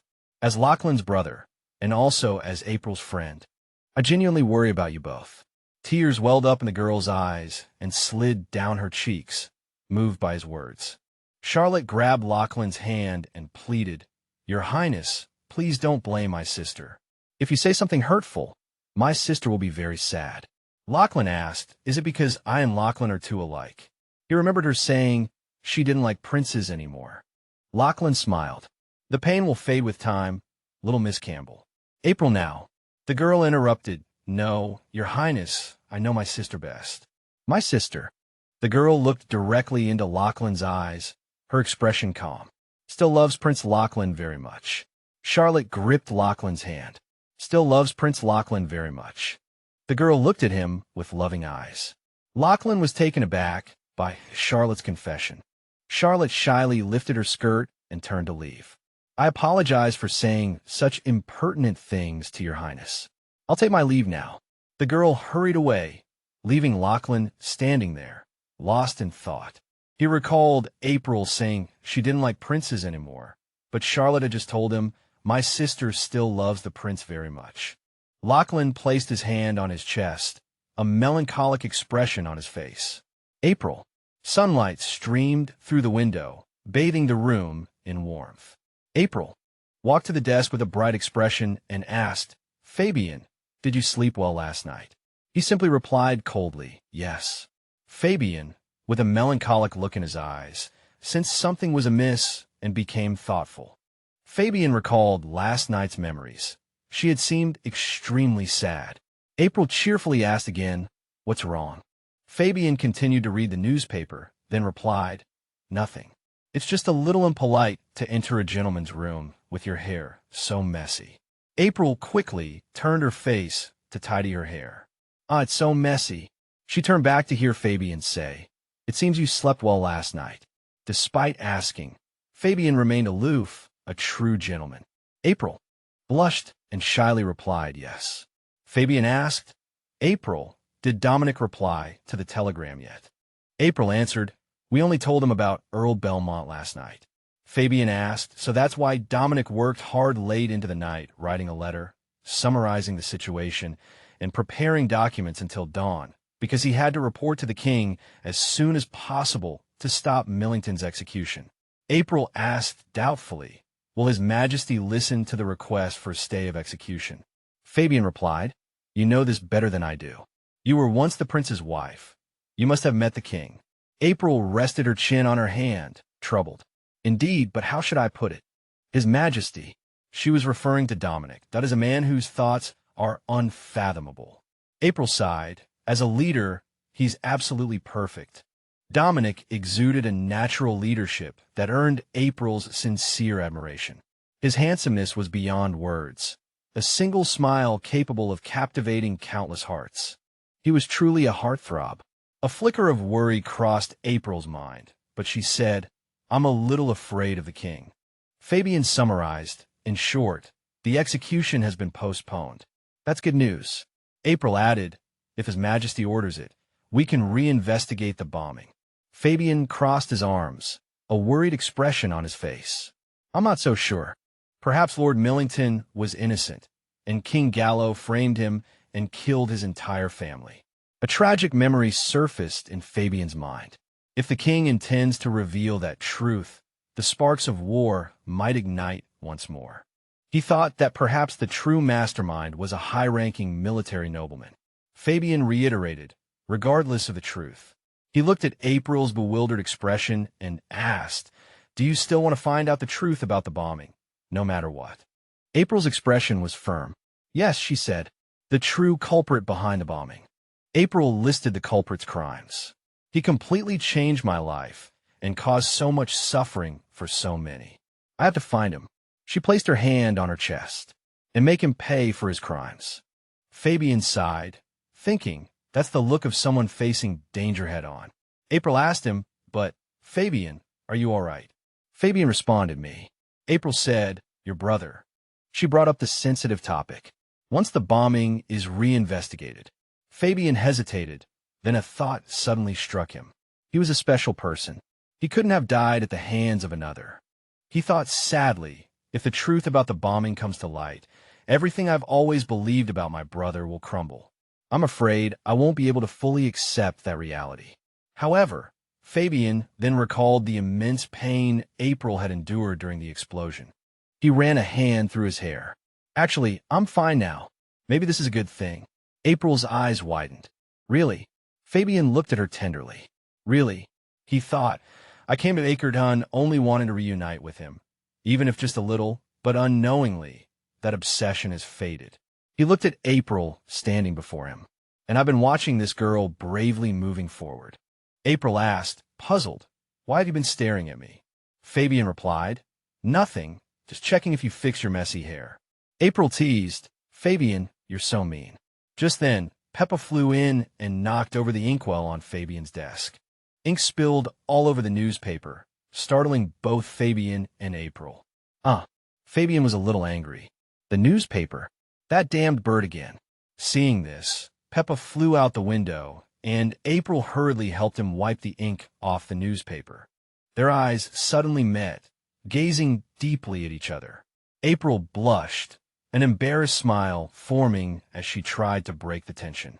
Fabian lowered his head to hide his emotions, snapping, don't smile at me with that pretty face. He shouted, go catch that damn bird. April, nearly in tears from the outburst, yelled back, I know. The morning sun shone on the grand mansion as a voice called out, Peppa, Peppa, where are you? She ran down the hallway, guessing it seemed to fly this way. A familiar sound came from her room. Coo. April peeked into the room to see if the bird was inside. Before her eyes was an extremely messy room, the sheets and blankets all crumpled. April panicked. What do I do? This looks like a royal knight's room. She recalled the time she stumbled upon a shirtless Fabian. Ever since then, I haven't dared to enter anyone's room without permission. Peppa continued to chirp carefree, flitting around the room, prompting April to exclaim, footprints. This time, she had to intrude again. "Excuse me, I'll only be a moment." April raised her hands to catch the bird, shouting, "Peppa, come here." Peppa landed on a bough, an arrow. April sighed. "He's so hard to catch." She thought, "It seems the ink has dried." Thankfully, the bow and arrow haven't been fired. But suddenly, both April and Peppa froze, turning their heads. Someone was coming. April broke out in a cold sweat, worried. "Is the owner of the room back? I have to get out of here and apologize." Peppa, however, was not cooperative, hopping out of April's grasp. A figure stood at the doorway as April continued to struggle with the bird. "Oh dear, Peppa, where are you going this time?" The room's owner opened the door and walked in. April and Peppa were hiding under the table. The person looked around, pondering for a moment. April sat there, unsure what to do. It'd be weird to stand up now. Panic set in. But I can't keep hiding and get caught. If the owner is strict, I'll definitely get scolded. April screamed internally. Not only will it be embarrassing, but what should I do? Please, anyone, as long as it's someone I know. The person walked towards the table. April turned her head in confusion. Lachlan approached, staring at her. April's face flushed crimson. She could hardly believe her eyes. Prince Lachlan. Their gazes locked for a long moment. April still bewildered as to why the prince was in this room.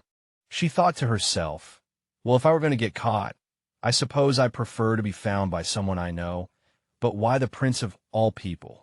Lachlan looked at her and asked, "April, what are you doing here?" April asked shyly, "Can you pretend you didn't see anything?" Lachlan replied, "I wish I could." As he spoke, he suddenly turned towards a window, as if someone were passing by. April watched Lachlan, not noticing Peppa quietly slipping away.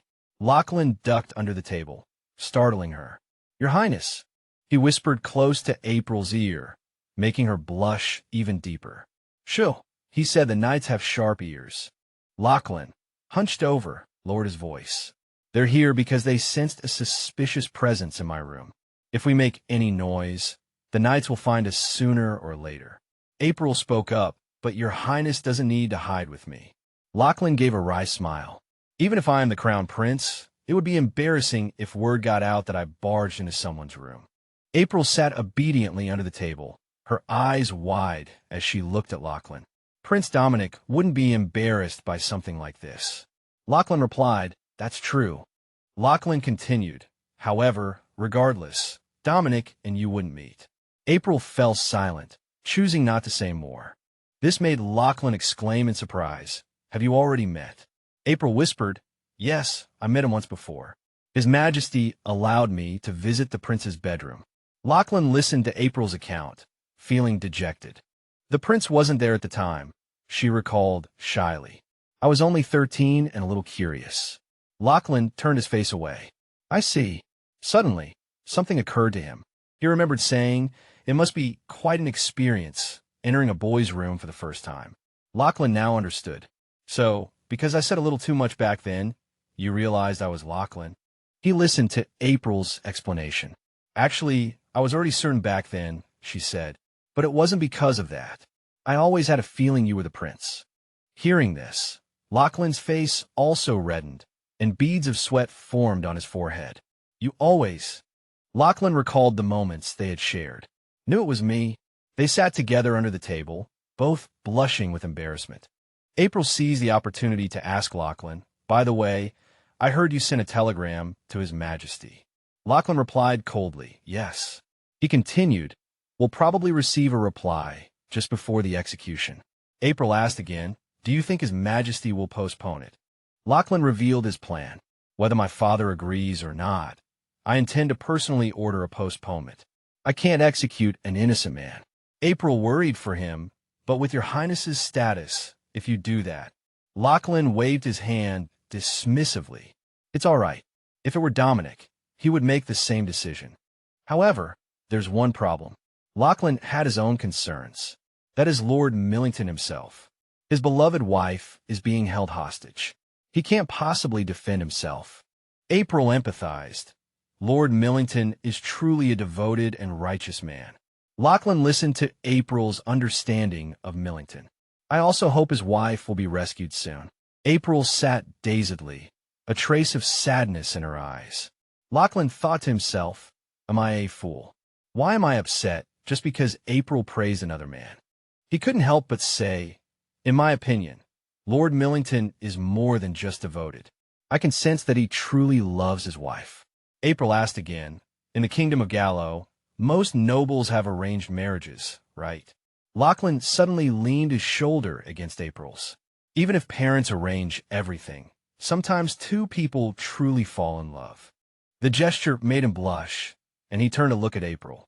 Lachlan gazed at April with adoration, his heart pounding. He made April shy as well, her heart racing as she looked at him. At that moment, Lachlan remembered the words, my sister is quite fond of Prince Lachlan. Lachlan looked at April's enticing lips. In that situation, he didn't understand his own thoughts. He simply gazed at her with an intense, adoring gaze, wanting to kiss her. Lachlan thought to himself, since living as Dominic, I've had to meet with the young ladies of the capital many times. He thought, sometimes I want to kiss Lachlan too. Lachlan tried his best to play the role of Dominic. He wondered, how can I express myself sincerely and naturally? But just as he was about to kiss her, he pulled away. Dominic was always good at flattery. If I get any closer, I'll be intoxicated by the fragrance of your name. Then he left her. I'll take my leave now. Lachlan recalled that moment, when he hadn't understood his strong resistance, but now he did. He realized that ever since meeting April, he hadn't wanted to be close to anyone else. Lachlan found himself wanting to kiss her. He reached out to take April's hand, but she said, I hope everything goes well. Lachlan asked blankly, huh? April explained, I mean Lord Millington.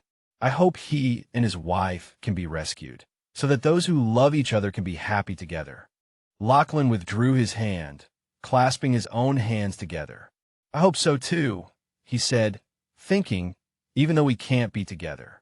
He tried to think positively, but we can work together to help others find happiness, and that's good too. Maybe that's the last thing both April and I want. Lachlan quickly changed the subject. It seems the knights have all left, he said to April. We don't have to worry about being discovered now. Let's go. April said happily, thank you, Your Highness. Lachlan looked at her again, as if he still wanted to say something. His mind was full of April.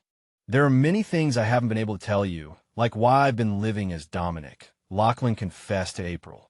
I was afraid the truth would anger you, so I chose to lie and remain silent, but perhaps that wasn't the right choice. He hinted, after we successfully rescue Lord Millington, if you're willing. He worried that April might be thinking, don't you think it's shameless to tell me the truth only now? Lachlan extended his hand. I didn't think I would ever hope for April to understand everything I've done. April took his hand and softly said, then tell me. Holding hands, they gazed deeply into each other's eyes, the atmosphere incredibly romantic. April said to Lachlan, tell me everything. Her eyes sparkled. So that I can. She said something that made Lachlan blush. Know everything about the prince. Then April turned and left, Lachlan watching her go. Lachlan leaned against the cabinet, thinking, what should I do now? He covered his mouth with his hand, realizing he liked her even more than before. Lachlan liked everything about April. Even the sound of her receding footsteps seemed lovely to him. He had secretly fallen in love with April, his face flushing at the mere thought of her. Bright sunlight streamed into the room through the slightly open curtains. Lachlan thought, after everything is over, I'll tell her everything. He resolved, I'm going to convey all my hidden true feelings to her. In the brightly lit streets, people bustled about, bringing the entire block to life. People laughed and chatted animatedly. Finally, the execution is tomorrow. I waited and waited, thinking his head would have rolled off long ago. Someone said excitedly, it's like a festival, isn't it? Another replied, of course, all the residents of Acreton are coming to watch. It seemed everyone was anticipating the event. I can't miss seeing that damned head drop on the gallows. April, riding her horse in the distance, overheard their conversation. She thought, the king's reply allowing the postponement of the execution hasn't arrived yet. All I can do now is pray. April sat on her horse, bathed in the setting sun, silently praying, "Please don't be too late." The outside light streamed into the room through the slightly open curtains. April suddenly woke up and looked out the window. Prince Lachlan's letter. She walked to the balcony and reached out to take the letter. It read, "The royal family has approved." April was overjoyed. "I did it." She clutched the letter tightly, thinking, now all that's left is to successfully rescue Lady Millington. This rescue was crucial. It would stop the impending execution. "Stop!" someone shouted. Millington, his hands tied and eyes covered, knelt on the ground and yelled, "Please, just kill me. Don't delay any longer." He said in anguish, "Do you have to rescue me and hang my wife's head to stop this cruelty?" Dominic shouted, "Lord Millington." Millington said miserably, "Please kill me. Put all the shame on me, and you will gain the support of the people." He said, "Whether it's a false accusation or a frame-up, wouldn't it be simpler if only one person from the enemy country died?" Dominic explained, "If you accept the execution like this, the truth about the bombing will be buried forever. I can't let that happen." He said sadly, "My twin brother also died in that explosion." Dominic opened his heart. "I heard my brother met you. I won't stand by and watch you die. I heard my brother met you. I won't watch you die." Hearing this, Millington became furious. "His Highness wants to find out the truth for the dead, but he's willing to sacrifice my wife, sacrifice the living." Dominic tried to soothe him. "Lord Millington," he said softly, "I understand how you feel." Millington abruptly turned his head. "Do you understand?" Dominic thought sadly. God gives life to all men equally. He understood why Lord Millington was in such pain, because he valued, he said, his wife's life more than his own. Dominic felt Millington's situation was much like his own. Just as he himself had deep affections, "I cherish my brother and April more than anyone." Dominic empathized with Millington. "I know you truly love your wife, even bravely accepting the death penalty." Millington said coldly, "And what if you do?" Dominic put his hand on Millington's shoulder and said, "There are others who cherish you." He told him that his subordinates, those who truly respected him, were planning an operation to rescue him and his wife with a determination to die trying. Dominic said earnestly, "You love your wife, and their regard for you is no less." With a sincere gleam in his eyes, Dominic continued, "Give them some time. They will go to save your wife. They'll head for the border this afternoon. If they succeed," he encouraged Millington, "from that moment on, you must strive to protect your wife." Millington's anger subsided. He only said one thing, "Swear it." He set a condition. "If there's no news by the appointed time, swear before me, using your most precious possession." Dominic agreed, "I swear." He said passionately, "I dare to guarantee it with what I hold most dear." Someone spoke up, addressing April, who stood in the open, windswept space. "Are you worried about the execution?" She turned and saw it was Lord Allen. Allen waved enthusiastically. "It's been a while, Miss Campbell." He hopped with excitement. "I finally get to see you. I worked so hard to see Miss Campbell." April was still puzzled. "See me? Why?" "You could have had His Highness relay the message." Allen turned away thoughtfully. "What if I ran into that iron wall?" April asked, "How is Lord Millington?" He replied, "His Highness just persuaded him." They agreed to carry out the execution at sunset. Just then, Dominic came running over. Millington followed behind him, hands still bound, walking with a dejected air. Someone in the crowd shouted, "Die, demon." Dominic looked at her, seemingly wanting to say something. April asked him, "Your Highness, are you going straight to the execution grounds?" Dominic replied, "Yes." Dominic asked curiously, "Are you going to the border?" April said, "Yes. If Lady Millington's rescue is successful, they will light a torch." April smiled. "So if I see the torch, I'll run back and report to your Highness first." Dominic nodded, trusting her. "I'm counting on you." April's face overflowed with an indescribable happiness and joy. April had once said to Lachlan, "Tell me everything." At that time, her eyes had shone with joy, simply for being able to understand everything about the prince. April thought to herself, "I'm happy the prince isn't cold to me anymore." There were tears in her eyes, and a touch of sadness too. April worried for Lachlan. Perhaps Prince Lachlan will continue to live as His Highness. Dominic. She also thought, one day he will get engaged, even marry the future crown princess. Any lady in the capital could be chosen. April despaired, but someone who was once my brother's fiancé certainly won't be chosen. She had long understood that she couldn't fantasize about a future with Prince Lachlan, so she knew she shouldn't expect anything. But Dominic called out to her, April. He had meant to say, good luck. But Dominic still double-checked, should I say that? April replied, there's no need, Your Highness. She thought, for some reason, I have a feeling that everything will be resolved smoothly today. April suggested, things should be this way. She said to Dominic, let's just say that. Dominic replied gently, I suppose so. April was a little dazed. Oh, it doesn't seem entirely like that either. She realized he was the prince now. Dominic looked at April happily and said, just like April said, we will get a just outcome. He added just one. Innocent people will no longer suffer from cruel punishments. No one will be hurt anymore. They nodded at each other in that natural, rightful way, both holding the same ideal. We must save them. April gripped the reins in her saddle and rode on, thinking, once the sun sets, everything will be over. April was determined.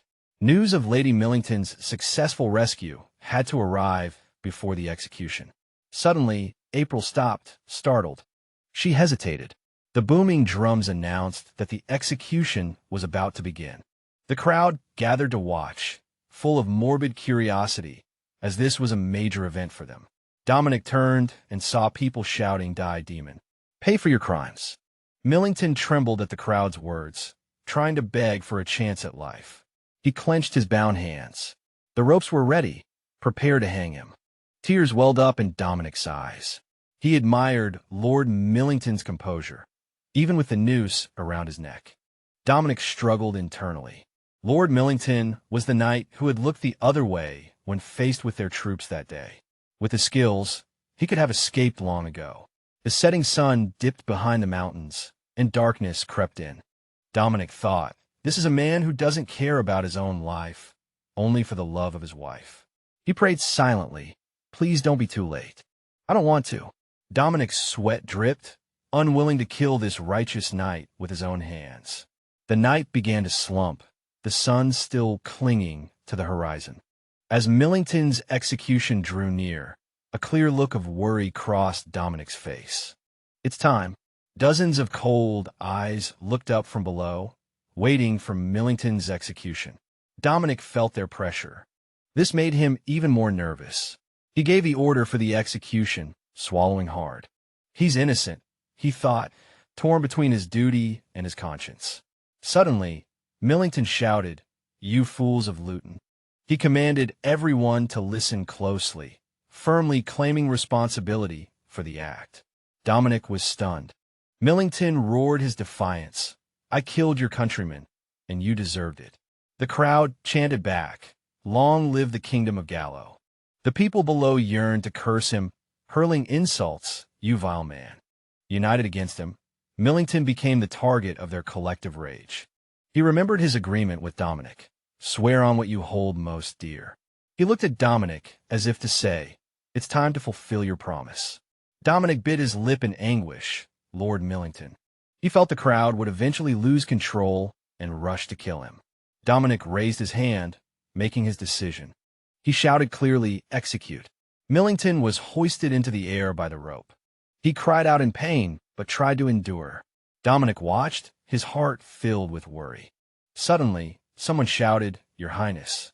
A white flag waved in the air. An army was advancing. Your Highness. Dominic realized it was April.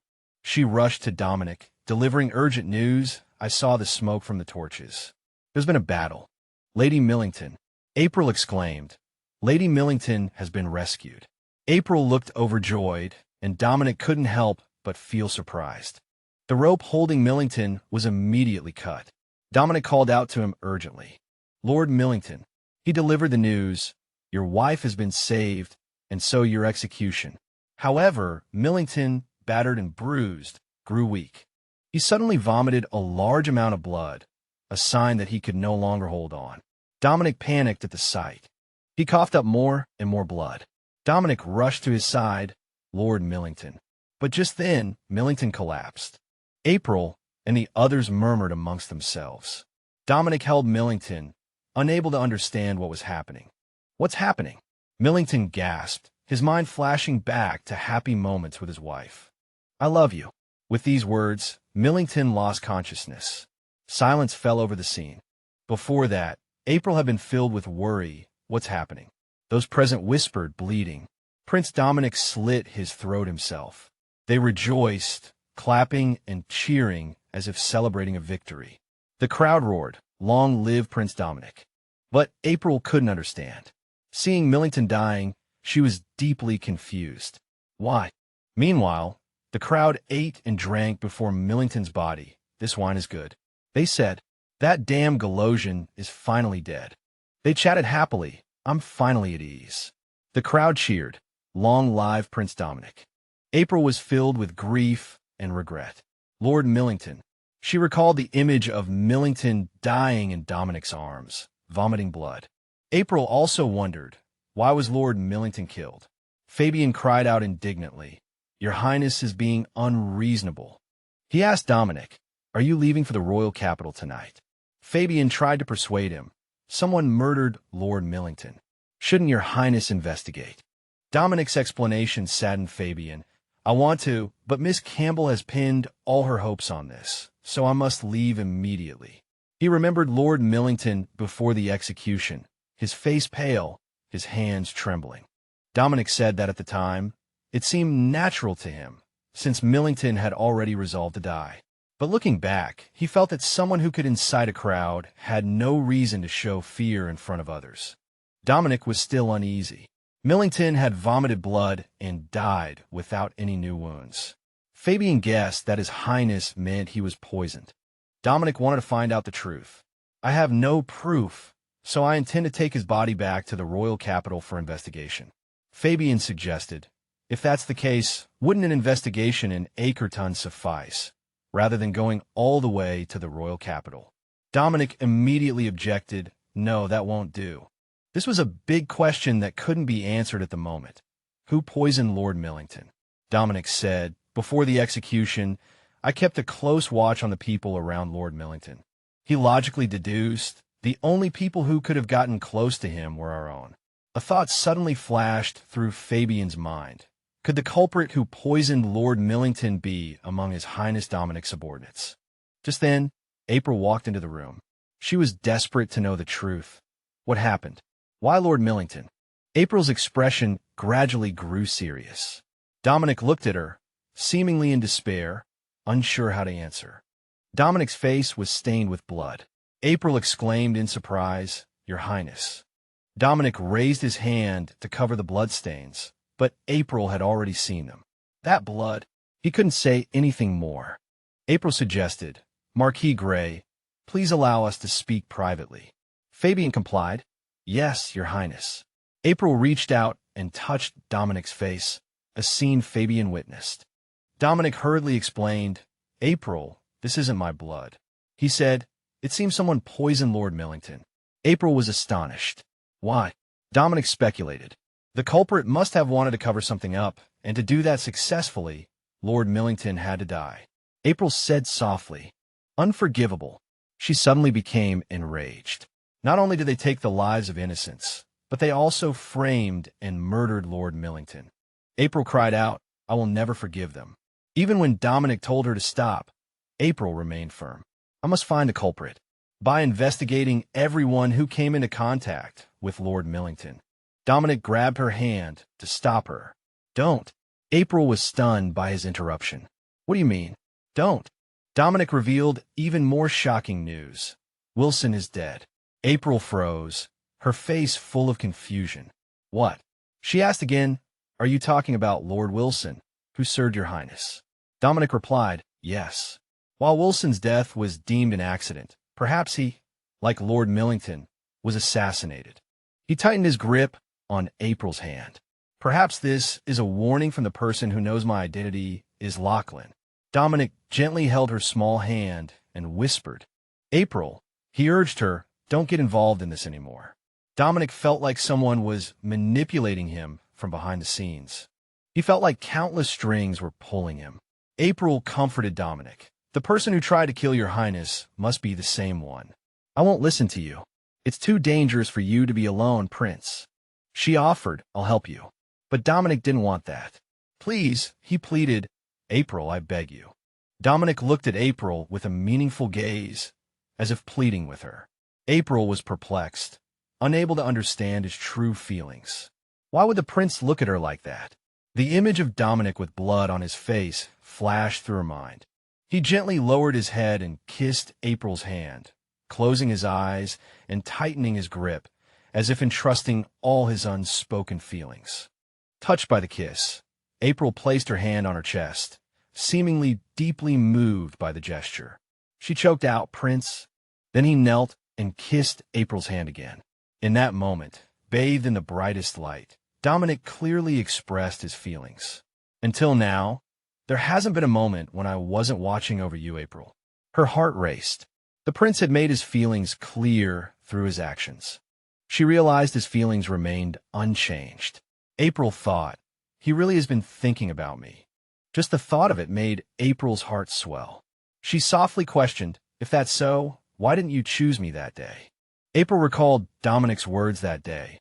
I hate you, Miss April. She said, you pushed me away, Prince.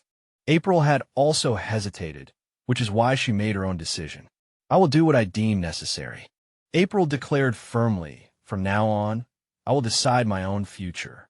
In her heart, she thought, I still care deeply for the prince. But her words were harsh. Even if you are the prince, you cannot control my will. Dominic looked at her, with eyes shimmering with sadness. April brought up the most important question. You said there's a conspiracy behind this, right? Dominic answered yes.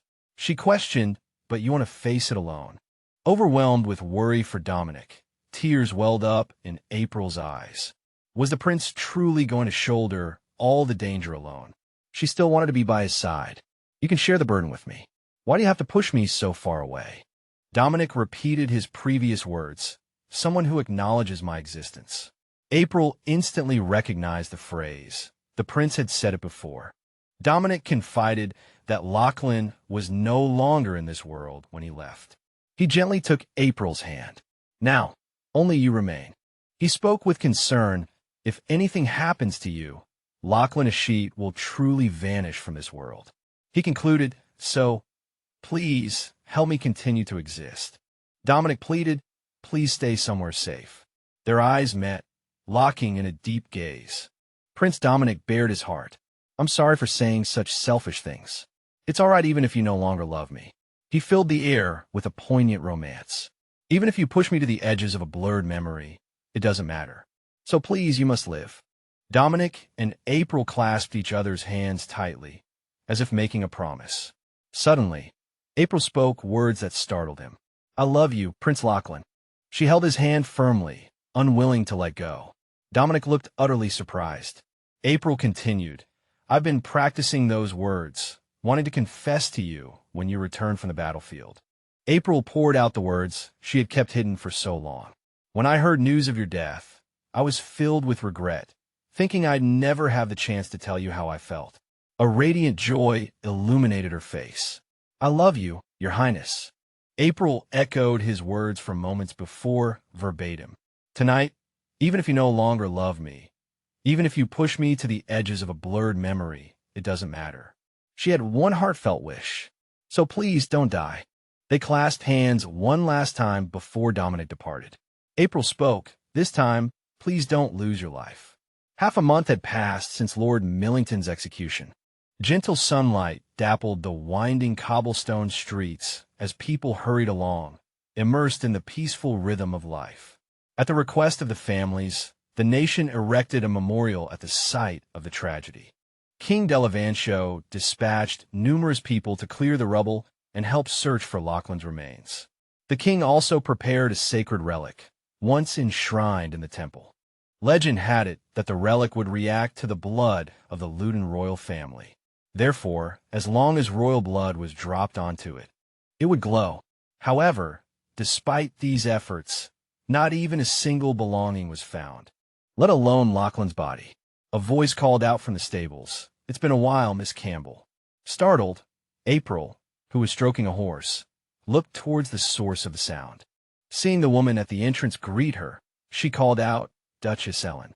They moved to a flower-filled corner of the courtyard to talk. Duchess Ellen said, "I apologize for coming to you so suddenly, but there's something I must tell you personally." April politely replied, "You could have sent a letter, and I would have come." Duchess Ellen smiled. "This is faster, and isn't Miss Campbell very busy?" April responded shyly, "I'm not that busy, actually." She recalled Lachlan's blood-stained face and his pleading gaze. "Please stay somewhere safe." April pondered, "Because I promised the prince, even though my heart is anxious now, I can only choose to believe and wait for him." Duchess Ellen began, "Actually, I've decided to return to the royal capital." April immediately understood. "Are you returning with the Grand Duchess?" Duchess Ellen replied with a smile, "Yes.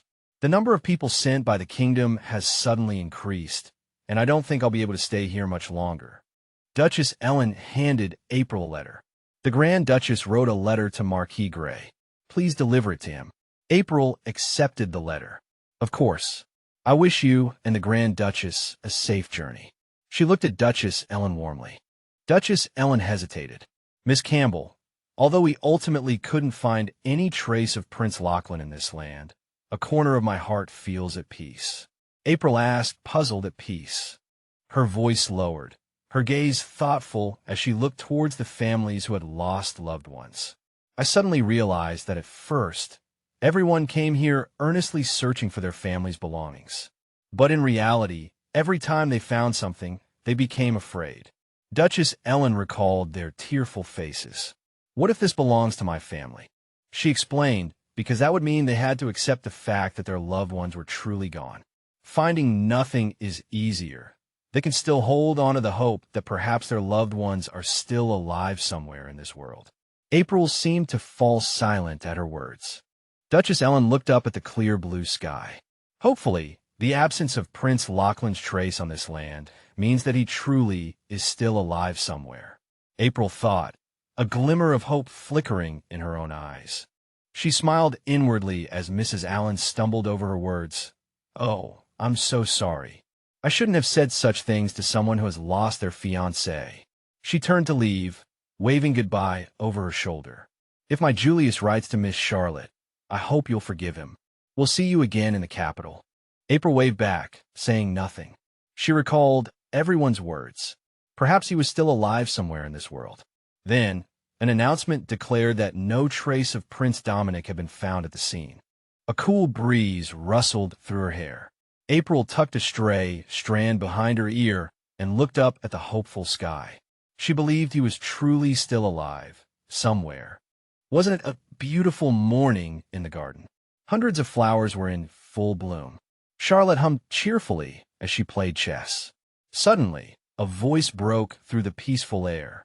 "You seem happy." She beamed at Fabian, who was playing chess with her. "I didn't expect the Marquis to arrive so soon." He explained, since the appointment was suddenly canceled, "I had some free time." Fabian asked, "What do you want to ask me this time?" Charlotte hesitated. He then said, "As long as it doesn't affect your studies, I'll try my best to fulfill your request, if you win this game." Charlotte said delightedly, "It's just a small matter. It won't affect my studies. It will actually help." The little girl continued, explaining that the village children were now playing near the manor gardens. Fabian threatened, "Are they here to catch frogs? How dare they hunt animals on our land without permission? They must be punished." Charlotte panicked. "What hunting? They're just playing." He turned his head, feigning indifference. "Hunting is a form of entertainment." The little girl awkwardly laughed and explained, "It's a bit troublesome. The law states that children under 16 cannot be punished." "My father said." Fabian remained silent. Charlotte moved a chess piece on the board and continued, "And these children will pay taxes to you when they grow up. So the Marquis has an obligation to care for the children in his territory, as if they were his own grandchildren." He picked up a chess piece in response. All right. So what request do you have today?" The little girl hesitated. Can I play with the village children?" Fabian looked surprised. "Why are you asking me for permission?" Charlotte explained shyly, because those children said they wanted to explore the manor. He exclaimed, "What? You've already become friends with them." Fabian sighed. He pushed a chess piece on the board and replied, "Of course you're allowed. Look, you won this game." The little girl was overjoyed. Charlotte jumped up excitedly. "Yay, 12 wins in a row." Fabian picked up his coat and stood up, reminding her, "I'll talk to the butler about the children. You must follow the butler's rules." The little girl nodded happily. "Yes, Marquis." But then she felt something was odd. He put on his coat, asking, "What's odd?" Charlotte said doubtfully, "There are 3 international chess master victory medals in the Marquis's office. But you always lose to a child like me. How strong are the international chess masters you play against?" Hearing this, Fabian scratched his head, pondering his answer. He looked at the little girl and replied with a gentle smile, "They're quite average." In the room, April sat waiting, a half-drunk cup of tea on the table. Hearing the door open, she called out happily, "Fabian." April asked, "You're back early. Were you with Charlotte?" He approached and replied, "Yes, and I also fulfilled the princess's request." She immediately smiled and said, "Speaking of which, Fabian is very fond of Charlotte." He sat down in a chair, and a servant came over to pour him some tea. Fabian replied helplessly, "How else should I treat an 11-year-old child?" April picked up her teacup and said with a smile, "That's true, but you always deliberately lose chess games to her, don't you?" He explained, "It's a form of education. I only pretend to lose to spark her interest." Fabian took a sip of tea and said, "From now on, I won't hold back anymore." She asked with a smile, "So this is part of your educational plan?" He carefully observed April. Fabian then realized that since Dominic's departure, she had lost her vibrancy, confining herself to her room. He rarely saw her. He looked at April with concern as he drank his tea. Fabian felt a pang of sadness. She used to always come and pester him. Seeing his silence, she quickly spoke, "Did you need something?" Fabian pushed a document towards April and said, "Take a look at this first." April touched the document, a little puzzled. "Is this the list of soldiers who survived the explosion?" He explained, "I plan to let them return to their respective territories. The weather is getting warmer, and some of the wounded want to recuperate in their hometowns." She tilted her head, as if understanding something. "Oh, you want me to act as a liaison between the hospital and the various territories?" Fabian nodded and added, "If you're not willing, you don't have to force yourself." April happily denied, "Of course not. I'll do my best to complete the task you've given me. I can't keep living in your house for free." He thought to himself, "Even if you do some work, it doesn't change the fact that you're living here for free." She held the document, slightly worried. "But are you sure it's okay to entrust this matter to me?" April hesitated. "If you entrust the territory's official duties to me, people might suspect something's going on between us." She imagined the household staff looking at them with suspicion. Fabian chuckled. "You're overthinking it." He reminded her, "If you don't want to do it, you can leave for the royal capital immediately." April seemed filled with renewed energy. "No, I'll do my best." "Thank you, Fabian." A sunny morning at the hospital. The doctors came to the entrance to greet April. Soft light streamed through the windows of the room as she stood chatting with 2 doctors. Morning light poured in through the windows as April sat quietly at a wooden desk, diligently writing, line by line. In the afternoon, by the window, 2 nurses whispered to each other, "Hey, I heard it appeared again. Is that rumor true?"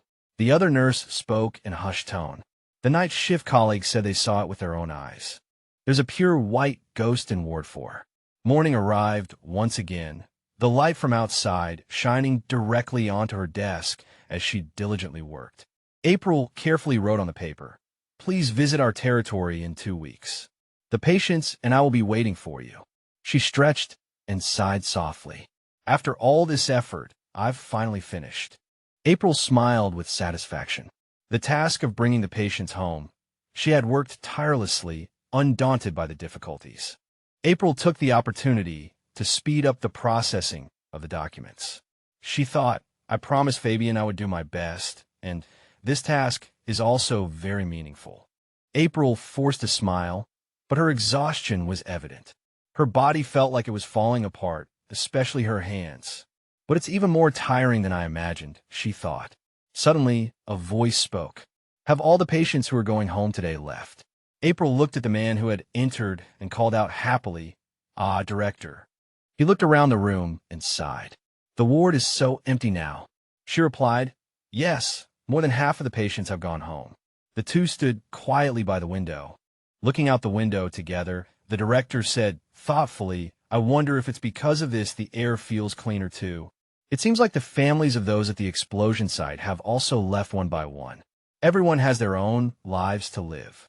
Soft light shone through the window, illuminating April's happy smile. She believed that everyone was slowly recovering and moving on. April made up her mind. I also have to work hard and do what I should do. Light shone through the windows of the mansion. Someone called out, "Look, the light is on in the room." Charlotte sat up in bed and cheered happily. "Sister is back." April walked to the bedside and asked, "Charlotte, you're not asleep yet this late. Were you waiting for me?" The little girl immediately replied, "Yes, because I have something to tell you." She said, "Wait before that." April raised a finger, imitating Fabian's gesture of pushing up her glasses, and asked Charlotte, "Have you finished your homework? Have you brushed your teeth?" The little girl looked at April as if she were looking at Fabian and exclaimed in a fluster, "You too." Charlotte declared confidently, "I've done everything." The little girl muttered, "I thought it was the marquee." April couldn't help but cover her mouth and giggle. She opened her mouth. "Sorry, what did you want to say?" Charlotte swallowed, gathering her courage. The little girl hesitated. "Sister, have you heard the rumors about the hospital being haunted?" April, who was taking off her shawl, paused. She murmured to herself, "Ghosts. Well, of course a hospital would have those," she thought. Charlotte said loudly, "No, I'm not joking. It's true." The little girl recounted. "This morning, I went to the village school with Arthur and heard the women talking. They said that every midnight, the light in Ward 4 is on even though there are no patients." April looked puzzled. "Ward 4?" Charlotte replied, "Yes, they said it's a single room." The little girl's voice lowered. "My cousin's teacher's friend's acquaintance once went there in the middle of the night and saw a ghost with no mouth and no nose, its face completely white, standing in the dark doorway." By this point, Charlotte's face had turned pale. The little girl trembled like a rabbit in front of April, sweating profusely. April said, "So that story scared you, and you were too afraid to sleep alone, so you waited for me to come back." Charlotte denied it. "No, it's not like that. I was just worried about you, and thought I should tell you." April patted the little girl's head and said, "Thank you."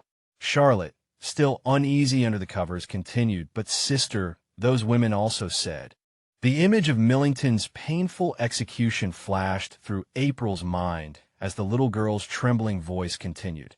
"Maybe that ghost is the Gallo Kingdom Knight who was recently executed." Hearing this, a look of surprise appeared on April's face. She said nothing. The next morning, at the hospital, April continued to handle discharge procedures with the patients' families. She slowly walked up the stairs. Suddenly, April stopped, her gaze fixed intently ahead. She stood silently in front of the fabled Ward 4. April remembered Charlotte's words about the ghost of Gallo Knight appearing in Ward 4.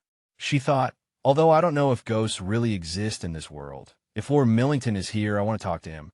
Thinking this, she gently touched the door. April wanted to tell him that his wife was safe now, guarded by countless soldiers who had once followed him. The image of his wife's suffering surfaced in April's mind. "Millington's wife prays for your peace every day."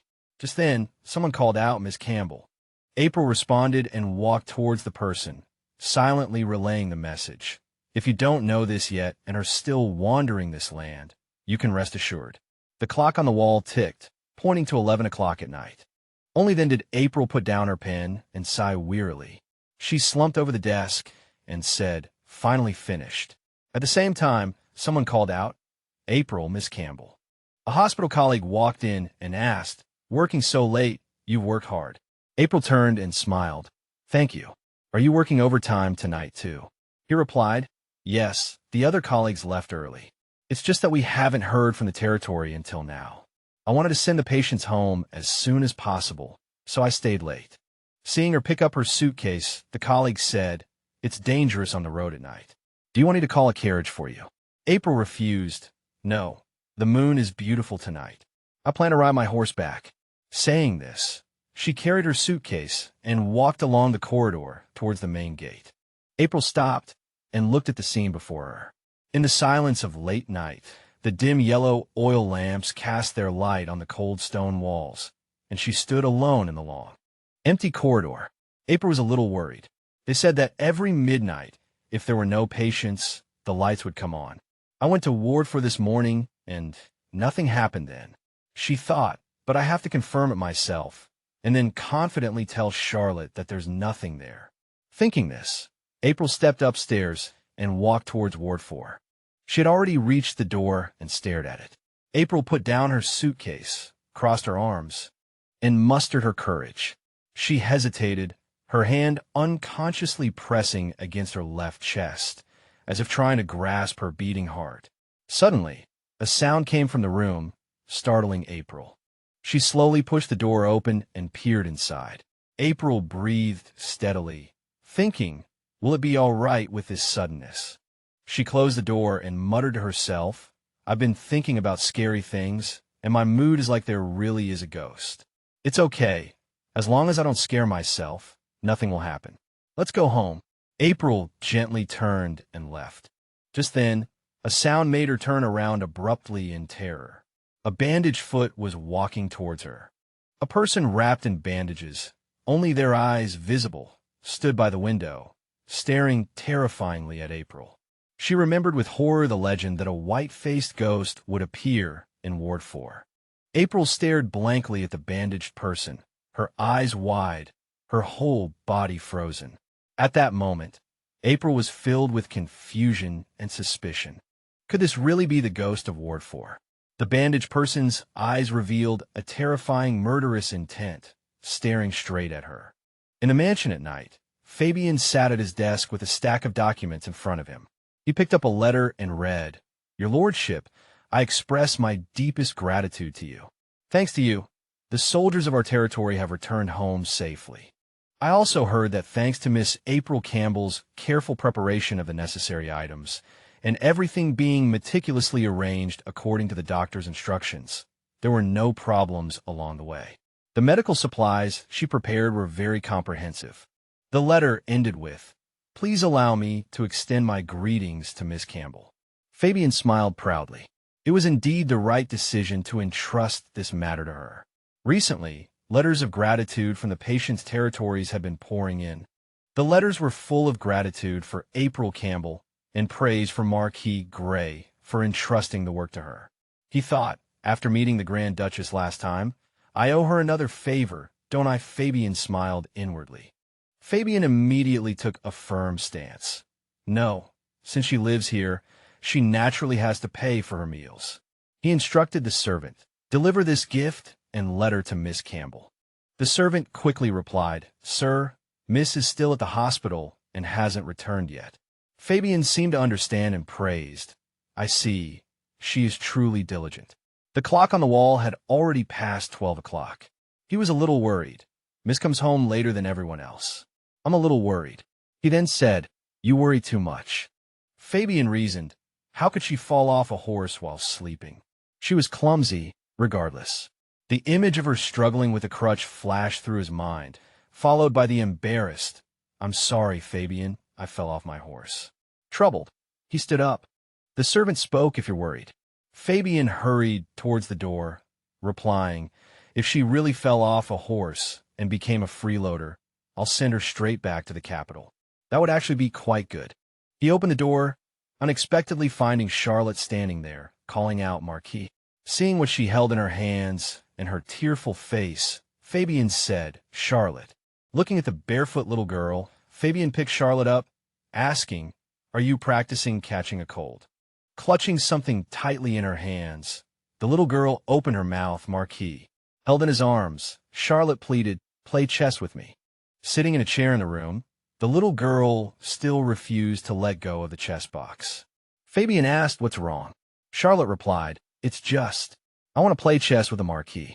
He walked over, knelt beside her, and nodded. I know. I mean, what do you need my help with? The little girl pressed her lips together, finding it difficult to speak.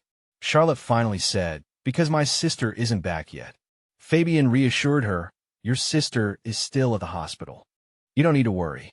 The little girl shook her head. Charlotte stated firmly, "That hospital is haunted." The little girl sobbed, "It's the ghost of the man who was recently executed." Fabian said, "Ghosts aren't scientifically proven." Charlotte cried out anxiously, "But what if something happens to my sister?" As the little girl sobbed with worry, he softly comforted her. I know. Fabian stroked Charlotte's hair and stood up, asking, "How about I go check on her at the hospital?" The little girl hesitated, "But you haven't played chess with me yet." Fabian rang the bell in his hand and instructed, "Children won't grow taller playing chess at night." He spoke as if understanding everything. "Be honest, you just want my help, don't you? You're still young." Charlotte wiped away her tears and sobbed, pleading, "Marquis Fabian, please help me." He looked at the little girl, smiling, because Charlotte was a thoughtful child. Fabian stood and watched as the servant led Charlotte back to her room. The carriage was waiting outside. He remembered his own childhood, clutching his pillow, anxiously calling out, "Father, Mother." Filled with worry and fear, Fabian pleaded with the two figures before him. "People say there are ghosts in my room at night. I'm so scared. Can Father and Mother sleep with me?" He was met only with his parents' cold, impatient gazes. They criticized him, their voices laced with disappointment. A boy shouldn't be afraid of such things. "You're already 8 years old.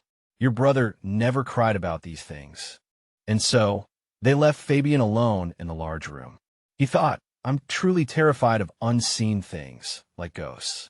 But perhaps, to my family, I am the unseen one." Sitting in the carriage, Fabian pushed up his glasses, thinking worriedly, "Don't become a troublesome child," he told himself. He recalled what he had said to Charlotte earlier. "Be honest, you just want my help, don't you?" Thinking of this, Fabian chuckled softly, his eyes filled with tenderness. Fabian made up his mind. I must comfort this little girl as soon as possible. He asked the coachman, "Can we go any faster?" The coachman replied, "Yes, sir." Meanwhile, at the hospital, the burned man stood before April, muttering under his breath, "Danger. Run." He stared at her, gasping for breath. April froze, wondering, is he telling me to run? The burned man shifted his bandaged feet. He lunged towards her, and upon seeing this, April was overcome with panic. The burned man advanced towards her, step by step, stopping at the doorway. April immediately turned and fled, a single question echoing in her mind. Is this really a ghost? Are the rumors true? His bandaged hand nearly brushed against April's back as she desperately struggled to escape, her heart pounding in despair. The chilling words, "Run," rang in her ears. In her panic, April tripped, her skirt billowing around her. She screamed in terror, suddenly falling in the dark corridor, losing her balance, and crashing to the floor, leaving only lingering fear in her heart. April squeezed her eyes shut. In a moment she lost her balance. Her face was filled with pain and helplessness as her body plummeted towards the cold floor. Only one thought remained: I'm going to hit the ground. Unexpectedly, as her body made contact, she felt no pain. Fabian had arrived, just in time, catching April. His face etched with worry, he held the girl close as they tumbled down the stairs together. Fabian let out a long breath. Then, gritting his teeth, he shouted in fury, "Are you insane? It's so dark, you didn't bring a lamp, and you dared to jump down the stairs." April simply ignored him, offering no response. Fabian only then noticed her complexion and was startled. "Hey, what's wrong? You seem out of breath. You're pale." April gripped Fabian's sleeve tightly, her body trembling slightly. Behind her round glasses, her eyes were filled with worry. She pursed her lips slightly, as if trying to suppress her emotions. Fabian hugged April tightly, surprising her. He patted her back. "Calm down, it's all right. Breathe slowly." April hugged Fabian back, as if finally finding support after her panic. Holding her in his arms, he sighed softly. Holding someone like this, it was surprisingly gentle. This soft touch, even cotton and silk can't compare. the warmth against my skin. Fabian closed his eyes, inhaling the scent of her hair. There's a faint fragrance, he thought. April's voice roused him from his reverie. Fabian. He looked down to see her gazing up at him.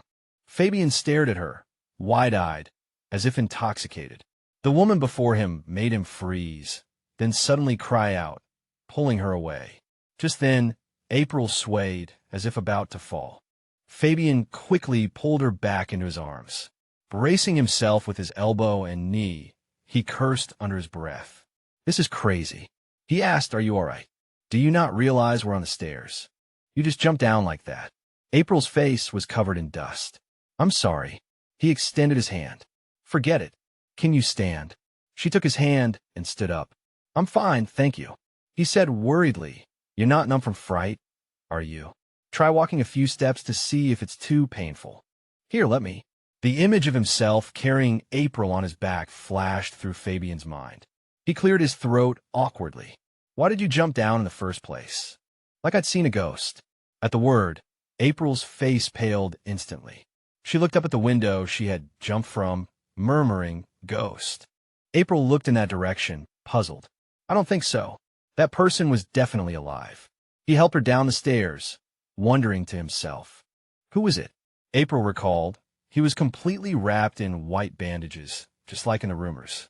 But I definitely heard breathing coming from between the bandages. Fabian asked, did you run into him? She asked, puzzled, who is he? He replied, the burned man. April was very surprised. Fabian, do you know something? He explained, among the list of survivors, there's a patient with burns all over his body. He was in a coma until recently, when he miraculously woke up. The two walked towards the waiting carriage as they talked. She recalled, I don't remember seeing that on the list I received.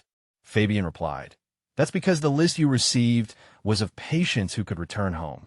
Reaching the carriage, April looked back at him curiously. Will he be able to go home eventually? Fabian hesitated. That's a bit difficult. She asked why. April listened intently. Fabian replied, because he has amnesia. He doesn't remember who he is, where he's from, anything. He said helplessly, how can I send someone like that home? Night fell on the capital of the kingdom of Luton. Late at night, Lachlan was still sitting in his chair, carefully reviewing the documents in his hand. He held his head and sighed wearily. Lachlan put down the documents in disappointment. No, the investigation hasn't made any progress at all. Who poisoned Lord Millington? Those from families with conflicts with the royal family are all suspicious. Even as crown prince, I'm subject to many restrictions. He buried his head in his hands, muttering, if only I had someone to investigate with me. Lachlan immediately dismissed the thought. But all the royal knights are suspects. I can't trust anyone. He walked along the corridor, looking out the window, and suddenly stopped at the bottom of the main staircase. A suspicious figure, completely bundled up, was looking around. Lachlan watched the person open the door, puzzled. Chet Allen. By my estimation, he's the least suspicious of the royal knights. He wondered, where's he going so late? A secret rendezvous. Lachlan thought of his own words and immediately pouted, looking sullen. His Highness is too popular. It makes me so jealous. Should I propose to Miss Campbell and give her to him? I also want to hear the excited screams of young ladies when they see me. He spoke as if he had made up his mind. All right. Lachlan stroked his chin slightly. I'll follow him and see.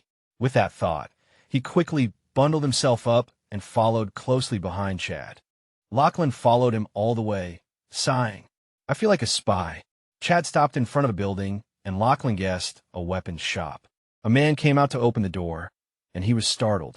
That's the man I commissioned to investigate the arrows before.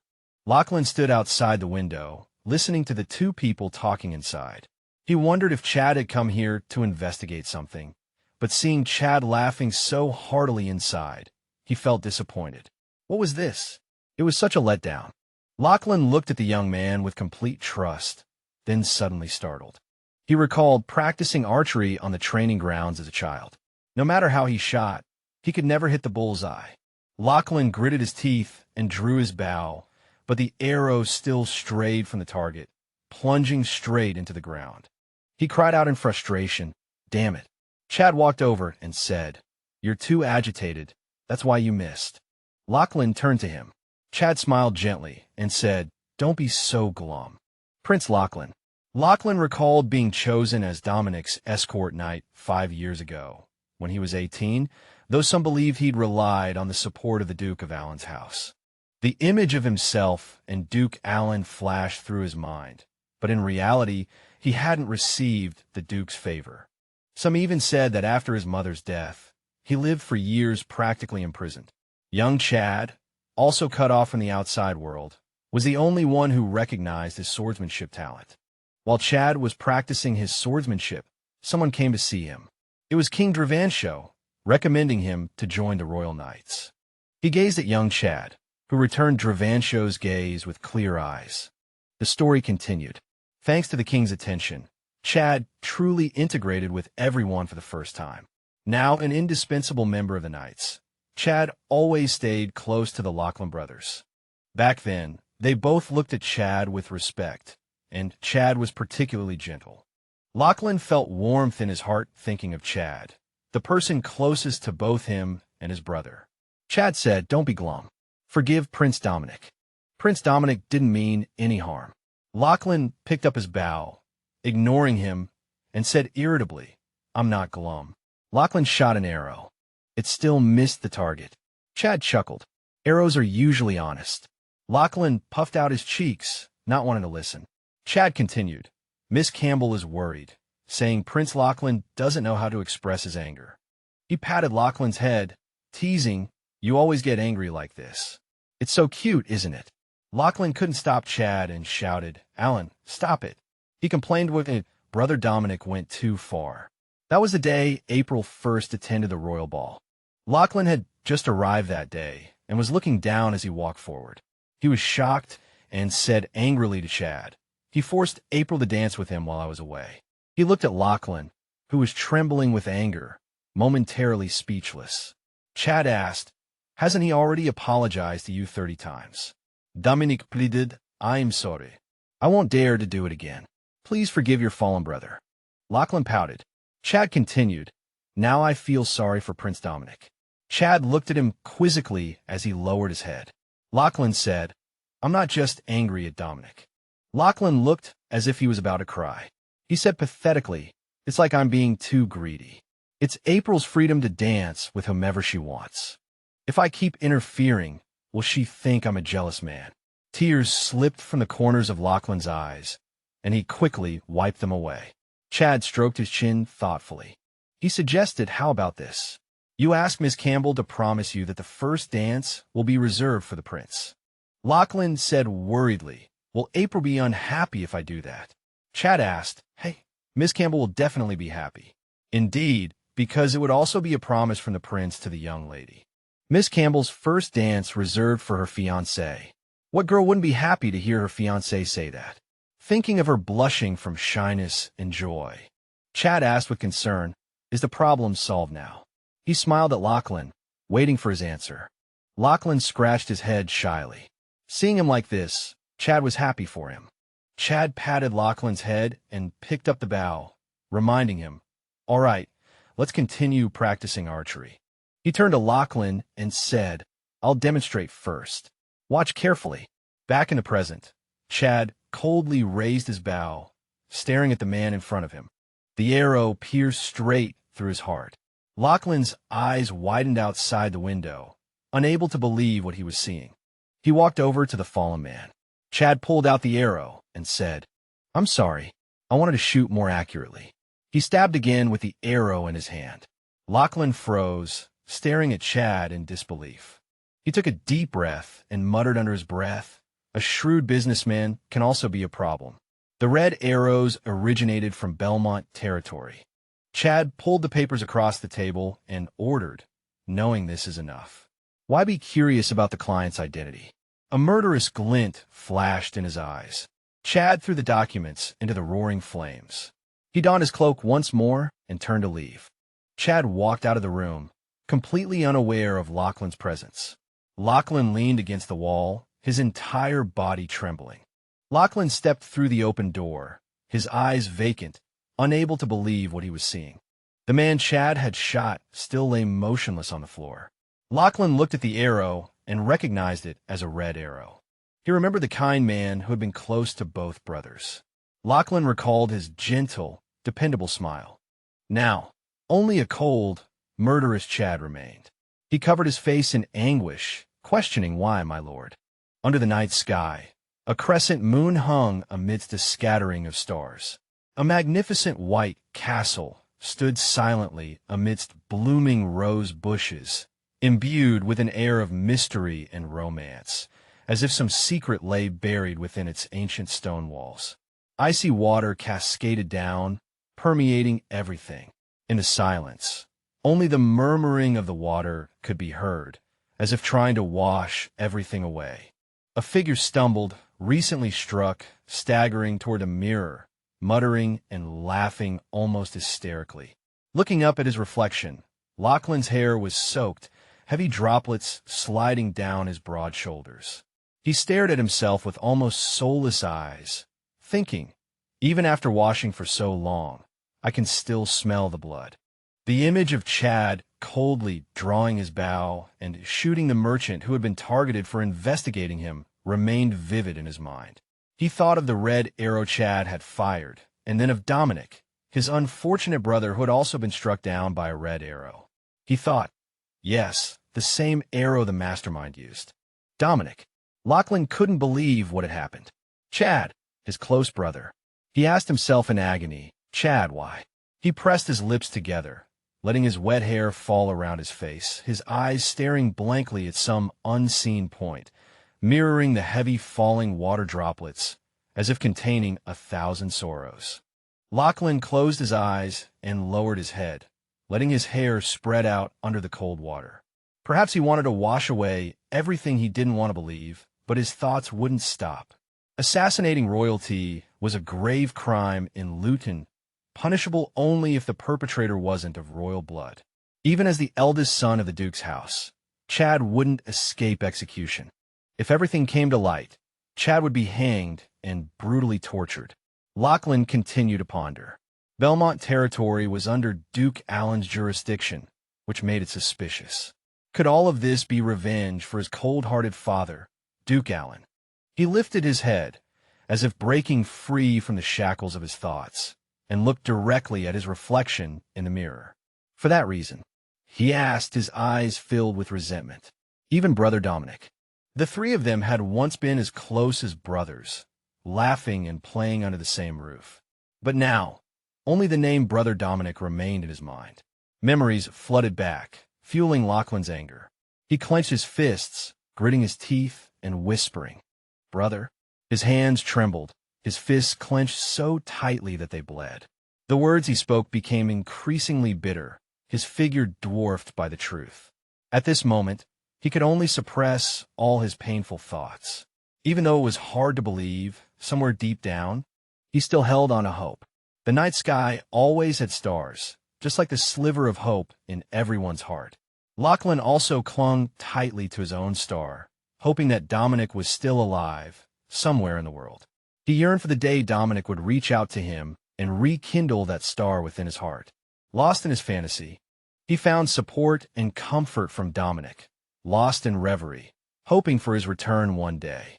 Dominic's smile was as bright as the sun, illuminating the darkness around him. That smile made Lachlan's eyes widen in surprise, as if he were about to step into a brighter future. He always hoped that when Dominic returned, everything would go back to the way it was. Amidst the cheers of the crowd, he could no longer deceive himself, Lachlan thought. But back in the cold, wet reality, he continued to ponder. If the culprit was Chad Allen, everything would be different. Like a lone wolf, when the person he trusted wasn't what they seemed, Lachlan's gaze deepened, filled with sorrow and hatred. He analyzed. Chad Allen was a cautious and flawless individual. He must have known that I am Lachlan. Perhaps it was because they were so close that his resolve was strengthened. In this world, no one was more suited to assassinate him than Chad. Lachlan's face darkened, his eyes turning cold and resolute. He broke free from the illusion and memories, returning to the reality of his own death. The image of Dominique faded like smoke in his mind, the worst thoughts and the faintest glimmer of hope disappearing completely. At April's workplace, someone chatted with her. "Do you know what happened?" "About the rumors in Ward 4. Hearing this, her eyes widened, her pen paused, and she turned her head in surprise, asking, "Is it about the amnesiac patient?" Her colleague walked over and replied, "Yes, there have been rumors of hauntings these past few days. Actually, he's likely a gallows soldier, because Luton soldiers all have name tags." April looked at the children playing in the courtyard, suddenly remembering Fabian had said that the bandaged man didn't know his origins and had nowhere to return to. The voice continued, "Everyone says that because of his burns, he can't be identified, and he doesn't speak for fear of others recognizing his Gallo accent." Hearing this, she lowered her head slightly and softly said, "Maybe not." Thinking of the fire, her colleague added, "He must have been taken to Acre 10 aid station, right up until the explosion. There must have been many people in the aid station, but no one recognized him. Isn't that strange?" April lowered her eyes in thought, feeling her colleague was right. Without looking up, she unconsciously responded, "Yes." But her thoughts were different. Is he really dangerous? That night, he told me to run. She recalled the burned man saying to her, "Run," when she was in trouble. The flames flashed in April's mind. Could it be that the scene of the explosion was replaying in his mind now? As if she could feel his pain in the sea of fire, she thought, perhaps he is still suffering from the pain of that accident. He held his head, struggling in painful memories, reliving them every day. April closed her eyes, her brow furrowed slightly, filled with pity. That night, he must have been in the agony of the disaster, but he still worried about me and told me to run. Emotions welled up, making her avoid the other person's gaze. Looking down at her feet, she softly asked, "Are there any clues to his identity?" Suddenly, both of them were startled and looked out the window. It was the patient they had just mentioned being helped by a nurse for a walk. On the other side was a group of children, laughing and playing happily. She looked at her colleague and replied, "Blonde hair and an old scar on his thigh." He walked with the nurse towards the children. Inside, her colleague continued, "That's all we know." April thought about these clues, blonde hair and the scar on his thigh, and said, "I must find out who he is." Her colleague continued to look out the window, saying nothing more. She stood up and walked towards the table in the center of the room, saying, "The capital's newspapers have a missing person section." Reaching the table, April picked up the day's newspaper and looked at it, then said, "If I read the newspaper every day, I'm bound to see someone with the same characteristics." As soon as she finished speaking, a scream suddenly rang out, startling both of them. They immediately looked out the window. In front of the children, the tall, burned man was wrapped in bandages, his face completely covered, like a walking mummy. Fear was evident on the children's faces. On the ground, at the children's feet, were the fragments of a fiery red balloon. The burned man stared blankly at the fragments, his expression focused, his eyes as if remembering something. Fear appeared on his face, his eyes gradually becoming panicked, and he murmured the letter A. The remnants of the exploded balloon, mixed with the red color, looked like a burst of flames. The memory of the exploding flames struck him violently, causing him to lose control and shout. He sat down, holding his head, his eyes rolling back, screaming in terror. "Ah, ah!" Only the burned man was immersed in the terrifying illusion. The children outside stood frozen, bewildered. April had long been worried about him, understanding what he was going through. Seeing this scene now, her worry was written all over her face. After everything calmed down, it was already evening. That night, in a mansion, 3 people were talking about the burned man. The village headman sat opposite April, and Lord Fabian said, "Marquis, please find a way to deal with that patient.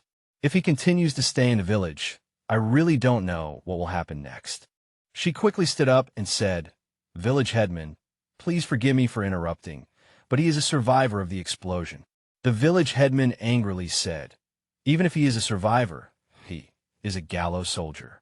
Recalling how he had lost control and screamed that day, frightening the children, he added, If it weren't for that patient, the hospital wouldn't be in such chaos.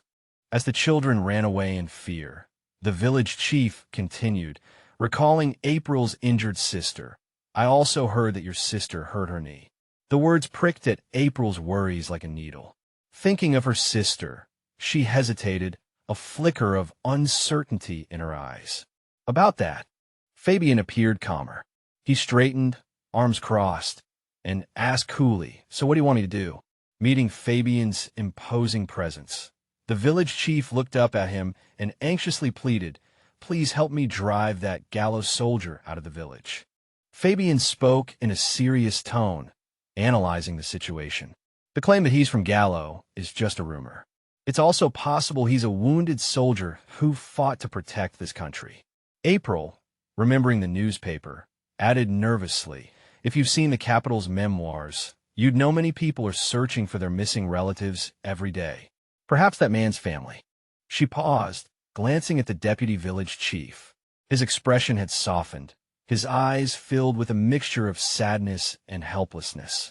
He understood April's concern, but as the village chief, he couldn't ignore the villagers' opinions and safety. He began, "Honestly, I'm really tired," constantly disregarding the villagers' objections and sheltering him. Before he could finish, Fabian interrupted, "I understand." With that, he swiftly made a decision, surprising both of them. Fabian declared decisively, "I'll drive him out of Acton." April stared at Fabian in astonishment. The village chief's voice held a hint of joy, disbelief coloring his words. "Really?" Fabian replied, "Because the residents of the territory are afraid of him." Adjusting his glasses, Fabian added, "However, I can't just drive him out without any method or plan. King Delafontaine wants the disaster survivors to return home safely." Hearing this, the village chief asked, "Then what do you plan to do?" Fabian's gaze became unreadable. April looked up, her eyes wide and sparkling as if she understood something from his words. Placing her hand on her chest, as if referring to herself, she declared, "I'll take him to the capital." Her hand rested over her heart, her gaze firm, clearly displaying her resolve. "It's my duty to safely return the explosion survivors to their homes," April stated resolutely. After that, the two left the room and walked down the hallway. Fabian broke the silence. "Don't tell me you misunderstood what I just said." She looked at him blankly, tilting her head in confusion. "Misunderstood?" Seeing her bewilderment, he hesitated. Then, he ran a hand through his hair, ruffling it, mirroring the turmoil in his mind. Looking down slightly to avoid her gaze, his forehead beaded with sweat, his face flushed with a mixture of embarrassment and apprehension, Fabian muttered, "You should have said, I want to go back to the capital." April was still trying to process his words. He stepped closer, continuing, "If you had said that, he would have thought you wanted to return to the capital yourself. But I didn't mean it that way, and I'm not trying to send you away." April responded cheerfully, "Anything you say is fine." She covered her mouth with her hand, laughing brightly, her eyes crinkling at the corners. Her smile seemed to light up the surroundings. She continued, "The first time we met, you angrily told me to go back. One was joking, the other was panicking." Hearing her bring up the past, Fabian quickly explained about that. Seeing his flustered reaction, her voice was light and teasing.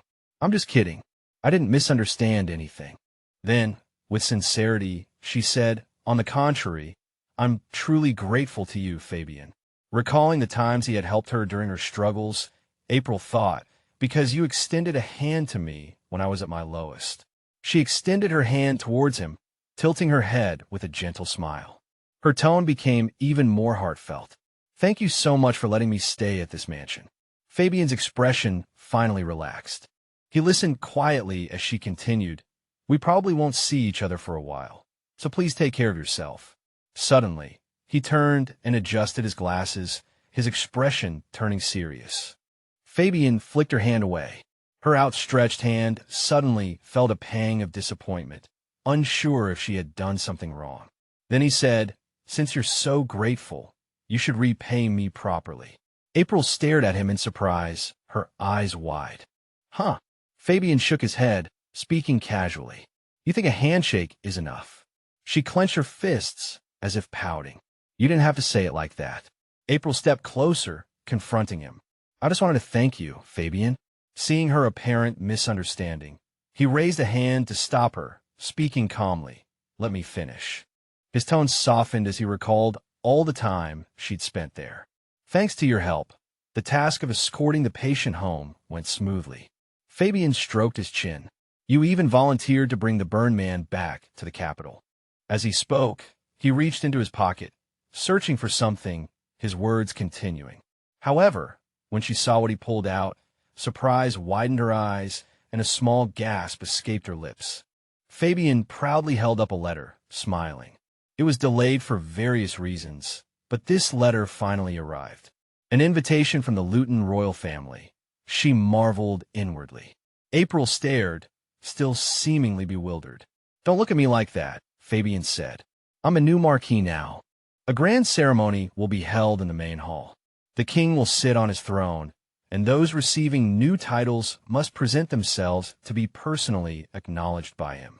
Understanding the situation now, April opened her mouth to speak, looking between Fabian and the letter, and he laughed. His smile and eyes sparkled with an indescribable freshness. He then voiced the very words she'd intended to say. I can go to the capital with you, too. His tone held a playful lilt.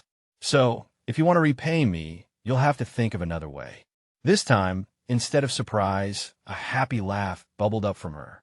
A few days later, in the room where the burned man was staying temporarily at Grey Marquis' mansion before their departure to the capital, April approached the doorway, 2 books cradled in her arms, a smile gracing her lips. Hello, she greeted, stepping closer with a gentle smile and a slight tilt of her head. I'm April. I came to see how you're doing. Hearing her voice, the burned man turned towards the doorway, glanced at her without speaking, then turned back to his book. He continued reading. April wasn't offended. She simply smiled, thinking to herself, when I first brought him here, I was worried that the sudden change in environment might upset him again. Aloud, she said, It's good to see you're doing well. Placing the books on the table and arranging them neatly, April continued, I brought you some books today. I'll be going now. He sat quietly, engrossed in his reading. He seems more comfortable in this mansion than in the hospital, she mused. He cooperated naturally when being cared for or bathed by the servants. From his demeanor to the way he accepted the maid's assistance, he acted like a true nobleman. Watching him read, she thought, he reads fluently as well. Bowing her head slightly, April continued her internal monologue. Perhaps he was a person of high standing all along. That's why I decided to address him this way. I'll come see you again tomorrow, she said before turning to leave. Unexpectedly, the burned man suddenly threw back the blanket, causing her to pause in surprise. He stood and slowly walked toward her, each click of his heels against the floor startling her slightly. Sir, they stood face to face, but he remained silent. April looked up at him, thinking what's wrong. This whole situation, from the very beginning, her thoughts were interrupted as the burned man held out the books towards her, as if trying to convey something. Together, they looked down at the books in his hands, a realization dawning on them both. She gasped, covering her mouth with her hand. A closer look revealed that he held only volumes 1, 2, 3, and 5 of the 4-volume set. Oh, I forgot to bring volume 4, she exclaimed. I'll go get it right away, April said with a bright smile, turning to retrieve the missing book. Then, as if remembering something, she turned back. Sir, clutching the books, she smiled at the burned man. If you'd like, would you be willing to go to the library with me? You're always in your room. Come on, let's take a walk. He paused, his gaze dropping to the floor, silent. Then he turned away, his eyes filled with a deep sadness. No, he refused. Watching him, she thought, his voice is much better than when we first met. Instead of being discouraged by his refusal, April smiled cheerfully. I understand more than anyone, she said, recognizing the reason behind his reluctance. Then I'll go by myself. The burned man nodded quietly and walked past her, but not towards his bed. She followed his movement with her eyes. At the doorway, the burned man raised his hand, as if seeing her off. No dialogue. Reaching the doorway, April continued to stare at him, or rather, observe his every move. Her eyes widened, as if she had just witnessed something peculiar. Indeed, it was peculiar. An unidentified man, covered in scars and with complete amnesia, yet possessing the air of a prince. Such graceful movements, she mused, the image of Lachlan's elegant demeanor suddenly flashing through her mind. She turned her head, standing frozen as she stared at the room. The cold slam of the door echoed in her ears, but her mind raced with the thought that he couldn't possibly be just an ordinary soldier. Clutching a stack of books, April curiously wondered about his true identity. Walking down the hallway, her thoughts drifted. It wasn't just his graceful movements. April lowered her eyes slightly, her face a canvas of complex emotions. She recalled the scene from moments ago, how naturally he had opened the door for her, a gesture ingrained in high society.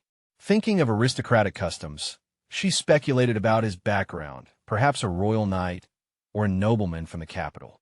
The higher the status, the stricter the etiquette, all learned from a young age. Her thoughts continued, flowing to images of aristocratic balls, where everyone knew that impetuous behavior was unacceptable. Recalling the burned man, her curiosity deepened. Even with his lost memory, April unconsciously voiced her thoughts aloud. It takes a very, very long time to have that kind of etiquette ingrained in your bones. She looked up, touching her chin, murmuring, just like Prince Lachlan used to. Unbidden, the image of Lachlan's gestures and demeanor surfaced again, the way he extended his hand towards her, though his face remained blurred. The gesture replayed in her mind, and April lowered her head slightly, instinctively touching her chin. Lost in thought, she turned back to fetch his books, her figure disappearing before the sun-drenched building. April pushed open the library door, intending to gather the books in advance and deliver them tomorrow. Suddenly, she stopped, curiously glancing around. Footsteps echoed in the empty space, a rhythmic thud. April hurried over, peering behind the bookshelves. "Charlotte, is that you?" she called out. As she spoke, the counting of 2, 3 reached her ears.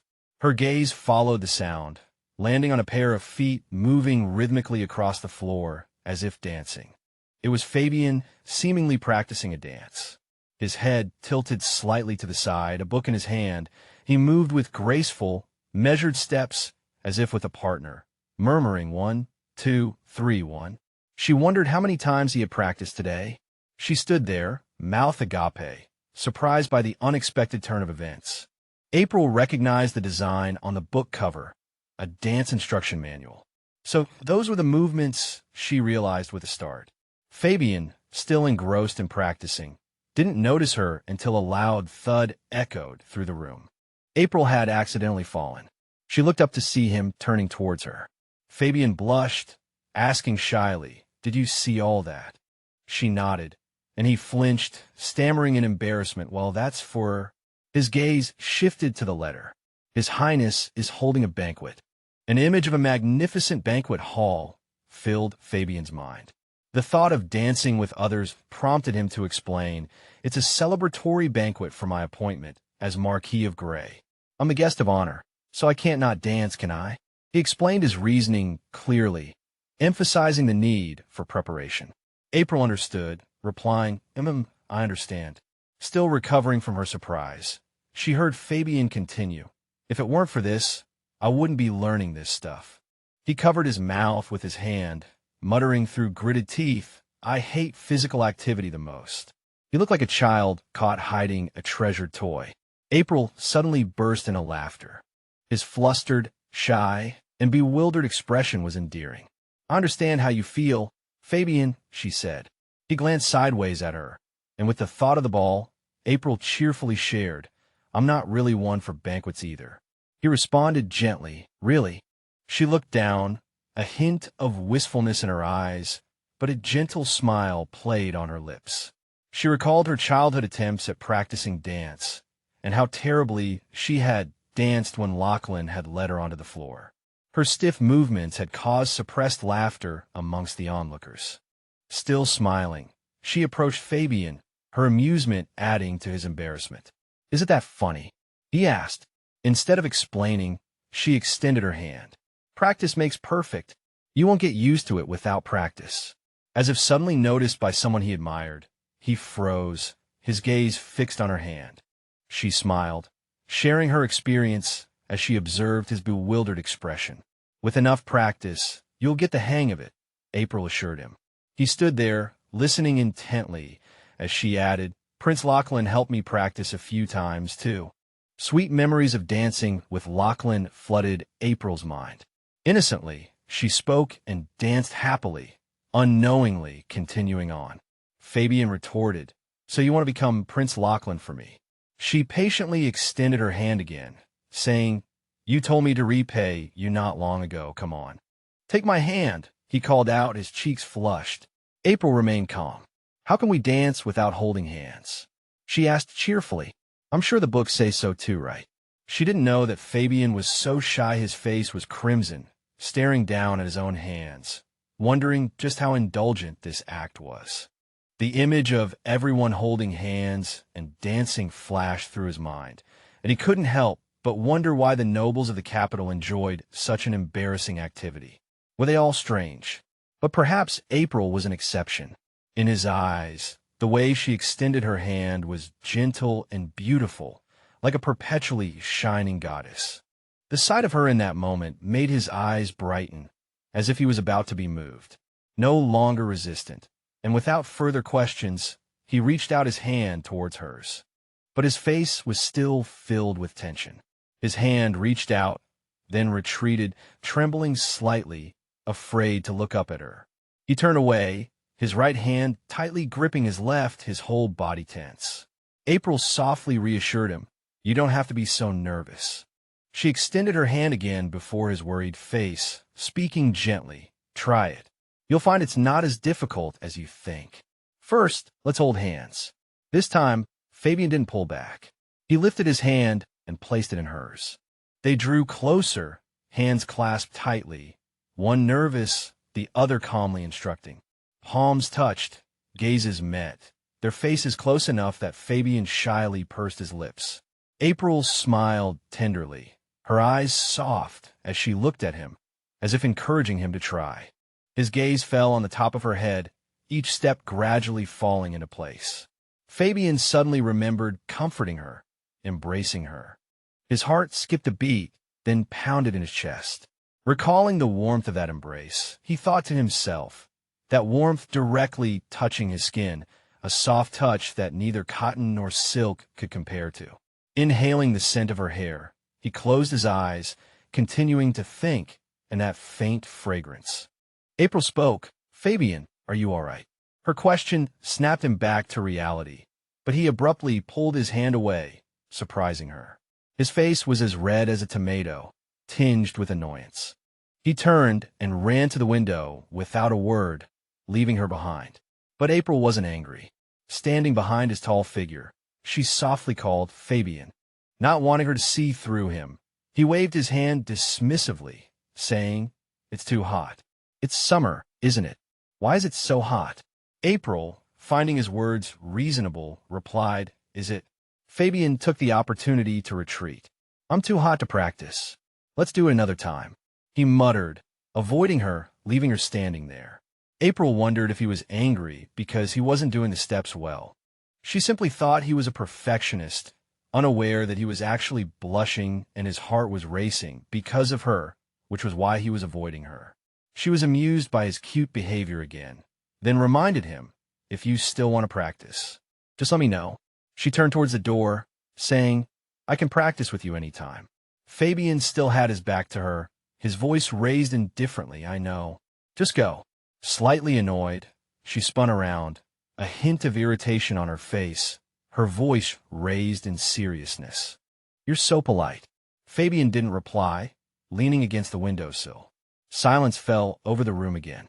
Without her there, he finally allowed a bewildered expression to show, muttering to himself, "How can she be so calm?" Recalling her smile made him even more shy. He thought to himself, "I can't believe she can be so naturally close to me when it's just the two of us." Doesn't she have the word caution in her vocabulary? But if she cried and didn't dare come near me, I'd be angry. It also bothers me that she's only cautious because I'm a man. He bit his lip, his cheeks still flushed, his eyes filled with determination. He tried to dispel any other thoughts, focusing only on, yes, I'm just embarrassed and uncomfortable because of the dancing. The image of April in his mind was always gentler and more beautiful than anyone else, but he denied having any other feelings. I could never have strange feelings for her. He gritted his teeth, clinging to this thought to comfort himself, unable to discern what that truly strange feeling was. At that moment, he yelled "Arg," as if venting all his emotions. The shout startled the birds outside the window, sending them fluttering away. But he still felt uncomfortable, muttering, "Why is it so hot?" He seemed to be genuinely sweating from the heat, the flush never leaving his cheeks.